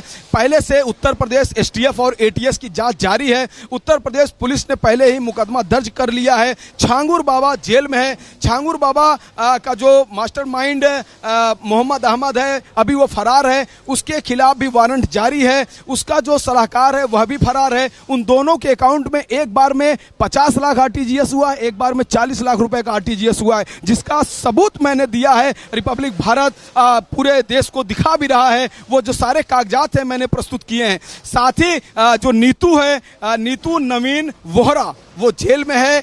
और जो नवीन वोहरा है, नवीन घनश्याम वोहरा, वह भी जेल में है। उसकी नाबालिग बेटी को मोहम्मद अहमद लेके फरार है, अभी वह पुलिस के गिरफ्त में नहीं है। तो जो साम्राज्य है वह धीरे धीरे करके यहाँ पर काम उसको ढाया जा रहा है, गिराया जा रहा है। और साथ ही आप देखिए हर तरह की स्कीम भी लेता था। यहाँ पर आप देखिए स्कीम किस तरह से लेता था कि प्रधानमंत्री, ये देखिए प्रधानमंत्री गरीब कल्याण योजना का भी लाभ लेता था। ये देखिए ये किस तरह से प्रधानमंत्री गरीब कल्याण अन्न योजना, उसका भी लाभ लेता था बाबा। यानी कि लाभ चाहे जो हो, लाभ सबका लेना है, चाहे जितना भी पैसा हो, क्योंकि सरकार दे रही तो उसको छोड़ना नहीं है। और प्रधानमंत्री का बैग भी छांगुर बाबा के घर में मिला है और वहां भी उसने अन्य का लाभ लिया है। तो देख लीजिए देश का खा के देश के साथ गद्दारी करने का जो मामला निकल कर आया है, किस तरह से उत्तर प्रदेश में विदेशी अरब कंट्री के पैसों से यहाँ पर सनातनियों का धर्मांतरण कराया जाता था। अलग अलग कैटेगरी के रेट थे, सवर्ण का अलग रेट था, ओबीसी का अलग था, दलित का अलग रेट था। अब इस पूरे गिरोह पर कहीं न कहीं ईडी शिकंजा कसेगा। आने वाले समय में इसमें एनआईए भी इन्वॉल्व होगा और पूरे इस खेल को फिर से एक बार सामने लाया जाएगा।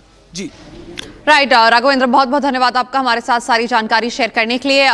We move on to the other stories that we are tracking, and this is in regard with the Gujarat bridge collapse. Remember, it happened in the early hours today where the bridge collapsed in Gujarat. It was connecting the Anand district with Vadodara district, and it was the key bridge that was connecting these two districts. However, when the bridge fell, there were two cars that also sunk into the river, after which we learned that there have been 3 people reportedly been dead and 5 have been injured. The NDRF team is on ground zero, trying to take a stock of the situation and rescuing more people if necessary. These are the visuals that we have for you that which shows that the NDRF team are already at site.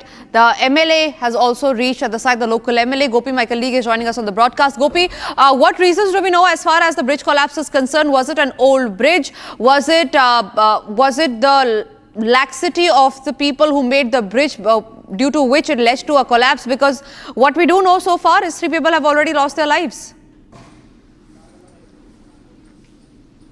Well, in fact, Tanisha, you have correctly pointed out this bridge, Gambira Bridge, required maintenance since long. There are media reports, in fact, which are suggesting that since last 9 years, people have been complaining about the maintenance of this bridge, and all that was done was merely a patchwork. So this is the reason, this might be the reason behind the collapse of this Gambira Bridge, which happened early in the morning, while 3 people have already lost their lives. 5 have been rescued as per the initial reports that we are getting from our sources. But yes, the reason that is being quoted here is the poor maintenance of bridge. And also let's tell our viewers, due to the incessant rains which has been happening since past 2 weeks in Gujarat, the river which was flowing beneath this bridge, Mahisagar, was flowing in full force. So there is a possibility, there is a fear that more number of casualties might emerge from this very location. Back to you.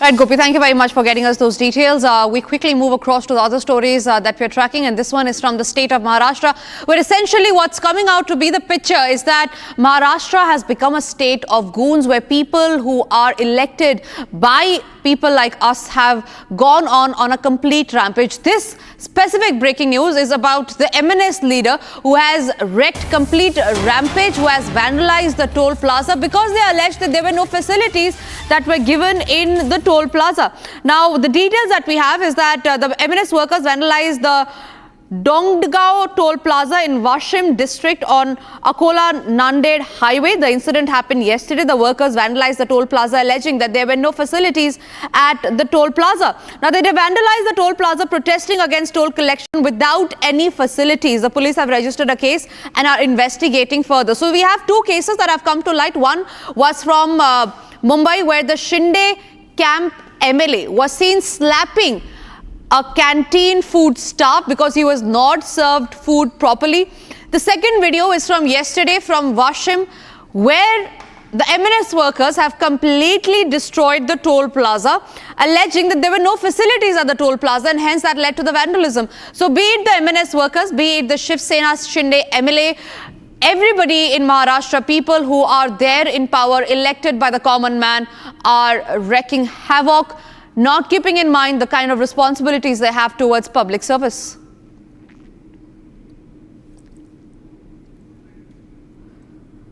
Complete rampage in the state of Maharashtra. This specific video is about MNS workers vandalizing the toll plaza.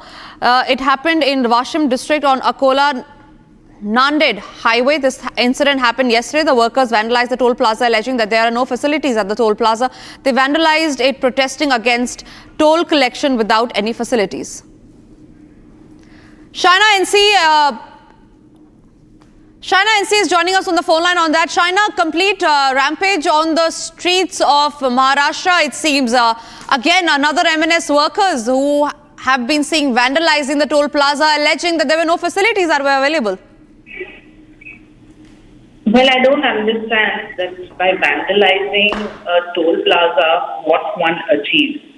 You know, if the MNS or the Ubata Sena have some concrete vision plan for the people of Maharashtra, surely they should talk about it. If they have something where they want to be a legitimate voice of dissent, surely they should be a part of it. But to just go on a rampage, breaking toll plazas, inconveniencing the common citizen, is that what your Marathi Asmita stands for? I think somewhere along the line there needs to be a little bit of soul searching to understand that people want progressive good governance. They want the politics of performance. Every time you hear the leaders of both these parties, there's not one vision plan for the state of Maharashtra. So if you believe by divide and rule and this divisive nature of taking law into your hands and, going on this rampage, is that's what Maharashtra stands for? Absolutely not, because Maharashtra has always been a peaceful state and law and order will be maintained at every given juncture. And I'm sure that our Honorable Chief Minister, who happens to be the Home Minister, will take and deal with this situation as has in the past and will continue to do so in the future too. Right, so the MNC workers vandalizing the toll plaza in Washim in Maharashtra. China, this is not the first time that something like this is happening. We have seen MNS workers vandalizing not just this toll plaza, but at several occasions speaking about imposing Marathi language as well.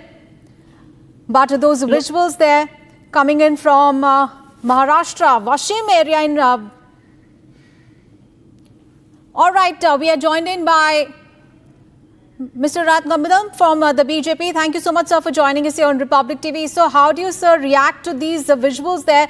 We are showing out to our viewers, these MNS workers have vandalized the Tandgaon toll plaza in Washim in Maharashtra. And they they were saying that there are no facilities, and that's why they just went on a rampage and destroying and the public property. How do you react to that? See, we do not support any kind of vandalism.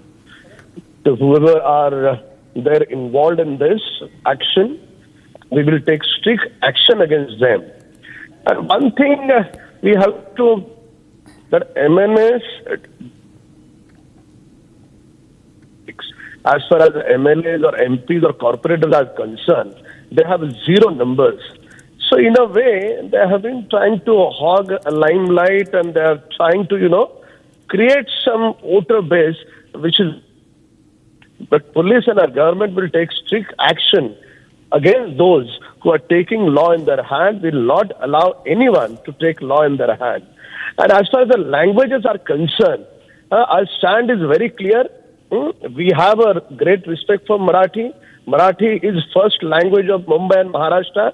That was, that is, and that will be till the moon and sun is there.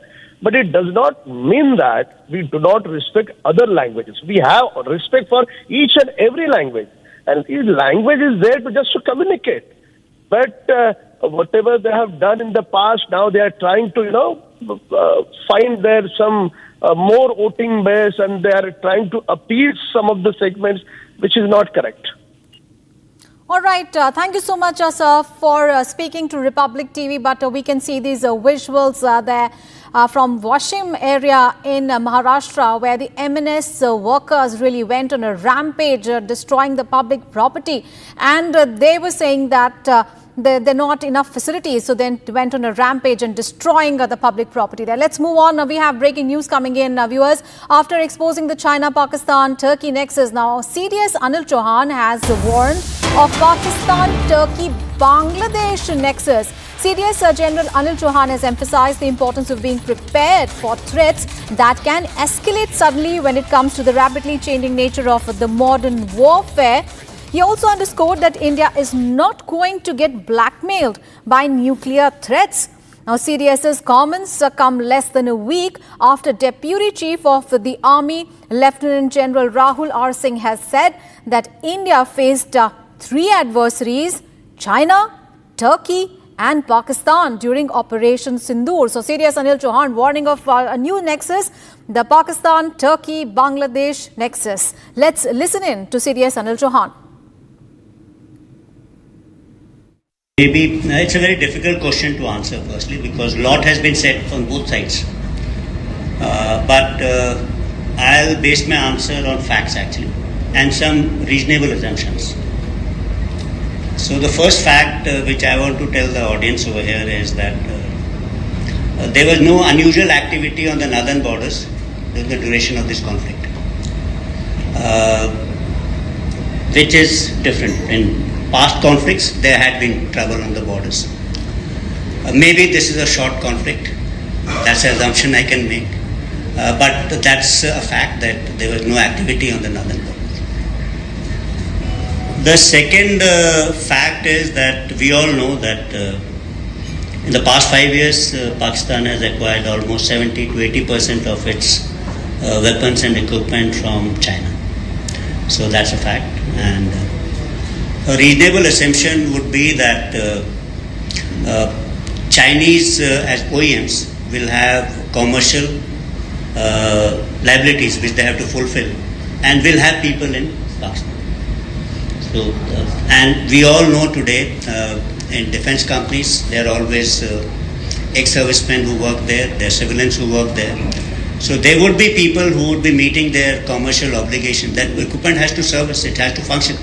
It happens for India also, it happens for all countries. If we get equipment from Israel, we have to have people. Third thing we can talk about is information. So today we seek information from open sources, we look at satellite images. So we may look at, we've seen all those images of Maxar, Planet Lab. There are a number of Chinese companies also doing this on a commercial basis. So you could go to them, or you could go to US for purchase of this commercial imageries. So that's possible. How much?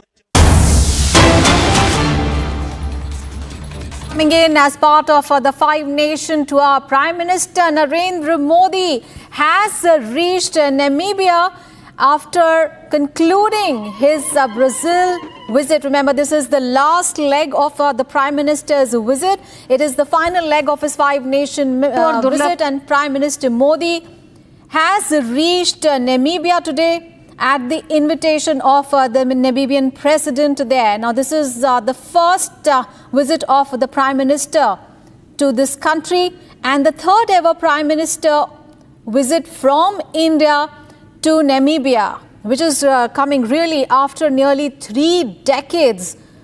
And this is the last leg of the Prime Minister Modi's visit. And this will be followed by delegation level talks between the two leaders to deepen the bilateral partnership. And several MOUs are expected to be signed during this leg of the Prime Minister visits. And these include MOUs on critical areas such as energy, security, health and pharma. And during the visit, Prime Minister Modi will also be conferred with the highest civilian award of Namibia. So those visuals there, Prime Minister Narendra Modi reaching Namibia, the last leg of the Prime Minister's five-nation visit, and he has been given a very warm welcome upon his arrival in that country.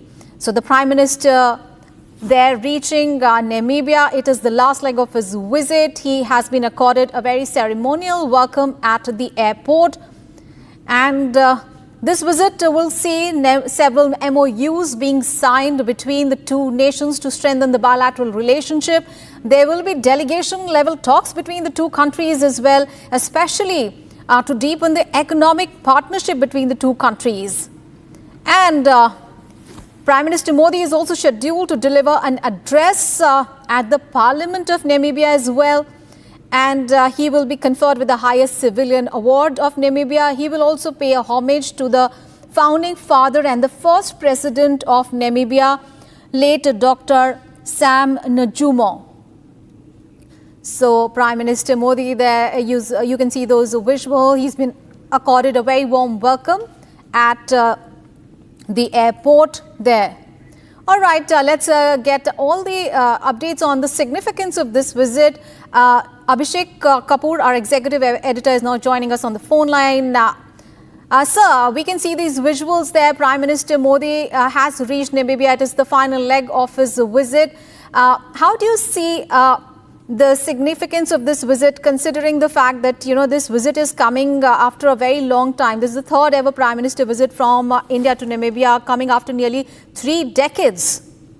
Yeah, I mean, if you look at the entire Global South visit of Prime Minister over the last 9 days, and this is the last one, almost every nation except for Brazil, Prime Minister has visited, was one where an Indian Prime Minister was going after 3 decades or more. So also in this case, the last time an Indian Prime Minister visited Namibia was Atal Bihari Vajpayee in 1998, so 27 years to be precise. And obviously this is again back to African continent, and the fact that this is again a very historical relationship going back to the colonial era. Namibia was at that time Southwest Africa, and was at the first United Nations General Assembly along with other nations in 1946. So the Namibian independence movement has connection with the Indian independence struggle, and then of course now it is part of the larger India-Africa cooperation.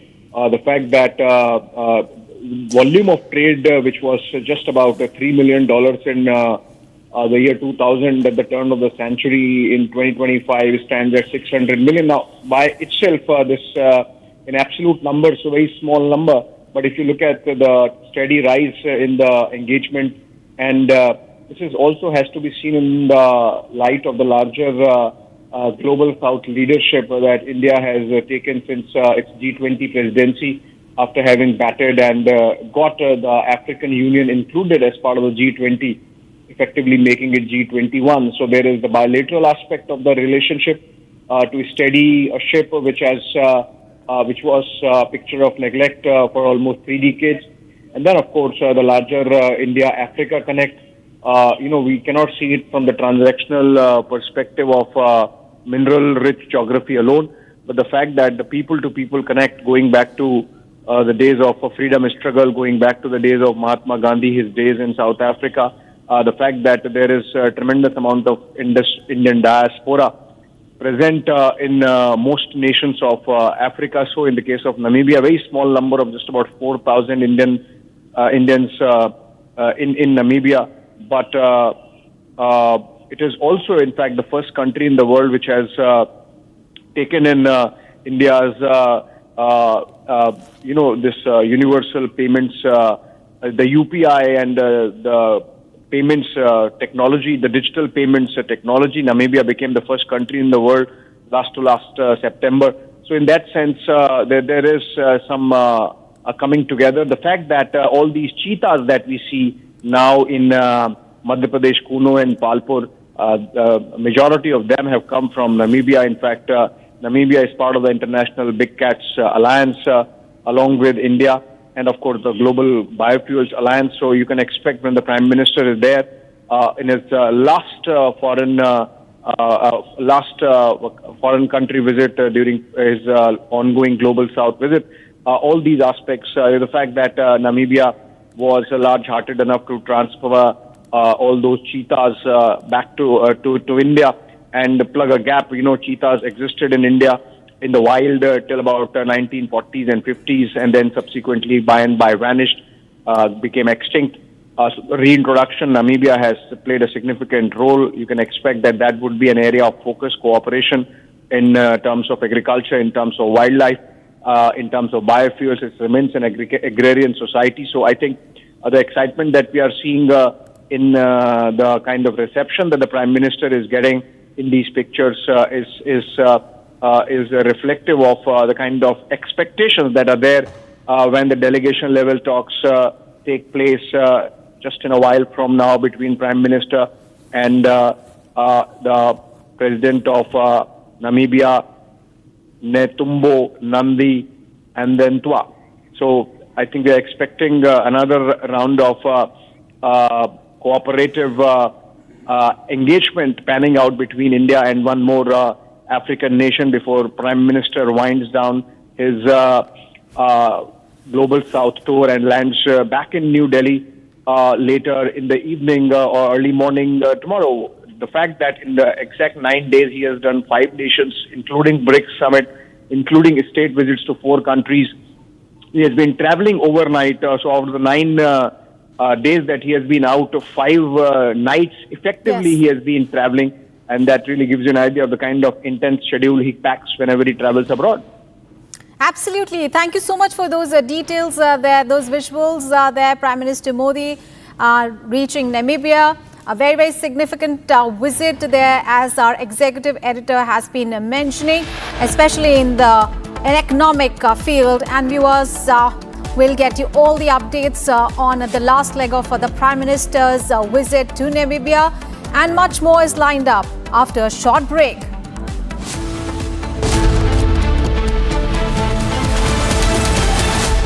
दादी के हाथों का जादू और खुशबू से महकता घर, माँ की मुस्कुराहट और खाने की सुगंध। MDH गरम मसाला, क्योंकि हर रिश्ता है स्वाद से जुड़ा।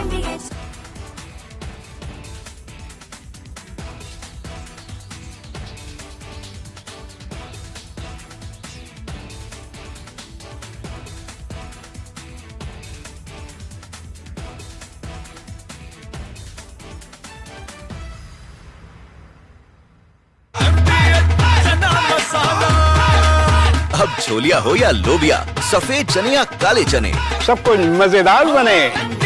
MDH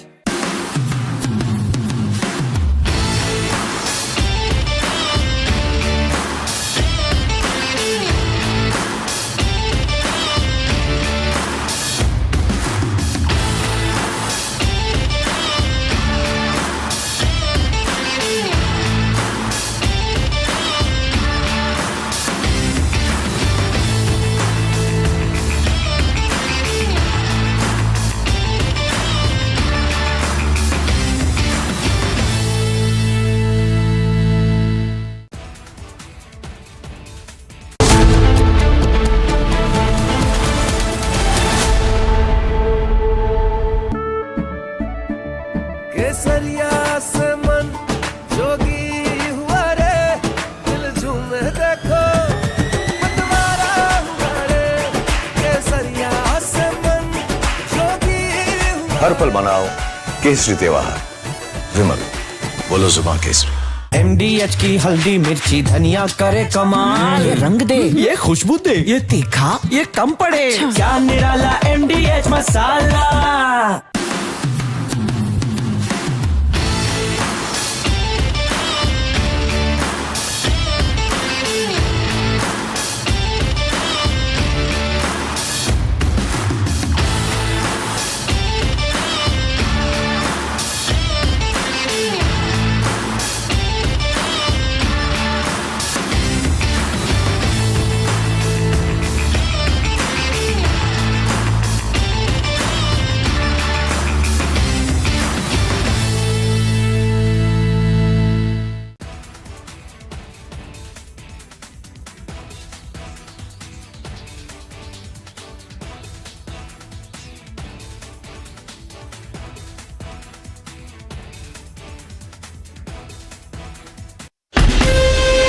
Asia's largest news headquarters, setting the agenda for Bharat.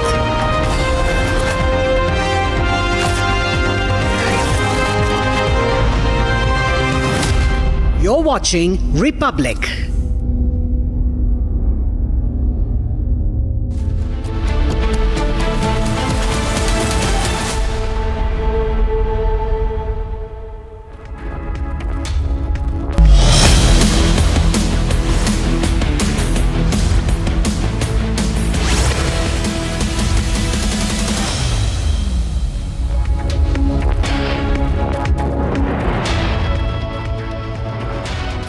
Good morning, you're watching live and breaking on Republic TV. I'm Aishwarya Kapoor. It's 11 a.m. and we are tracking the biggest story, that is the fresh diktat from the Delhi government, in which it says the overage vehicles will not be allowed to ply. They'll not be able to get fuel after 1st of November. That's the big story. Let's also take a look at the other big stories that we are tracking in the headlines. Fresh diktat from Delhi government, fuel ban for overage vehicles in Delhi NCR from 1st of November.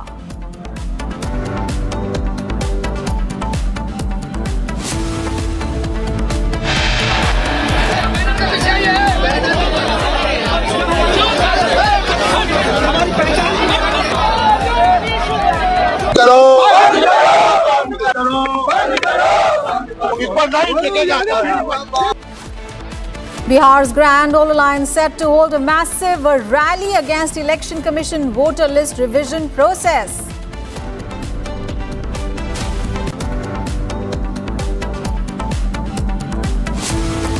Bridge connecting Anand and Vadodara district in Gujarat collapses midway. 3 feared dead, 5 rescued.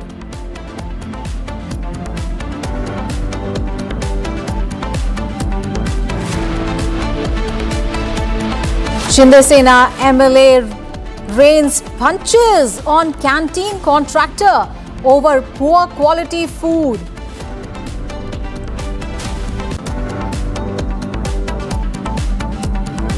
And Donald Trump versus Elon Musk feud escalates. Musk tweets on Epstein files yet again. Says, how can people be expected to have faith in Trump if he won't release the Epstein files?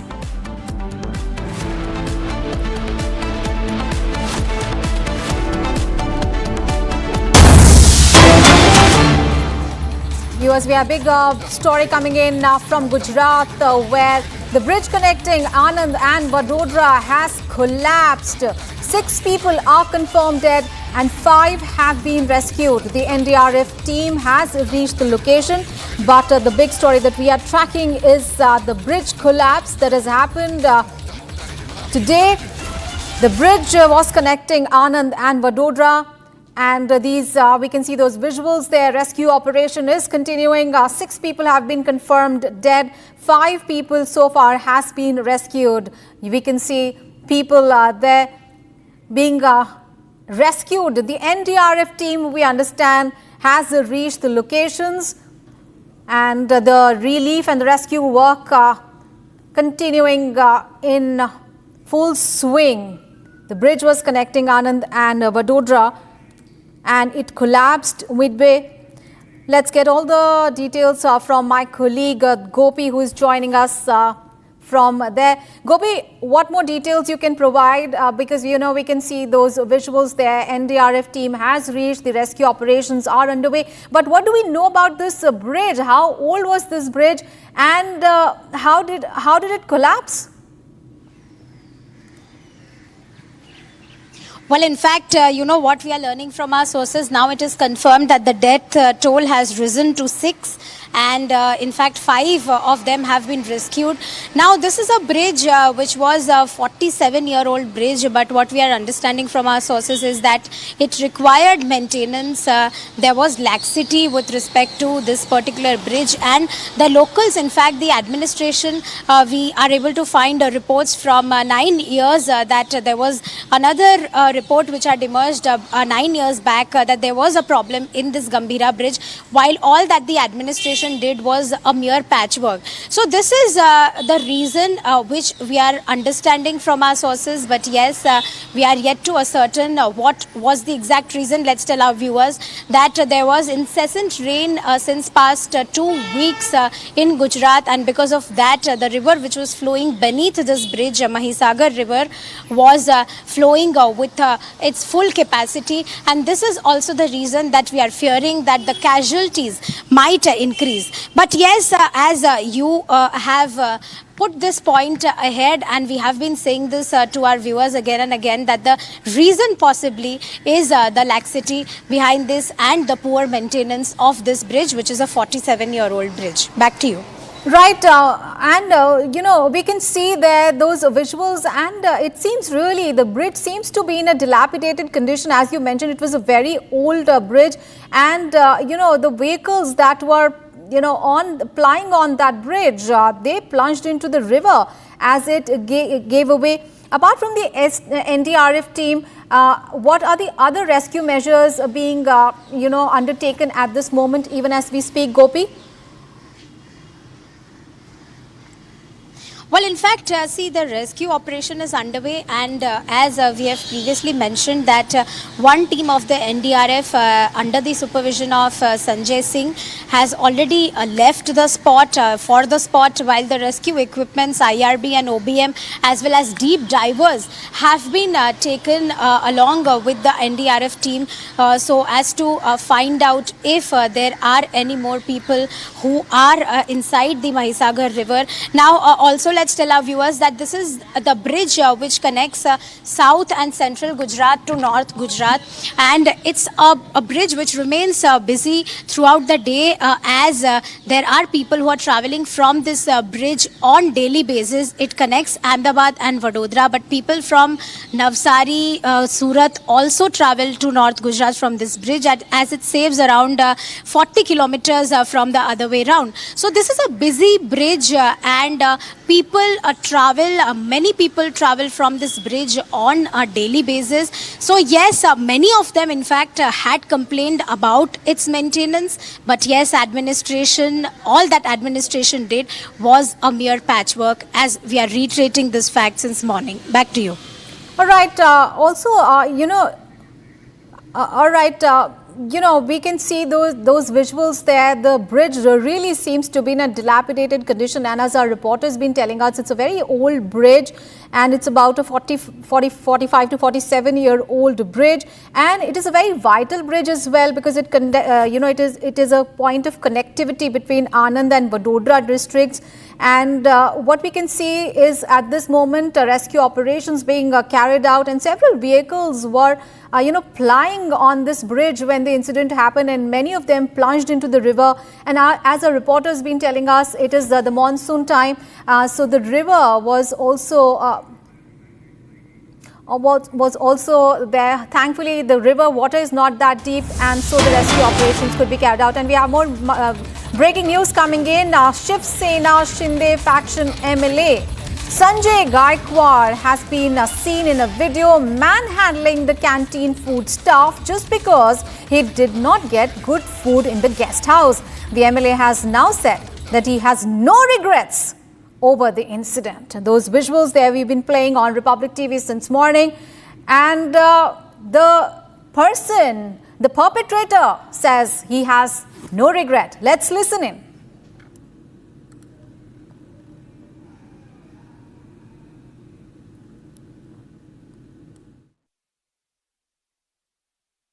देखो, ये आकाशवाणी की जो canteen है, मैं 30 साल से यहाँ पर आता हूँ और 5.5 साल से यहाँ रह रहा हूँ।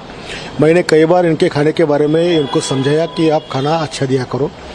कल रात में मेरे रूटीन टाइम पर 10 बजे मैंने खाने का ऑर्डर किया, सो मैंने दाल चावल और 2 चपाती मंगाया।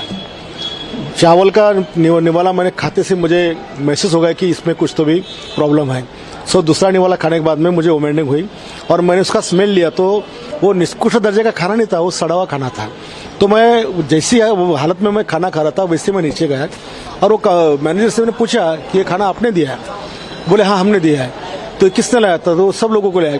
मैंने मैनेजर और उनके 6 लोग और जो बैठे हुए खाने पर जो लोग बैठे थे, उसको सबको ये स्मेल दिखाया। तो बोले ये बहुत गंदा है, ये खाने जैसा नहीं है। फिर मैंने उनको बताया कि मैंने आपको 10 बार ऐसे समझाया कि आप खाना अच्छे से दिया करो, आप हमारी ज़िंदगी से खेल रहे हैं, हमारी जान से खेल रहे हैं। ये अगर हम ये पॉइजन वाला खाना खाएंगे तो हम कल हमारी जान को कुछ भी हो सकता है। आज हजारों लोग वहाँ आते हैं, कर्मचारी आते हैं, पार्टी के कार्यकर्ता आते हैं। आप इसी तरह का खाना अगर उनको पेश करते हैं या देते हैं तो उनकी तो जान खतरे में। इसलिए जो रिएक्शन मेरी बात में रात में आई, तो बहुत समझाने के बाद में, हर भाषा में समझाने के बाद, अगर ये लोग सुधरते नहीं हैं तो मुझे मेरी स्टाइल से मुझे उनसे बात करना पड़ेगा।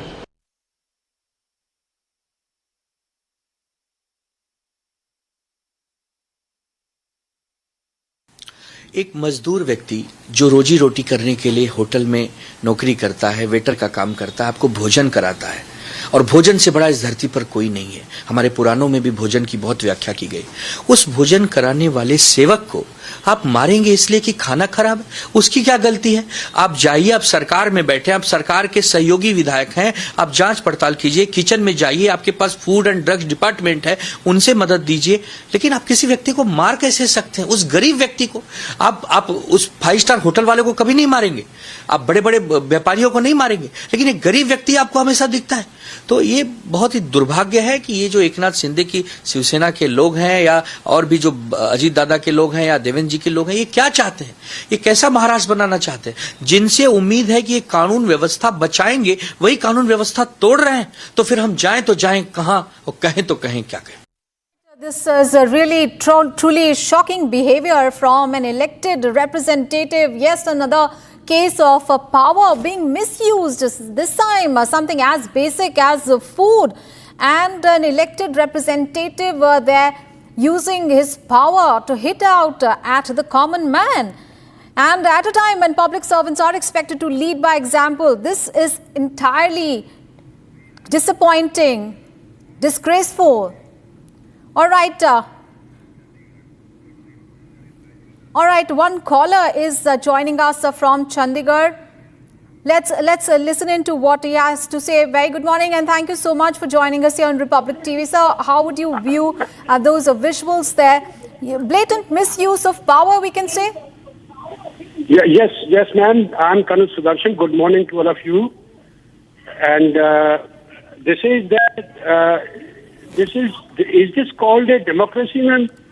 The people I have been seeing and watching this news for the last few days that people are, on the name of language, hitting the people and beating them. What is this nonsense going on in Maharashtra? Why can't governor and other people in the democracy hierarchy can wake up?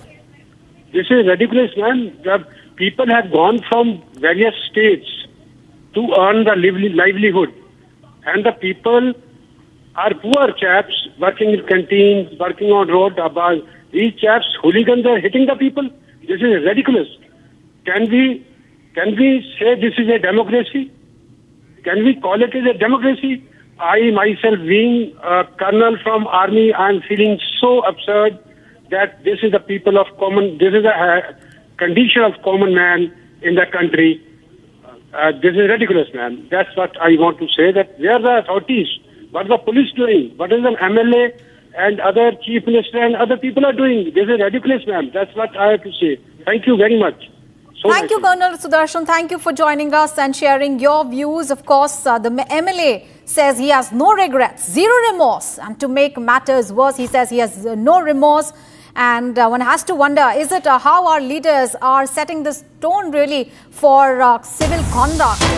And viewers, we have more breaking news coming in. M&S workers have vandalized the Tongaon Toll Plaza in Washim in Maharashtra. Those visuals are there. One can see M&S workers vandalizing the toll plaza in Washim district on the Akola-Nanded highway. And this incident happened yesterday. The workers vandalized the toll plaza, alleging that there were no facilities at the toll plaza. And they vandalized the toll plaza, protesting against the toll collection without any facilities. And the police have now registered a case and are investigating it further. But we can see those visuals there. M&S workers really on a rampage there and setting and destroying the public property and they alleging that just because they were not getting the facilities, they vandalized the toll plaza there. And this happening on the Akola-Nanded highway. This is the Thangaon toll plaza in the Washim district, and they vandalized the toll plaza and giving it justification that since there were no facilities at the toll plaza, they have the right really to vandalize the place. And police, however, have taken an action. So far, they have registered a case and they are investigating the matter. All right, BJP MLA Atul Bhatkar is now joining us. Sir, very good morning and thank you so much for joining us here on Republic TV. Sir, how would you react to these visuals there, MNS workers, they are vandalizing the toll plaza and saying that since there were no facilities, they have the right to vandalize it?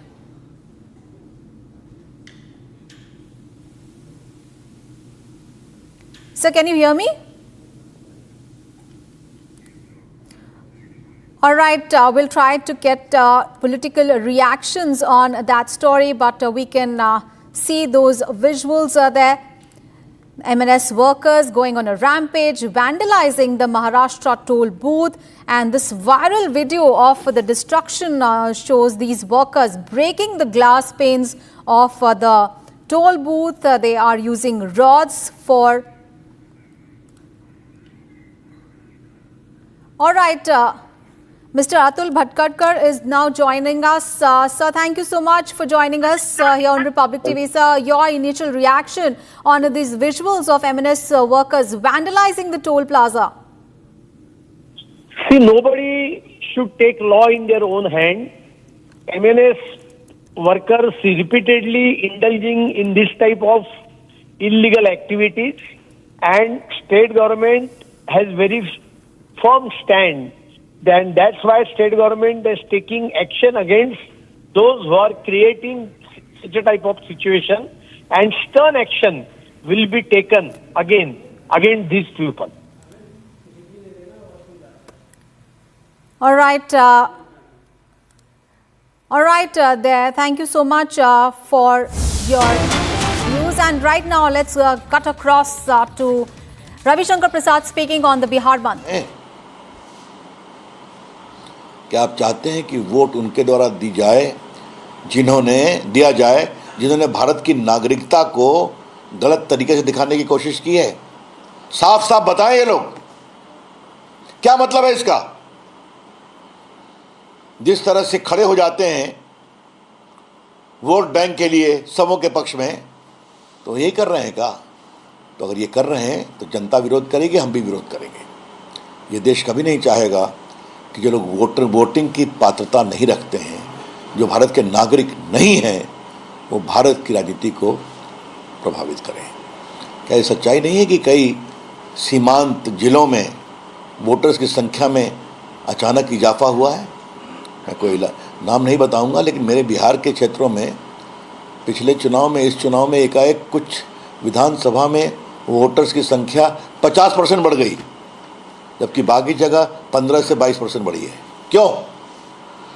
तो कई सवाल हैं, revision होने दें और कल court में बहस करें, जो निर्णय हो उसको स्वीकार करें, लेकिन पहले ही हार मानकर जो देश के नागरिक नहीं हैं उनके पक्ष में खड़ा होना बंद करें। आज बंद के दौरान रेलवे रोका जा रहा है, सड़कों को बाधित किया जा रहा है, कई जगह खोलने की कोशिश की गई पटना में, इसको कैसे देखते हैं? ये गलत है ना, गलत है। मैंने कहा कि आपको अपनी रैली या जलसा निकालने पर कोई आपत्ति नहीं है, लेकिन तोड़फोड़ क्यों करते हैं? सर, सीमांचल इलाकों में कई जगह जो नागरिक मतलब कई लोगों ने जो है ना आवासीय प्रमाण पत्र के लिए भी मतलब अप्लाई किया है डीएम के पास, इसे कैसे देखते हैं? अब ये तो डीएम का विषय है, ये मेरा विषय नहीं है। मैं बिहार से आता हूँ, मैं जानता हूँ वहाँ की स्थिति, मैंने बहुत दौरा किया है वहाँ पर। ये सच्चाई है कि सीमांत इलाकों में, बांग्लादेश से जुड़े इलाकों में, बंगाल के बॉर्डर के विधानसभा क्षेत्रों में मतदाताओं की संख्या में अप्रत्याशित वृद्धि हुई है। तो जांच होने दीजिए ना, क्या दिक्कत है? रवि जी, महागठबंधन जो है आज वो बंद के माध्यम से अपनी ताकत दिखाने का प्रयास कर रहा है। राहुल गांधी दिल्ली से पहुंचे हैं और तेजस्वी यादव के साथ वो सड़कों पर टहल रहे हैं। वो एक शक्ति प्रदर्शन को दिखाने का प्रयास है। अरे भाई, ताकत दिखाने का मौका बहुत न मिलने वाला है। अभी नवंबर में बिहार का चुनाव है ना, उसके बाद बंगाल का चुनाव है ना, उसके बाद यूपी का इलेक्शन है ना 27 में। दिखाए ना, अभी 3 जगह तो दिखाए, हार गए, चित हो गए। दिल्ली में चित हो गए, महाराष्ट्र में चित हो गए, हरियाणा में चित हो गए। तो आप अपनी ताकत दिखाइए ना। अब ये ताकत में, इस ताकत को जनता कैसे देखती है भी सवाल है ना। All right, Ravi Shankar Prasad there speaking on the Bihar Bandh there. Remember, the opposition parties in the Bihar have called for a Chakka Bandh, the Bihar Bandh, to protest against the Election Commission's special intensive revision. And viewers, we have breaking news coming in.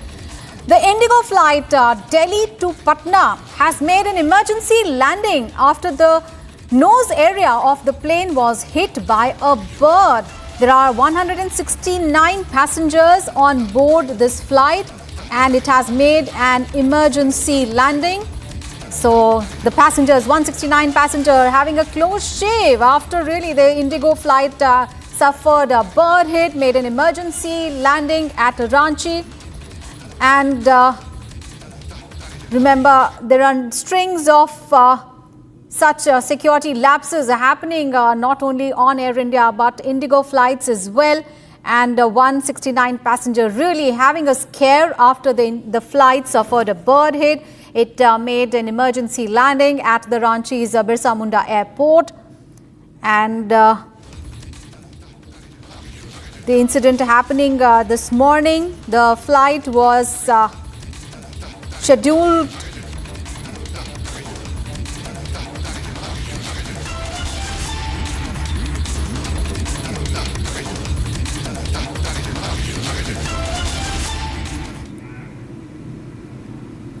And viewers, let's move on in the bulletin. U.S. Senate State Department spokesperson Tammy Bruce has commented on President Donald Trump's claims of brokering a ceasefire between India and Pakistan. Bruce noted that the situation is in fact unfolding in real time, allowing people from their own opinions.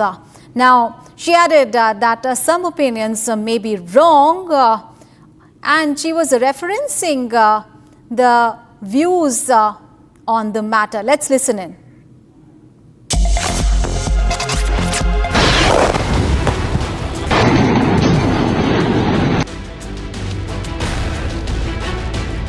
So many comments speak for themselves.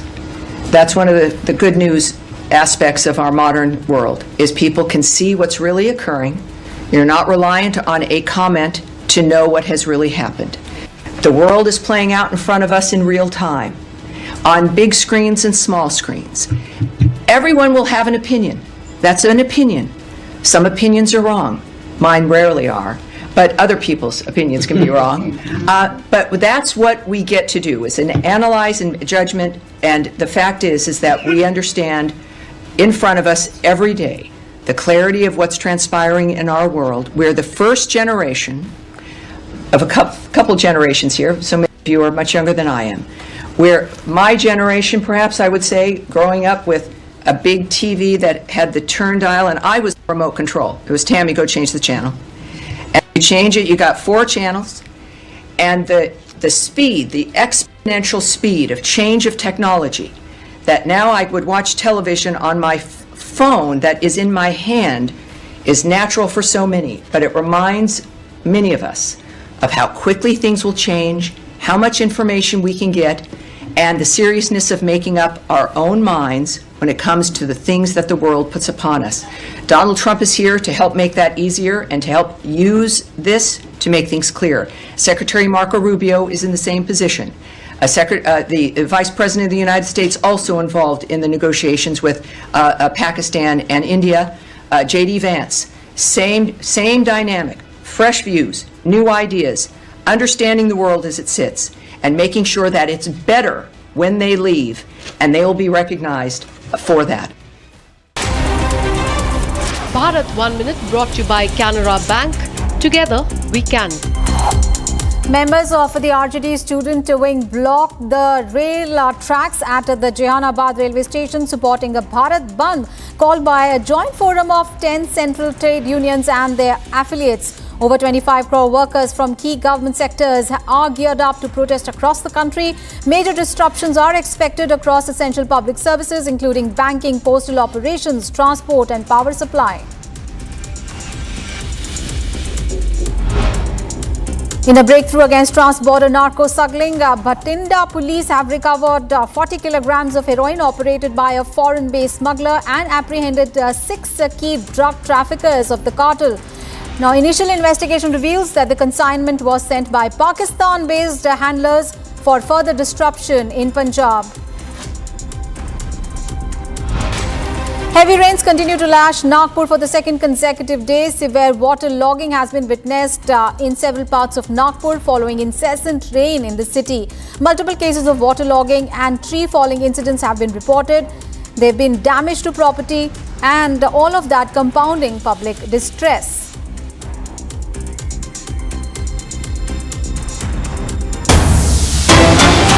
Viewers, we have breaking news coming in. The Parliament Committee on Transport has begun. The meeting has begun.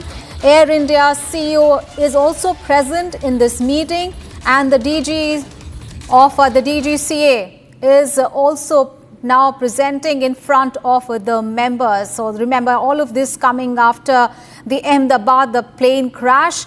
And now this Parliament Committee is looking into the air safety issues, and several members of the key stakeholders have been called, including members from Air India, Akasa Airlines, Indigo, and they are going to discuss about the airline security. Remember, all of this happening after the Ahmedabad, the plane crash, in which all of the crew and the people on board except one died in that crash. And now this meeting is taking place.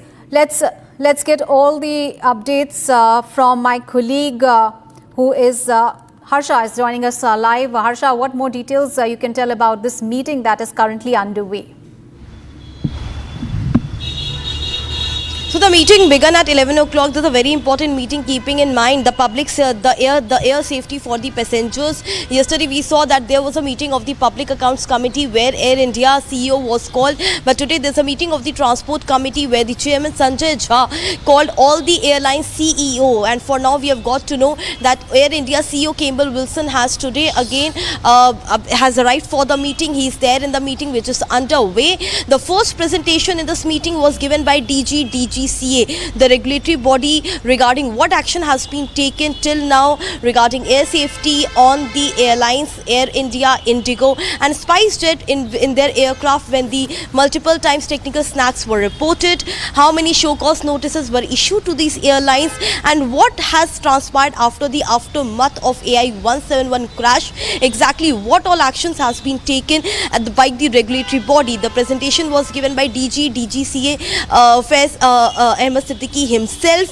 Now we know that all the airlines, Air India, SpiceJet, Alliance Air, Akasa Airlines, Pawan Hans, Global Venture, almost 8 airlines have been called here for the meeting and they will be giving the presentation as well. You're watching Republic TV. The top focus is going to be not only the committee meeting but other big breaking from Mumbai and other parts of the country as well. Keep watching Republic TV. Right now it's time to slip into a short break. On the other side of the break, much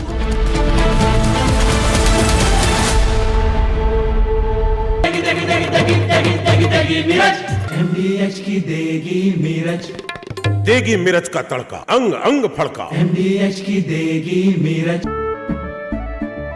केसरिया से मन जोगी हुआ रे, दिल झूमे देखो पतवारा हुआ रे। केसरिया से मन जोगी हुआ। हर पल मनाओ केसरी त्योहार। विमल, बोलो जुबान केसरी। आधे बाउल दही में 4 चम्मच MDH चटनी पुदीना मसाला डाला, स्टर करो, पुदीना चटनी तैयार। MDH चटनी पुदीना मसाला।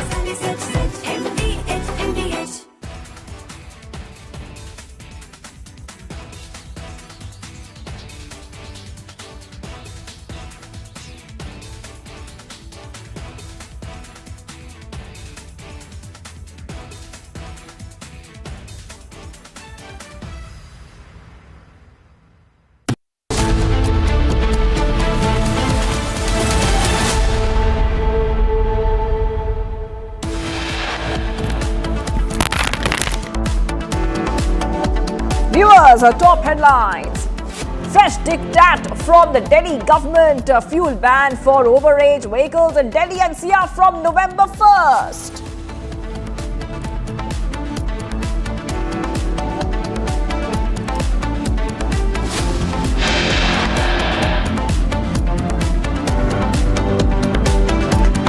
Shinde Sena MLA rains punches on canteen contractor over poor quality food. MNS workers vandalized toll plaza in Vashim.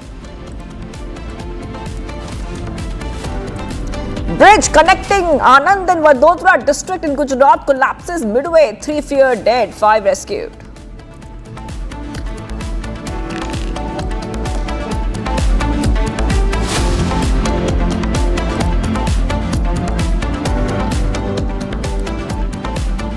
Anti-conversion racket busted in Uttar Pradesh. Bulldozer action on Changur Baba continues on day 2. PM Modi reaches Namibia after completing visit to Brazil and receives a grand welcome.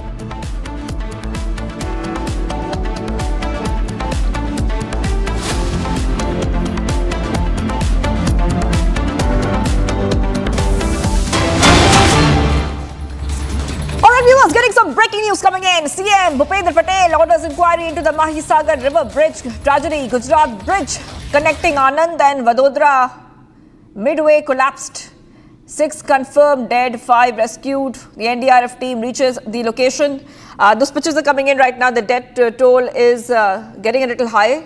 6 confirmed dead. And the bridge collapsed midway. The rescue operations are continuing because multiple vehicles fell into this river, the Mahisagar River, when a bridge in Gujarat collapsed. Now, the latest coming in, and you can see those 3 pictures on your screen, 3 different angles showing you what exactly has happened so far. One is an aerial view, one is one more view, and the third one is showing you the people who have gathered there. Okay, we're getting one more update coming in right now. We're putting 2 comparisons out for you from the 2022 Morbi Bridge collapse and this collapse which has happened in Vadodara. Let's go to Gopi joining us live. Gopi, yes, take our viewers through what we are learning so far. Now we know that the CM has ordered an inquiry into this bridge tragedy. Yes, Gopi. Well, yes, in fact, Shivangi, as you've correctly mentioned, that the Chief Minister of Gujarat, Bhupendra Patel, has now ordered inquiry into Mahisagar River Bridge tragedy, which happened earlier this morning. But the question arises, as we are showing the contrasting visuals of Morbi Bridge as well as Gambhira Bridge, the reason being same, this is in fact a 45-year-old bridge and it required maintenance. There have been reports from past 6-7 years that the local administration, along with people, along with the regular commuters on this bridge, they have in fact complained several times to the authority that the bridge required maintenance. But yes, all that the administration and the government did was a mere patchwork. This is what we are getting to understand. While also, let's tell our viewers that the rescue operation is underway. While there is a government hospital in Vadodara, which is the SSG hospital, 4 people have been shifted there. There's another hospital in Padra where 6 people have been shifted, while 20 ambulances are still on the spot. NDRF teams are also at the spot. But what we are learning from our sources is that there is a possibility that more number of casualties might emerge as and when the rescue operations are done with. Well, let's tell our viewers that the rescue operations are underway. There was one Ertiga car, in fact, which had 6 people. All 6 are dead. This is also what we are learning from our sources. So yes, the death toll is feared to rise in the coming hours. We will have to wait and watch what pans out next. But yes, all eyes would be towards this inquiry which has been probed in, and let's see what pans out next. Back to you. That is right, Gopi. I wanted to stay on with us because we're showing aerial pictures of the bridge collapse, which is looking very, very dangerous, Gopi. And as the CM has ordered an inquiry into this, it's very important to note that an audit of such similar structures is very, very important to avoid these kind of bridge collapses. Well, yes, in fact, as I've just mentioned, that it was a 45-year-old bridge, Shivangi, and it was not well maintained.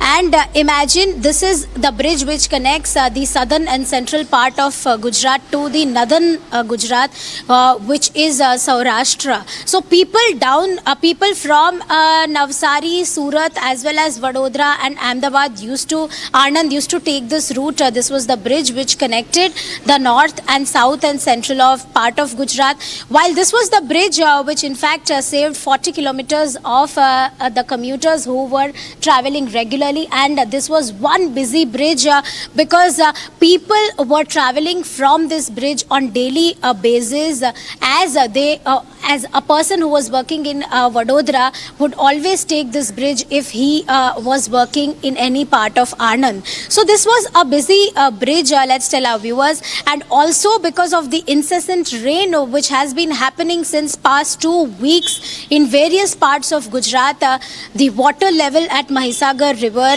even the river was in fact fierce. There are deep divers also working towards this particular rescue operation. NDRF has in fact taken deep divers along with them, and it is feared that the number might increase from 6 to more, but we will have to wait and watch what pans out next. Yes, Shivangi. All right. Thank you, Gopi, for getting those details. I really have to move ahead right now to some of the other breaking updates we're getting for our viewers. So let's go to the next set of breaking updates we have for you. Language war escalates in Maharashtra. Another incident has come to light, and this time it's coming in from Bhimandi.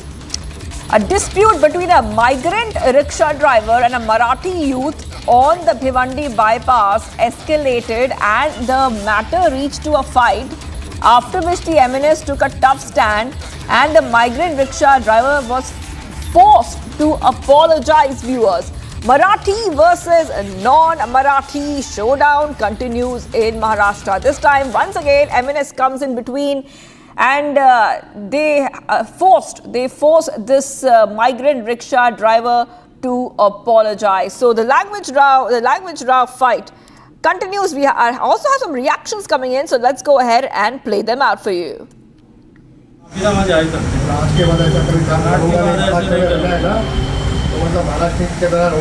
सबसे मिल के रहूंगा.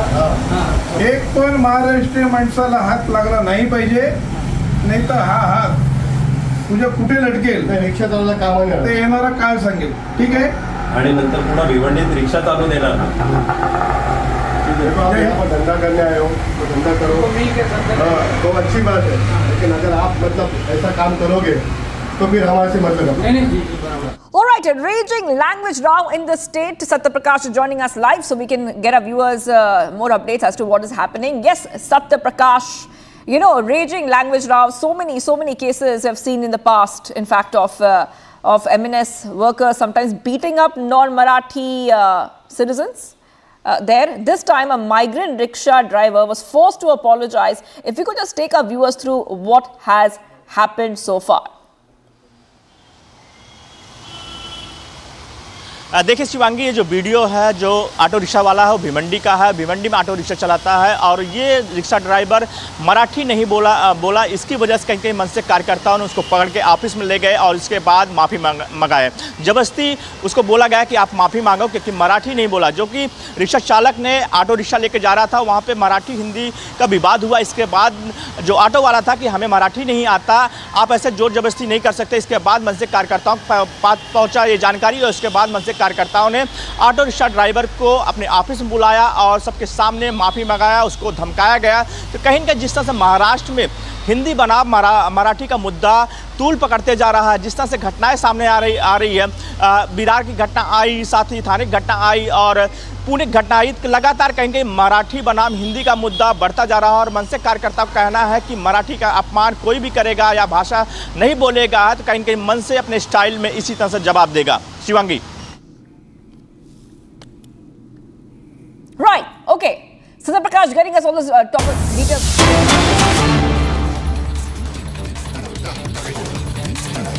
ਦੇ ਨਾਲ ਹੀ 350 ਸਾਲਾ ਜਦੋਂ ਅਸੀਂ ਮਨਾ ਰਹੇ ਹਾਂ, ਦਿੱਲੀ ਯੂਨੀਵਰਸਿਟੀ ਵੱਲੋਂ ਵੀ ਇੱਕ ਬਹੁਤ ਵੱਡਾ ਕਦਮ ਚੁੱਕਿਆ ਗਿਆ ਹੈ।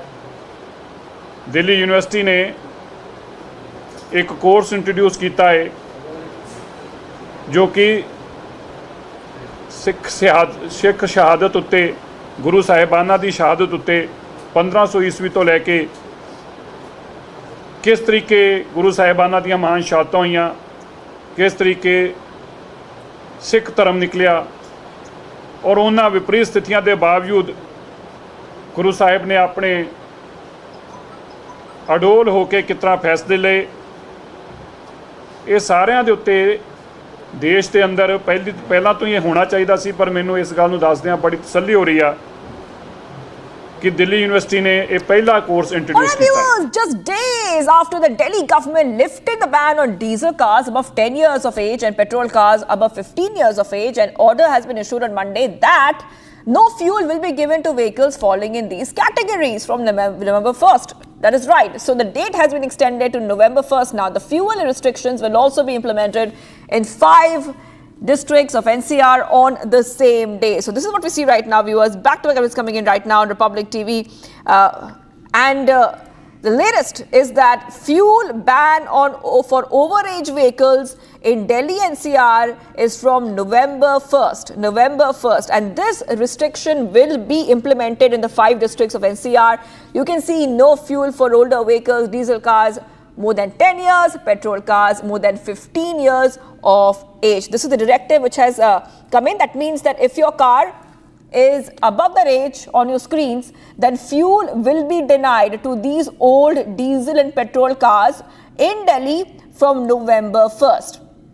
Not only that, the fuel ban not only is in Delhi, it's also in the 5 NCR districts as well. There's some back-to-back up is coming in right now, where we see that no fuel will be given to these vehicles falling in these categories on your screens from November 1st. All right. We have with us Riyanka joining us live. Let's go to Riyanka. Meeting of the Commission for Air Quality Management was held after the Delhi government wrote to them to review their decision towards no fuel for the end-of-life vehicles from July 1st. And now, Riyanka, it looks like the date has been extended to November 1st. Riyanka.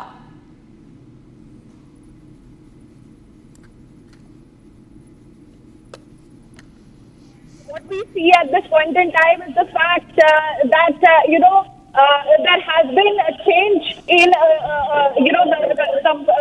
the fuel that has been that was earlier banned, and we have to wait and see at this point in time what happens next. But Shivangi, what I'll do is I will connect back. There is a technical error with the audio right now. I will connect back. Give me a minute.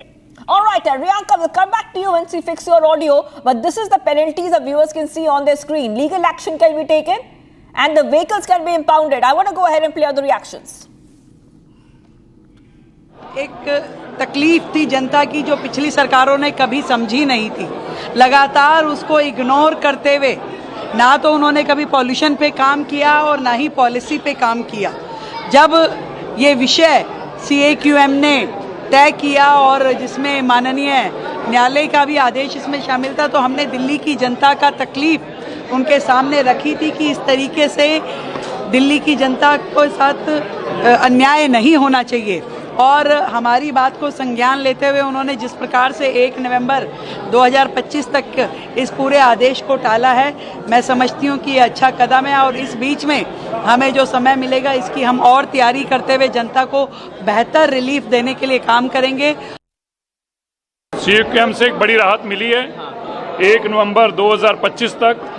इस दौरान जैसे कि माननीय मुख्यमंत्री जी ने पहले भी कहा था, हम बाकी भी काम करेंगे। हम माननीय सुप्रीम कोर्ट तक भी और NGT तक भी अप्रोच करेंगे।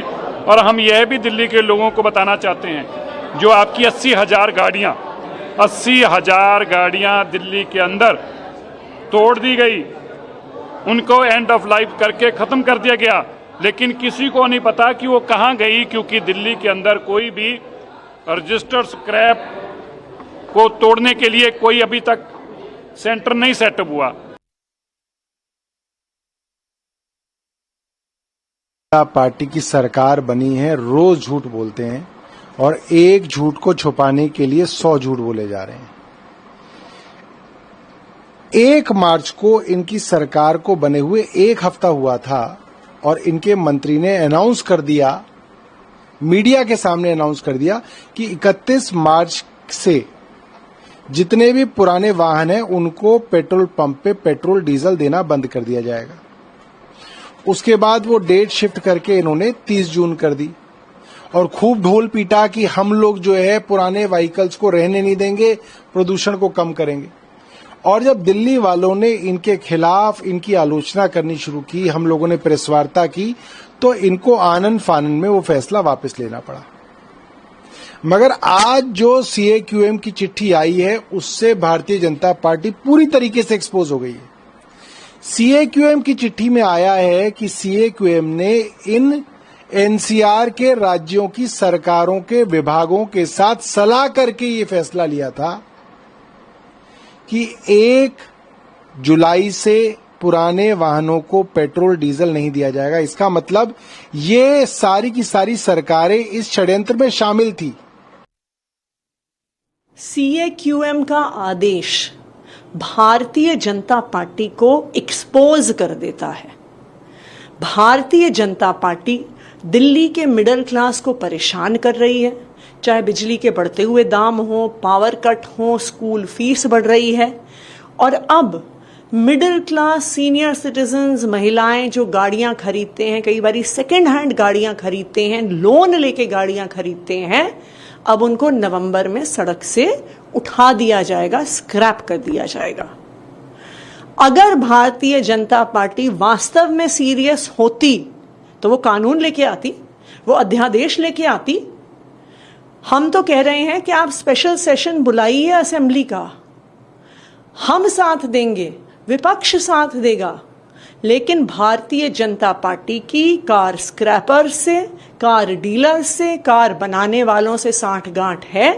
इसीलिए वो 62 लाख गाड़ियों को दिल्ली की सड़क से उठाना चाहते हैं। Let's go straight to my colleague who's joining us with us. We have Riyanka. Riyanka, you know, we've heard those reactions, political reactions coming in. So on one hand, we see that these overage cars, they will not get fueled post November 1st. On the other hand, many reactions coming in, especially from the Aam Aadmi Party, that this is going to be a burden on the middle class. Yes, Riyanka, over to you.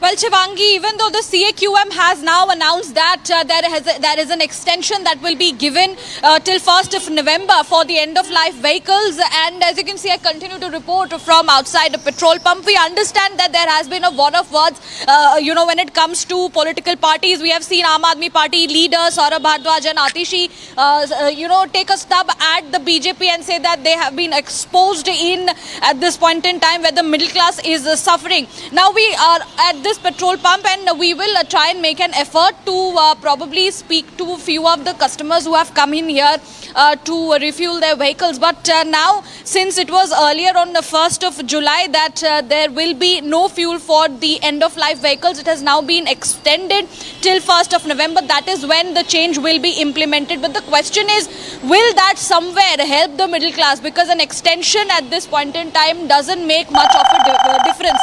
We'll try go ahead and show you these visuals. Riyanka, Riyanka, hold on. I'll come to you, Riyanka, because we have a caller. Our phone lines are open. Viewers. Brigadier Maini calling in from Chandigarh on this. Let's go to Brigadier Maini. Can you hear me, Brigadier? Yes, I can hear you. Yes, what do you think about this ban? Do you think this is a boon for the middle class or the bane for the middle class?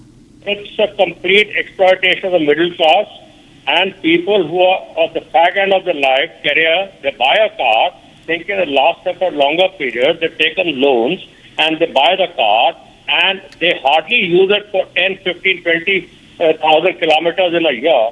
I think that should not be, they should not be penalized. You should go for the pollution check. If it is polluting the atmosphere, then yes. Would you please stop this racket which is going on, money-making racket, which is affecting a common man? Please, for God's sake, put this across to the powers that be. I don't follow any political party, but I'm against this stupid ban which is coming into force from 1st of November. Absolutely ridiculous order. Absolutely ridiculous order. I buy my car this year and 10 years later you take registration for 15 years and you ban it in 10 years. What sort of nonsense is this? Why should I pay my road tax for 15 years when you want to ban my car for after 10 years? Most ridiculous thing. They're making money out of us. Please stop this nonsense and tell the government not to indulge in this kind of a thing. I'll stop voting for the government after this. Thank you.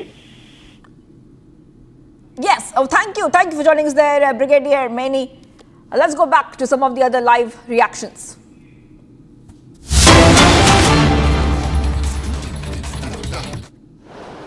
ਉੱਥੇ unit ਨਹੀਂ ਹੈਗਾ ਦਿੱਲੀ ਅੰਦਰ। ਮੈਂ ਪੁੱਛਣਾ ਚਾਹੁੰਦਾ ਅਰਵਿੰਦ ਕੇਜਰੀਵਾਲ ਜੀ, ਜਵਾਬ ਦਿਓ 80,000 ਗੱਡੀਆਂ ਕਿੱਥੇ ਗਈਆਂ? ਅਸੀਂ ਲਿਖਿਆ ਸੀ CUKM ਨੂੰ ਕਿ ਅਸੀਂ ਅਜੇ ਲਾਗੂ ਕਰਨ ਦੀ ਸਥਿਤੀ 'ਚ ਨਹੀਂ ਹੈਗੇ। CUKM ਨੇ 6 ਮਹੀਨੇ ਦਾ ਸਾਨੂੰ ਟਾਈਮ ਦਿੱਤਾ ਹੈ, 1 ਨਵੰਬਰ 2025 ਤੱਕ ਦਾ। ਅਸੀਂ ਧੰਨਵਾਦ ਕਰਦੇ ਹਾਂ। ਇਸੇ ਦੌਰਾਨ ਅਸੀਂ ਆਪਣੀ ਬਾਕੀ ਲੀਗਲ ਰੈਮੇਡੀਜ਼ ਵੀ ਐਕਸਪਲੋਰ ਕਰਾਂਗੇ।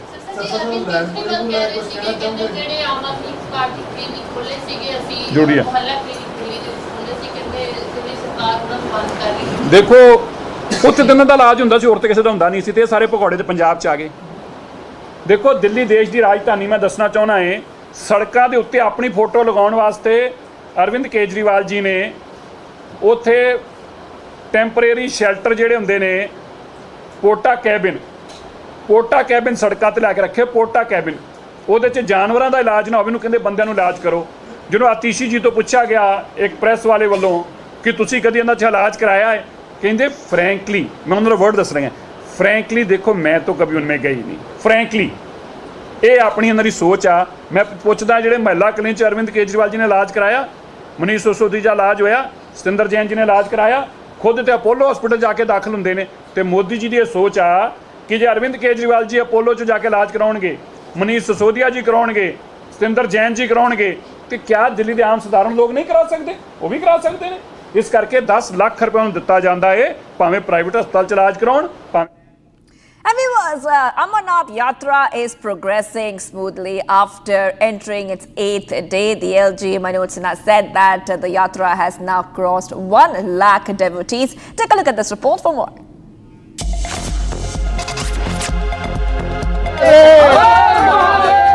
As flags flutter and chants echo, the sacred pilgrimage to Amarnath enters day 8. The Amarnath Yatra has crossed the 1 lakh mark within 6 days of the Yatra. Meanwhile, a fresh 7th batch of pilgrims departs from Nunwan base camp in Pahalgam for their pilgrimage to the holy cave. पहली बार पहलगाम से, वो भी मोदी जी के आह्वान पे पहली बार, क्यों बहुत बदलाव आया है। और दूसरा जो है, यहाँ पर पहलगाम में जो वो किया था, कांड हुआ था, तो खास तौर पे वो देखने आया हूँ, जिसका जवाब मोदी जी ने दिया था। बाबा जब बोले था जब को, तो बहुत उत्साह से लोग आते हैं। जब आते हैं मन को बहुत पसंद आते हैं मन में। बाबा से क्या दुआएं मांगने जा रहे हैं? इस विश्व का कल्याण करे बाबा, सबका भला करे, जात पे सबको छोड़ के सबको बाबा भला रखे। पहली बार कितने खुश हैं आपकी अभी पहलगाम से होके दुकान देखे है। पहली बार ही यात्रा कर रहे हैं हम लोग। मन में कितनी उत्साह? बहुत उत्साह है। बस महादेव के दर्शन हो जाए, बढ़िया। बोलेंगे गोदी में बैठे, बस यही इच्छा है आखिरी। पहली बार आई हूँ और बहुत आनंदमय यात्रा हो रही है। बहुत अच्छा लग रहा है। शुरुआत ही बहुत अच्छी हो रही है। बहुत पॉजिटिव वाइब्स आ रही है। जो जब आपने यात्रा के लिए टिकट किया था, उस टाइम क्या सोचा था, अभी क्या पाया? मैंने एक दिन पहले टिकट किया है, मुझे कोई वो नहीं है। मुझे तो बिलीव ही नहीं हो रहा कि मैं यहाँ पर हूँ और कल मैं वहाँ होंगी दर्शन पे। क्या मन्नत लेके जा रही हैं आप? मन्नत कुछ नहीं है, जो है सब अच्छा है, आगे भी अच्छा ही होगा। मन्नत कुछ नहीं है, बस बाबा के दर्शन है। The annual Amarnath Yatra began on July 3rd amid elaborate security and logistical arrangements to ensure safety and convenience of devotees.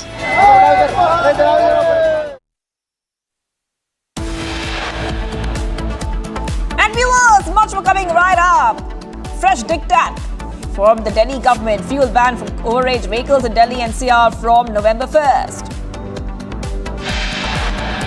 And Shinde se Namale rains punches on canteen contractor over poor quality food. M&S workers vandalized toll plaza in Bashim. Stay tuned, viewers. We are live and breaking.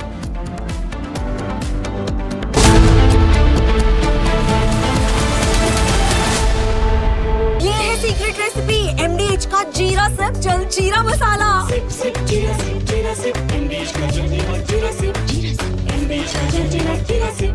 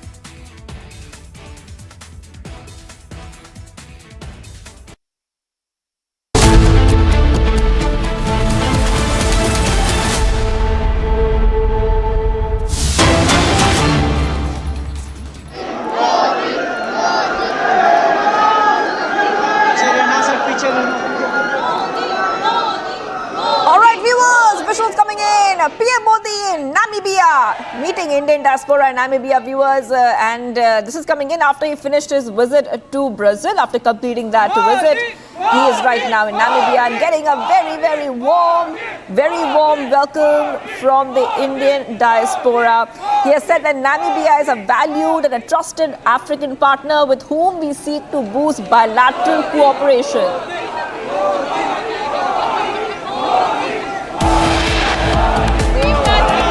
Taking a short break.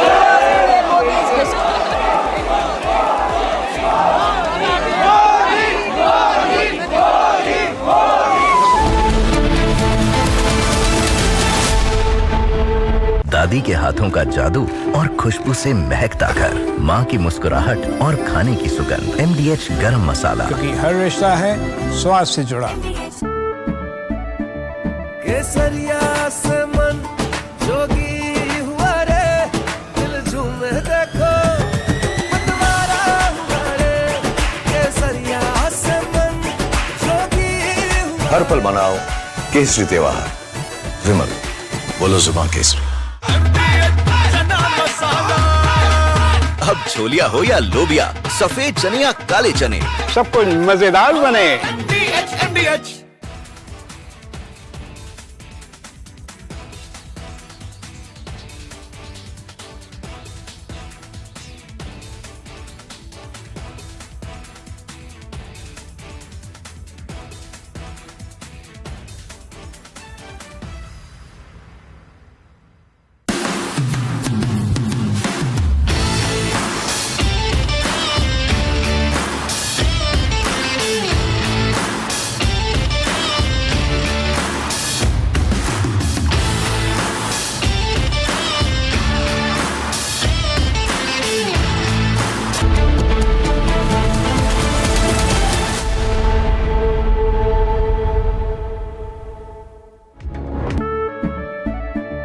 केसरिया से मन जोगी हुआ रे, दिल झूमे देखो मतवारा हुआ रे। केसरिया से मन जोगी हुआ। हर पल मनाओ केसरी त्योहार। विमल, बोलो जुबान केसरी। MDH की हल्दी मिर्ची धनिया करे कमाल, ये रंग दे, ये खुशबू दे, ये तीखा, ये कम पड़े, क्या निराला MDH masala.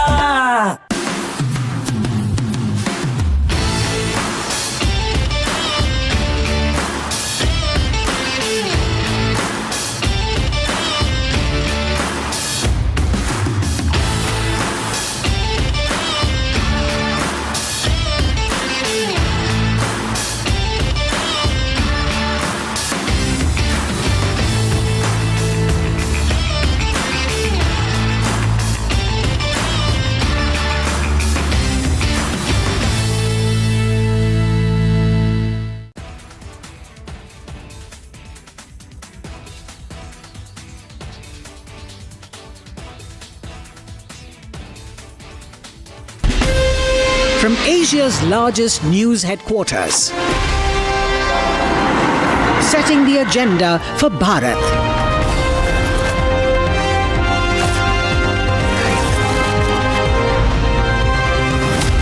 You're watching Republic.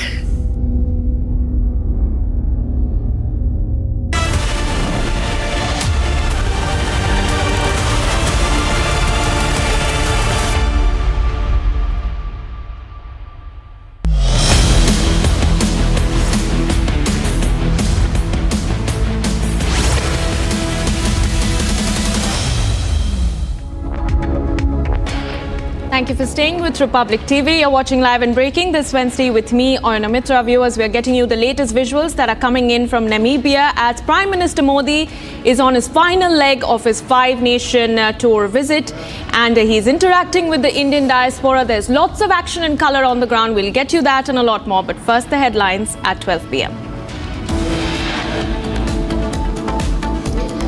Fresh diktat from Delhi government, fuel ban for overage vehicles in Delhi NCR from the 1st of November.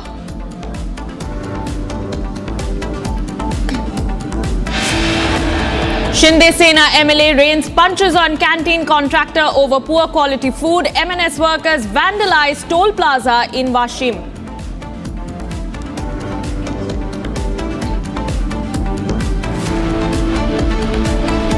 Bridge connecting Anand and Vadodara district in Gujarat collapses midway. Eight feared dead, 5 rescued.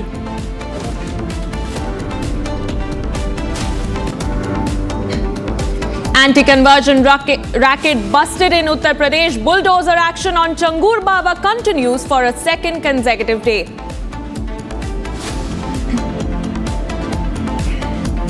Prime Minister Modi reaches Namibia after completing visit to Brazil, receives a grand welcome.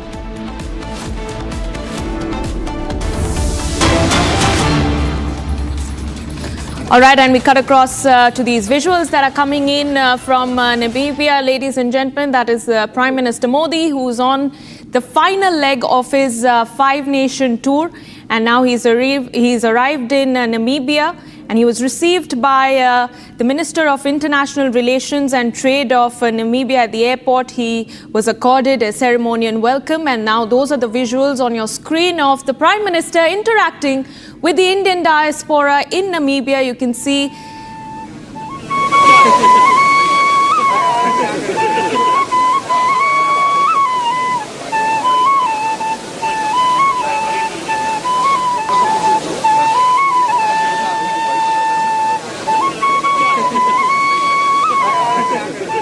those are the hearty visuals of the Prime Minister interacting with the Indian diaspora who have come to greet him with the tricolour in his hand. And on that note, we'd like to go across to my colleague, Senior Executive Editor Abhishek Kapoor, who joins me on the phone line. Abhishek, lots of colour and colourful visuals coming in from Namibia, and this is the final leg of the Prime Minister's visit. Tell us the significance and what can we expect from that much-awaited address by the Prime Minister in the Namibian Parliament? Well, this is a state visit. This is happening after a gap of 27 years. Sudden Indian Prime Minister visiting Namibia.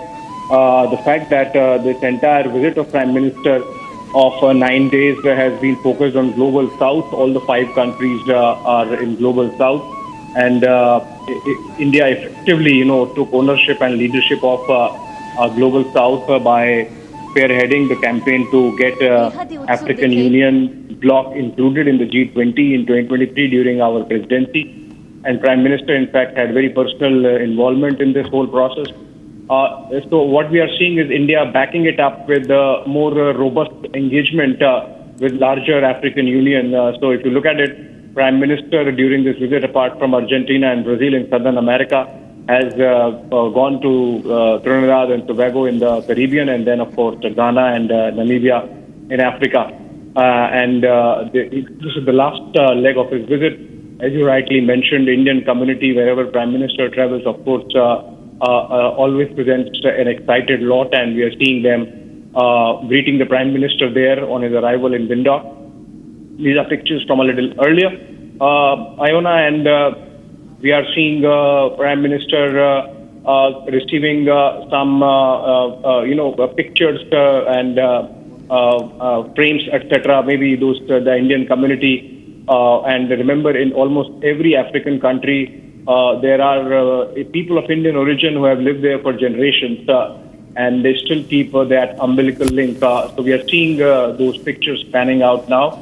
Prime Minister would also be, of course, apart from delegation level talk, be engaging with the Namibian parliamentarians. There is going to be a different press. And he did that, for example, in the case of Trinidad and Tobago also. He did that in the case of Ghana also. This is essentially a marker of the kind of respect that extended to the Prime Minister and the manner in which India is seen now. It's a very important geography, and for nations that have not seen an Indian Prime Minister for 3 decades or more, itself is a commentary, or perhaps a sad commentary, on the absence of focus till recently. But now, in fact, over the last 10 decades of the Modi government, of the about 20 odd new high commissions or consulates that have opened around the world, a majority of them are in fact in Africa, and that really gives an idea of the kind of focus and the kind of push we have now for the extended African region. Specific to Namibia, the fact that the trade in the absolute numbers is very small, at about $600 million, but it has, it had a very low base of just about $3 million at the turn of the century. So obviously in 25 years there has been tremendous progress, but there was neglect also. So now that that top level engagement is happening, hopefully this would translate into even better numbers trade wise. But apart from that, the people to people connect, as can be seen in these pictures, is obviously there. The fact that the cheetahs that really came back to India after becoming extinct sometime in 1950s, 60s, Namibia sent a few of them, apart from, I believe, Zimbabwe and South Africa. So, and a majority of them have in fact come from Namibia. So that kind of cooperation already exists. It's just about making it firm, making it stronger. And that's exactly what the Prime Minister is going to do. Right. Absolutely, Abhishek. Thank you for giving us your perspective on the matter as we track those visuals coming in from Namibia. But for the moment, viewers, we have to shift to some big breaking news that is coming in. A special NIA court in New Delhi has extended the judicial custody of 26/11 Mumbai attack mastermind Tahavur Rana till August 13th. He was extradited from the US in April earlier this year. That is the big breaking news that is coming in. That's coming just about 2 days after Tahavur Hussain Rana, who's known to be the 26/11 Mumbai terror attacks mastermind, made explosive admissions that has further exposed Pakistan's deep involvement in the deadly assault on India's financial capital. And now we're learning that a special NIA court has essentially extended the judicial custody of Tahavur Rana. And just to bring you more details, viewers, Tahavur Rana had told his investigators that he was in Mumbai at the time of attacks, and he confirmed his long-standing association with Pakistan ISI elements. And he also revealed essentially that he was a close associate of David Coleman Headley and had undergone multiple training sessions with the Pakistan-based terror group, I beg your pardon, Lashkar-e-Toiba. And he did confess to the fact that the LET primarily operated as a spy network and worked in coordination with the ISI. So more skeletons tumbling out of the closet, and now this is a big setback as well for the mastermind, as his judicial custody now remains extended. And we're getting in more breaking news on the moment. This is in connection with the bridge collapse in Gujarat's Gambhira district. Now, sources say that the reason behind the collapse is mainly low maintenance of the bridge. Now, there have been various media reports over the past 9 years that the bridge required a lot of maintenance work. But we're learning that all that the government did was mere patchwork. And as we speak, viewers, the death toll we're learning has unfortunately risen to 9. 9 people have lost their lives in the unfortunate tragedy. And over 5 people have been critically injured. In fact, a short while ago, we also learned that Chief Minister Bhupendra Patel has ordered an inquiry into the tragedy. So viewers, there you have it on your screens. Merely 3 years after the tragic bridge collapse in Morbi, which claimed over 100 lives. We have a similar case that is coming in from Vadodara, which has now claimed the lives of at least 9 people. And we're learning that there were lapses on behalf of the government. The bridge was very poorly maintained, and there were several reports that had emerged over the last many years about how the bridge needs regular checks and checkworks that were required to be done. But all that the government did was mere patchwork. And the incident, as we speak, has currently disrupted road connectivity between Anand and Vadodara as relief operations continue. For more information, I'd like to go across to my colleague Gopi, who joins me live for more on the story. Gopi, what are the current details that you're picking up from the ground? We are learning that the death toll has risen, and so far, how many people have been rescued from the spot? Well, in fact, Tanisha, what we can confirm is Anil Dhamalia, collector of Vadodara, has confirmed that 9 people have been found dead from the spot, while 6 have been rescued as of now. But the injured people are being taken to the SSG hospital in Vadodara, while there is also another hospital in Padra where a few bodies are being taken. What we are also learning from our sources is that the rescue operation is underway, and there is still a truck which is stuck inside the Mahisagar river down there below where the bridge collapsed, and they are in fact suffering from a difficulty to pull that truck out as the water level has risen due to incessant rain. But yes, the rescue operation is underway, and as you have correctly mentioned, that administration is to be questioned here. There was no maintenance of Gambhira Bridge, while this bridge is 45-year-old bridge. It was made in the year 1981 and was operational since 1984. There were repeated complaints regarding this particular bridge since past 6 to 7 years. But no action was taken, no maintenance was done. All that was done, which you've just mentioned, all that was done was a mere patchwork. We will have to see, but it is feared that the death toll might increase as the day proceeds. Back to you. Right. All right, Gopi, thank you for giving us those details as we track that story from Gujarat very closely, viewers. And now shifting focus to what's been happening in Maharashtra, where the Maharashtra Navnirman Sena workers, that is the Raj Thakre's party, MNS workers, have been on a complete rampage. And today we got fresh visuals from a toll plaza in the Washim district along the Akola-Nanded highway, where this incident happened yesterday. The workers allegedly vandalized the toll plaza, claiming that there were absolutely no facilities over there. They vandalized the plaza, protesting against the toll collection, and the police have now registered a case and are further investigating the matter. Those are the visuals on your screen. In fact, these are 2 incidents that we have reported, viewers. On the left of your screen is an incident that we reported on the language row, which is escalating in the state, where a dispute between a migrant rickshaw driver and a Marathi, I beg your pardon, this is another case that we're reporting where a Shiv Sena MLA, Sanjay Gaikwad, he allegedly slapped a canteen staff member over poor quality food. And on your right, we have visuals from the toll plaza in Washim, where MNS workers vandalized and went on a rampage.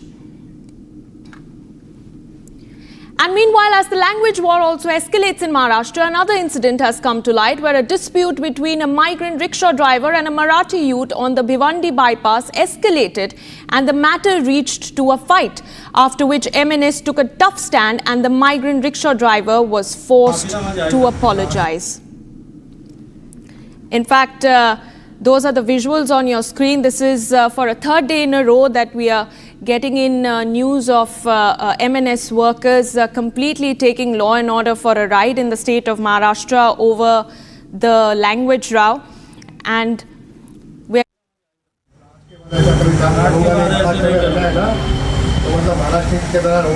सबसे मिलकर रहूंगा. एक पण महाराष्ट्रीय माणसाला हात लागला नाही पाहिजे, नाही तर हा हात तुझ्या कुठे लटकेल रिक्षा चालवला काम ते येणारा काळ सांगेल. ठीक आहे. आणि नंतर पुन्हा भिवंडीत रिक्षा चालू देणार ना. देखो आप यहाँ पर धंधा करने आए हो तो धंधा करो, हाँ, तो अच्छी बात है, लेकिन अगर आप मतलब ऐसा काम करोगे तो फिर हमारे से मतलब रखो. नहीं, मैं आपका सपोर्ट करूँगा ना. All right, my colleague Satya Prakash joins me live from Mumbai. Satya Prakash, 3 days, 3 different cases of MNS workers completely taking law and order for a toss. What more do you have on this latest case that we're tracking in from Bhiwandi? Because the MNS has refused to even give any media statements on this matter over the language row that has completely escalated in the state. But on the other hand, we see that the common man is being, abused. They are being harassed by these party workers. What more do you have on this? देखिए, जिस तरह से महाराष्ट्र में हिंदी बनाम मराठी का मुद्दा चल रहा है और जिस तरह से भिवंडी का वीडियो सामने आया है और साफ तौर से जो वीडियो है मनसे के जो कार्यकर्ता नेता खुद जारी किए हैं, किस तरह से जो ऑटो रिक्शा ड्राइवर है जो कि हिंदी भाषी है उसको बुलाकर ऑफिस में धमकाया गया और माफ़ी मंगाया गया। वजह थी कि मराठी भाषा ना बोलने की वजह से कहीं उसको ऑफिस बुलाया गया और धमकाया गया।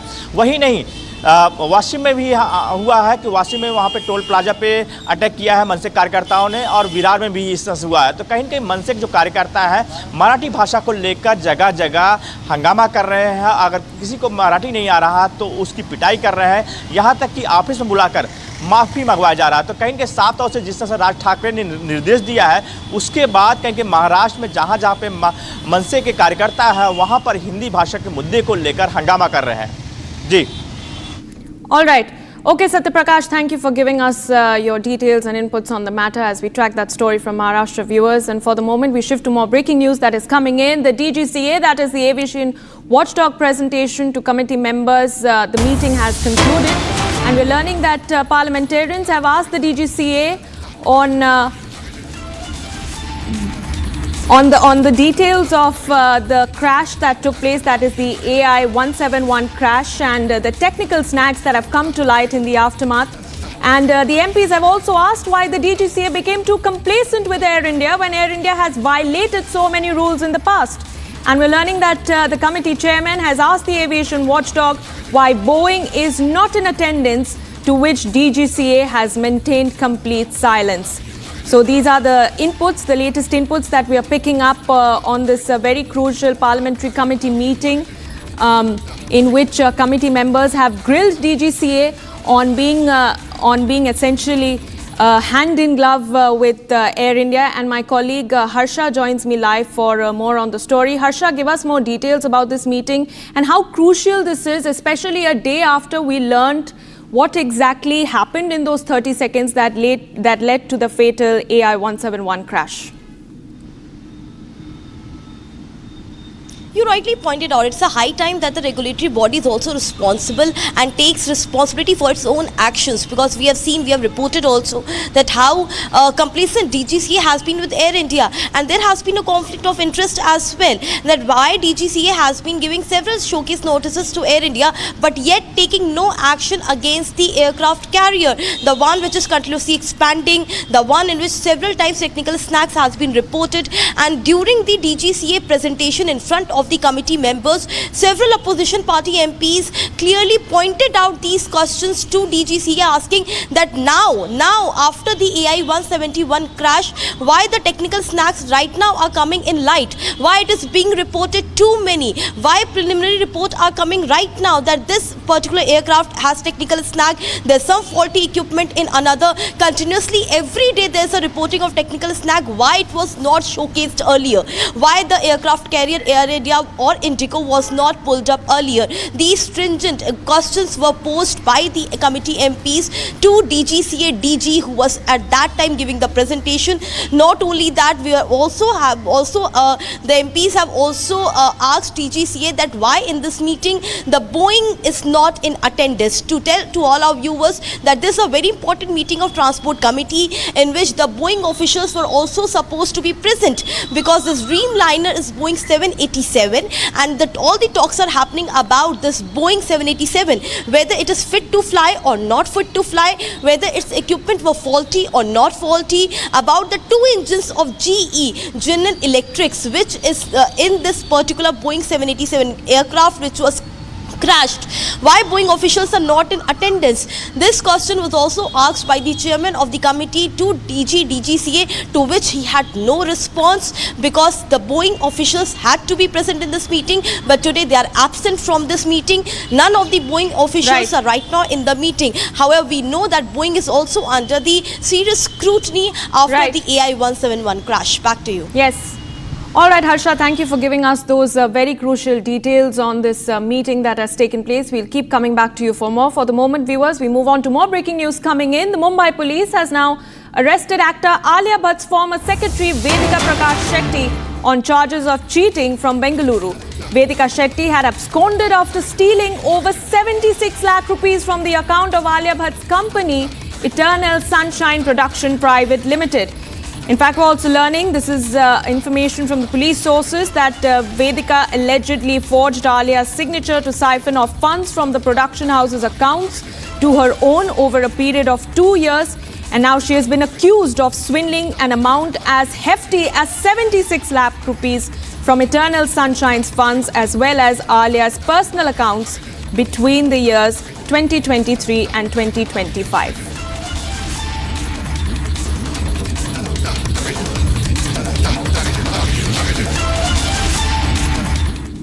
All right, viewers, now in Uttar Pradesh, a 100 crore conversion racket has been busted, and now it is the Enforcement Directorate which has stepped in to probe this 100 crore religious conversion racket. In fact, in Uttar Pradesh, the ED will investigate the case under the Prevention of Money Laundering Act. Jalaluddin alias Changur Baba is under the scanner. He's a self-styled godman who has now been arrested by the UP ATS, and he's at the center of the probe. The ATS has in fact handed over a detailed report to the ED which flags concerns over possible terror funding and illegal conversions even in other parts of the country. In fact, Republic TV has been tracking the story very closely for you, bringing to the fore very crucial details about how this self-styled godman Changur Baba, the mastermind of this conversion racket, paid incentives. In fact, let's take you through the details of this Baba's alleged conversion incentives. He would pay about 15 to 16 lakhs for the conversion of Brahmin women, and the OBC targets were at about 10 to 12 lakhs and other castes, and he would pay about 8 to 10 lakhs for the conversion of other castes. In fact, just to bring you more details about this conversion racket, viewers, this is about amounting to 100 crore rupees. They used a Hawala route to channel illegal funds, and this money was channeled through the Nepal border.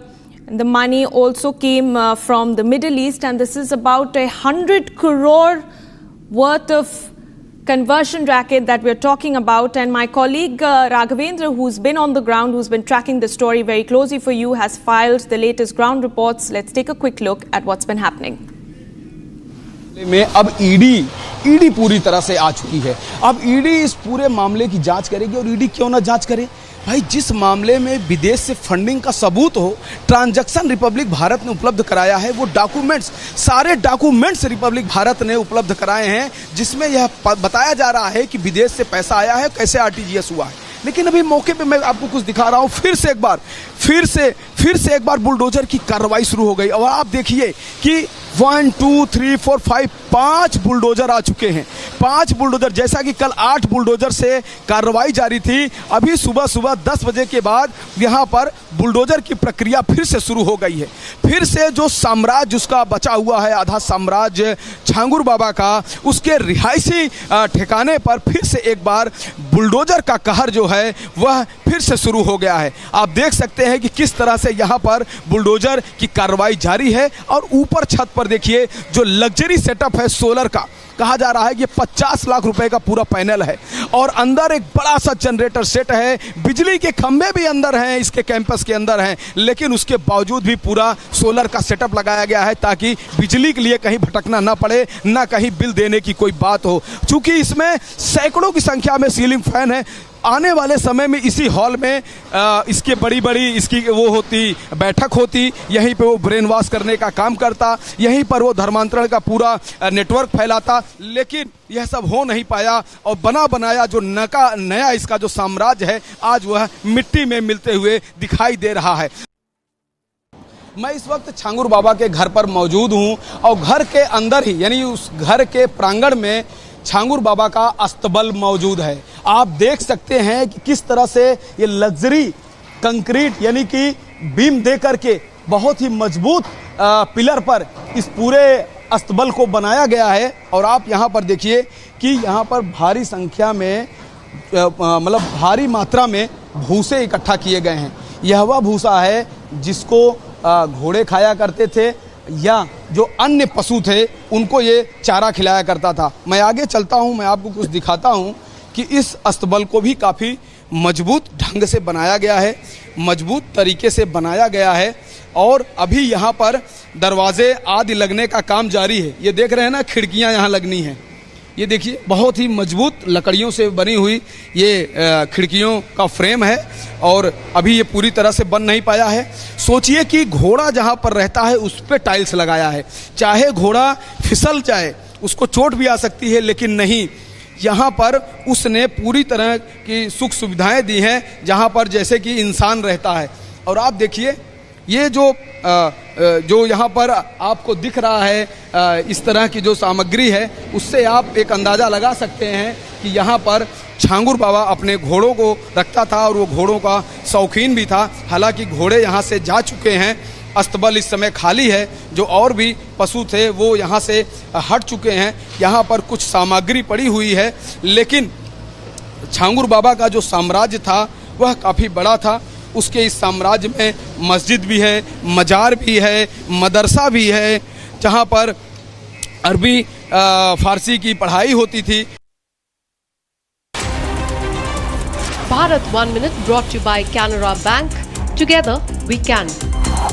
All right, and a quick check of everything else that's making news. Normal life was disrupted at Ernakulam in Kerala due to the Bharat Bandh call by the combine of trade unions. Shops remained shut and public transport were halted or suspended. Protesters took to the streets, causing traffic snarls. The strike was backed by multiple trade unions.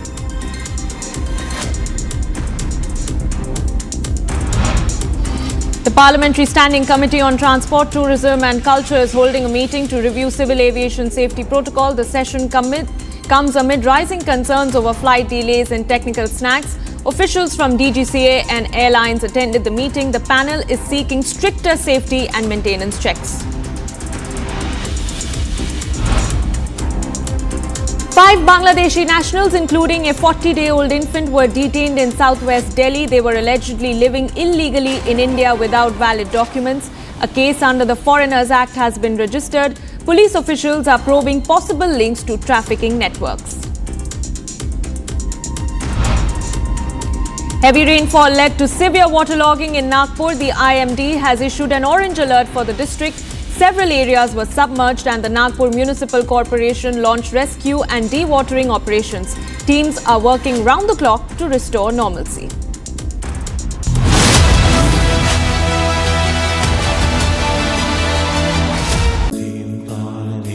At Amity, we are committed to building a stronger India through world-class education and research, to nurture ideal citizens who, together with the leaders of today and tomorrow, will make India a world superpower. Amity University, India's leading not-for-profit private university. MDH की हल्दी मिर्ची धनिया करे कमाल, ये रंग दे, ये खुशबू दे, ये तीखा, ये कम पड़े, क्या निराला MDH masala.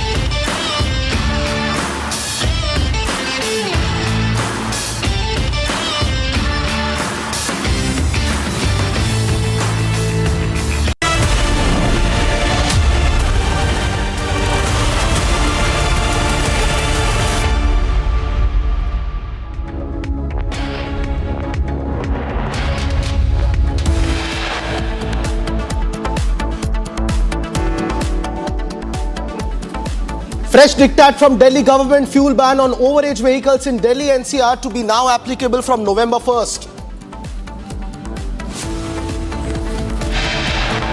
Shinde Sena MLA rains punches on canteen contractor over poor quality of food. MNS workers now vandalize a toll plaza in Washim.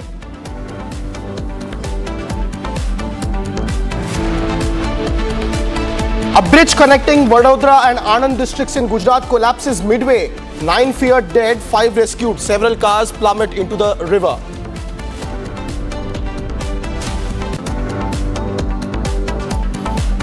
Anti-conversion racket busted in Uttar Pradesh. Bulldozer action on Changur Baba continues for a second straight day.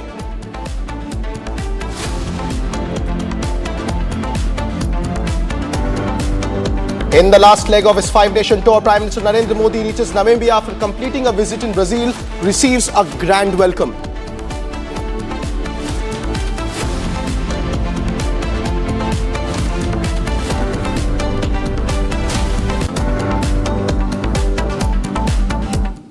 Welcome back, ladies and gentlemen. You're watching Live and Breaking with me, Krutat Patnaik, at 12:30 p.m. this Wednesday afternoon. Our first breaking news update is coming straight from the Supreme Court of India, where the Supreme Court has declined to stop the release of the movie Udaipur Files, the Kanhaiya Taylor murder. A vacation bench has refused the urgent relief to the accused Mohammad Jafed, stating that the film can be released on schedule on July 11th. The court has now directed that the petition mentioned again when the full bench resumes on July 14th, emphasizing let it be released. That's the big breaking news update coming in. A massive relief for the controversial movie Udaipur Files that is based on the incident of the murder of Taylor Kanhaiya Lal in Udaipur. The Supreme Court has refused to intervene. The vacation bench has said that it may be referred to a bigger bench later, but so far the movie can go released. Aditya, my colleague, joins us live on the broadcast with more details on the story. Aditya, what's the latest in terms of the observations made by the Supreme Court on this case? Hi, the major one is that the Supreme Court has said, and I quote, let the movie be released. Now, this comes from the vacation bench of the Supreme Court by Justice Dhulia and Joymala, who has said that the petition can be filed after the vacation is over on July 14, but till then, the movie will be released on the scheduled time as the trailer has been out. Indeed, thank you very much, Aditya, for those details. Ladies and gentlemen, that's the big breaking news story on the Kanhaiya Lal murder case linked movie. That is the Udaipur Files, which will now be released on schedule on July 11th in 2 days' time. Meanwhile, ladies and gentlemen, the big breaking developing story that we have been tracking since morning is the Gujarat bridge collapse. Now, we are getting in more updates on the story. In the Gambhira, Gujarat death toll has now been raised up to 10 people. In fact, a short while ago, we also learned that Chief Minister Bhupendra Patel has also ordered an inquiry into this tragedy. Seems like in these years, we have not seen a lot of change in modus operandi since the Morbi bridge collapse. Now this Gujarat bridge collapse, which has allegedly claimed lives of more than 6 to 10 people with various cars plummeting in the river. This was a connector bridge between the Anand and Vadodara district. And this 2025 collapse is very reminiscent of the wired bridge, the suspension bridge in Morbi that collapsed in 2022. This was, however, a proper active traffic-laden bridge which collapsed. A lot of cars are feared to have been dropped inside the river. As you can see, rescue operations are presently underway. Both the State Disaster Relief Organization and the NDRF, the SDRF and NDRF, both together are involved in the rescue operations. There you can see a truck that is on the brink of collapse into the river as the middle section, the connector section of this massive overbridge has collapsed. Rescue operations are presently underway. The death toll has in fact raised to 10 people at the moment. That's the big breaking development story that we are tracking. This was a connector bridge between Anand district and Vadodara district of Gujarat. And so far, 9 to 10 people are feared to have lost their lives, with the death toll expected perhaps to even rise because the bridge was very much active. The vehicles were going on from both sides. As you can see, some of the vehicles there putting in their emergency brakes, barely making it on the edge of that bridge section from where it has collapsed. The age of this bridge is presently unknown. The investigation into the matter is ongoing as to what were the conditions under which this collapse took place. However, this is a massive tragedy once again being reported from Gujarat. Second time a bridge collapse has been reported in a span of just 3 years. A major collapse, this one, which was an active bridge with vehicles also moving on board. That's a big development story that we are tracking from Gujarat at the moment. Meanwhile, the NDRF and the SDRF both are involved in rescue operations. You can see the truck there cantilevering over the edge of that bridge, barely making it through. We do not know whether the drivers have survived or not. Rescue operations are presently underway. As you can see, people there pulling with ropes, perhaps the debris that has fallen inside some vehicles that they are trying to salvage out in a desperate bid to rescue the people who may be struck and stuck under the debris of the bridge that has been collapsed. Authorities are at the location at the moment. The causes are yet to be ascertained, but the Gujarat Chief Minister has now ordered an inquiry into this collapse.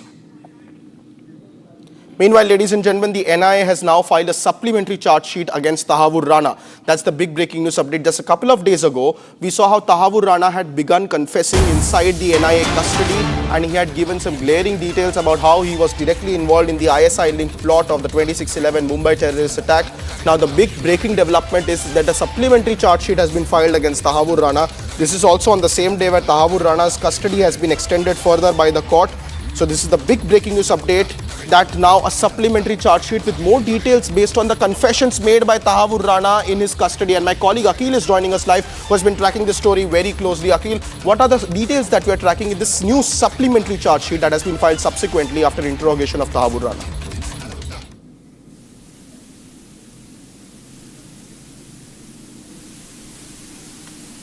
Speak only. Mumbai Police Crime Branch team has interrogated and recorded a statement of Tahavur Rana in connection with the 26/11 case. And during that interrogation, Tahavur Rana has given some startling evidence regarding his involvement. Apart from his involvement, how he was in touch with Lashkar-e-Taiba, and apart from that, he was also revealed some details about his role. And apart from that, if you see his connection with David Coleman Headley, so on those fronts, details have come out. And right now what we are seeing, that a supplementary charge sheet has already been filed in connection with the case, and that is going to be considered on August 13th in Patiala Court. Indeed, Akhil, and just few days ago, we also broke details of how he had made some very serious confessions in the NIA custody, which are also likely to be included. Tell us the details about the arrest memo and all the subsequent facts that may be mentioned in this supplementary charge sheet that the NIA has now submitted in court. See, NIA has got a built-up case in connection with the case, because if you see earlier what we have seen, that NIA has got all the evidences gathered over the years, because for the last 17 years, NIA has been trying to extradite Tahavur Rana from United States, because he was arrested back then in 2009, and since then the Indian enforcement agencies were trying hard to get him back. And what we have seen, that on August 9th, because on August 6th, the team from the NIA, a 7-member team, went to the United States, and where he was kept from LA. When he was taken on 9th of April to India, and after that what we have seen, when he was taken to India, and then soon after that the NIA team arrested him, and then he was presented in Patiala House Court. And since then what we have been seeing, that several rounds of interrogation was done by the NIA team as well, and apart from that the Mumbai Police Crime Branch team as well. And in that case what we have seen, that Tahavur Rana was questioned on 3 different fronts. First, what was his role during the time of 26/11 case? Because if you see, when that 26/11 incident took place, just 10 days back, he left Mumbai, and he was in Taj Hotel in Mumbai. And he not only was living in Mumbai, he also visited several other places. He did recce Trivandrum as well. He did recce Agra, several places in Agra as well. So there were several crucial details that NIA had on mails as well, because he was in constant communication with David Coleman Headley. So what were those links? So NIA has been trying to establish those links since 26/11. So at this point in time, NIA has got all the details, because all those details are coming from the horse's mouth, because he was considered to be one of the prime accused. Because if you see in this very case, what we have seen, that David Coleman Headley was a prime accused number one as per the NIA charge sheet, and Tahavur Rana was a prime accused number 2. So right now the NIA is basically corroborating all those details to present before the Patiala House Court on August 13th. Thank you very much, Akhil, for tracking those details. More judicial custody now at the moment for Tahavur Rana, at least up till August 13. We'll be closely tracking the developments on this story.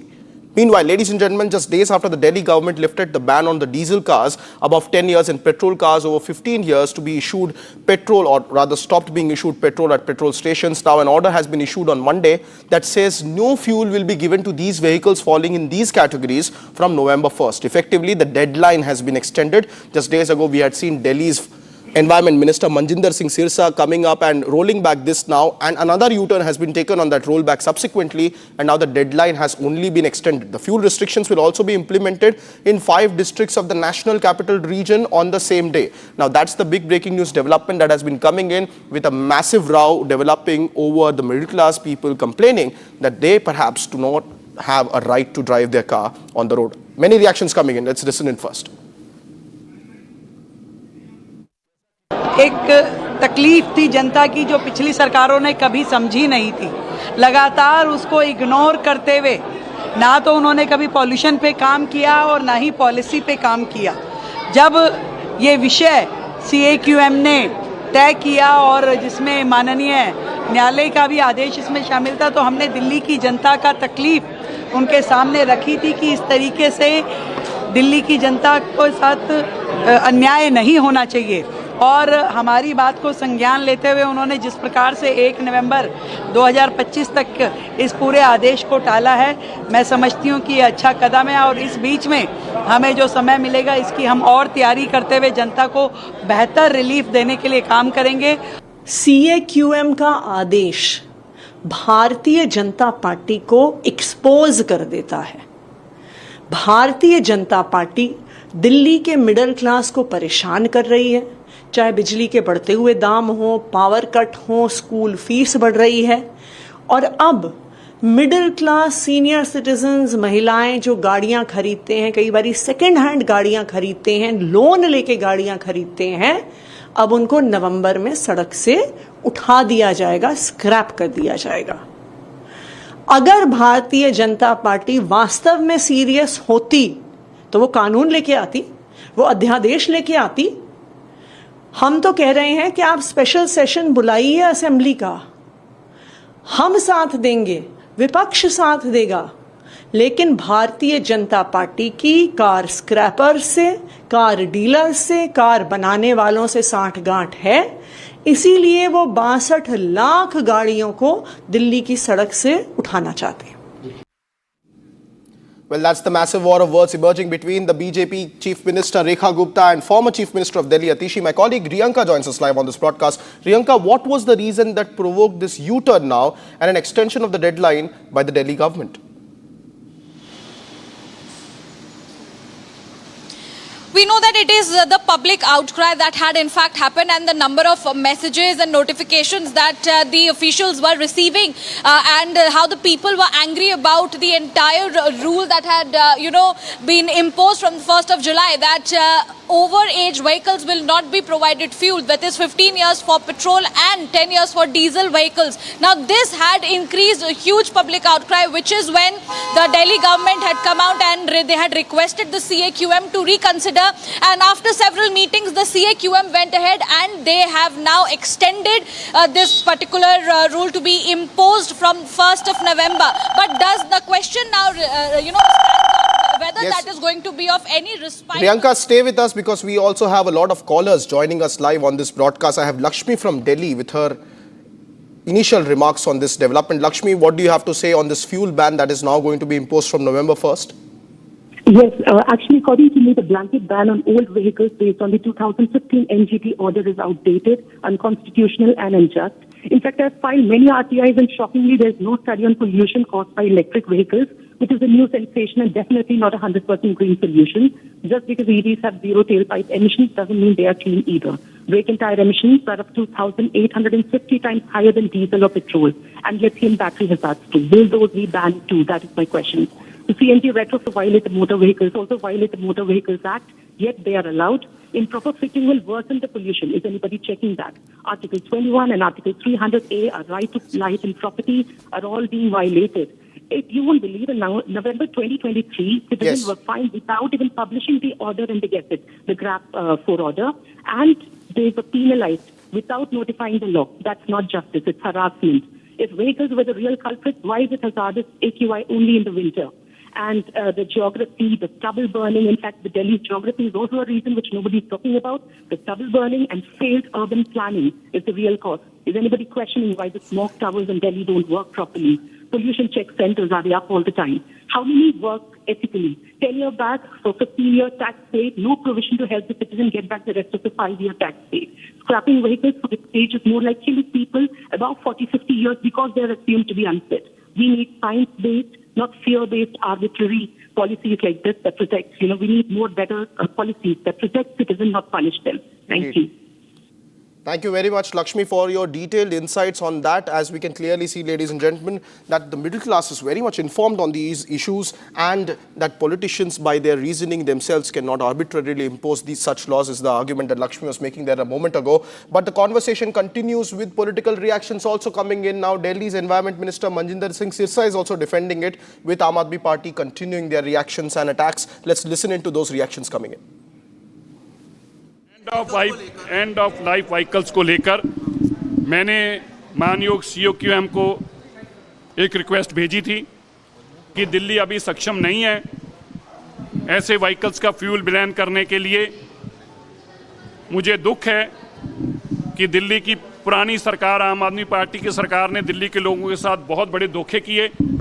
अभी जांच में सामने आ रहा है 80,000 से ज़्यादा vehicle end of life करके कबाड़ियों को उठवा दिए गए, और जबकि दिल्ली में कोई भी रजिस्टर्ड स्क्रैप यूनिट नहीं था। वो कौन ले गए? लोगों की BMW, ऑडी, मर्सिडीज किन कबाड़ियों को आम आदमी पार्टी ने उठवा दी, इसकी किसी के पास जानकारी नहीं है। वो लाखों रुपए की गाड़ियां मात्र 50,000, 60,000 में किन लोगों को दी गई, जानकारी नहीं है। इसके साथ ही आम आदमी पार्टी ने डीलरों के साथ सांठगांठ की थी, और बिना किसी के कहे, कोई गाइडलाइन, किसी से आदेश नहीं था, इसके बावजूद ऐसे कैमरे लगाए गए। वो कैमरों में भी फ्रॉड किया गया है, वो कैमरे भी प्रॉपर नहीं चल रहे, और कहा गया है इनमें से देख देख के हम गाड़ियां उठाएंगे। ये तुम्हें किसने अधिकार दिया था? अरविंद केजरीवाल जी इतने पाप करके आए हैं कि उनके पापों की सजा दिल्ली के लोग भुगत रहे हैं। हमने COQM को जो लिखा था, COQM ने हमें 6 महीने का समय 1 नवंबर तक का दिया है। मैं धन्यवाद करता हूँ। इसी दौरान अपनी सारी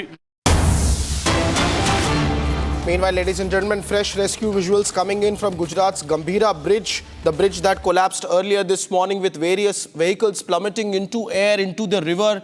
Underneath it, the death toll at the moment is around 9 to 10 people who are feared to have lost their lives. The Chief Minister of Gujarat, Bhupendra Patel, has now announced an inquiry into this entire matter, and the SDRF and the NDRF both are deployed at the moment. There you can see attempts are being made with various ropes and pulley systems to pull out this truck that is now deeply stuck in the mud and the silt build up under the bridge over there.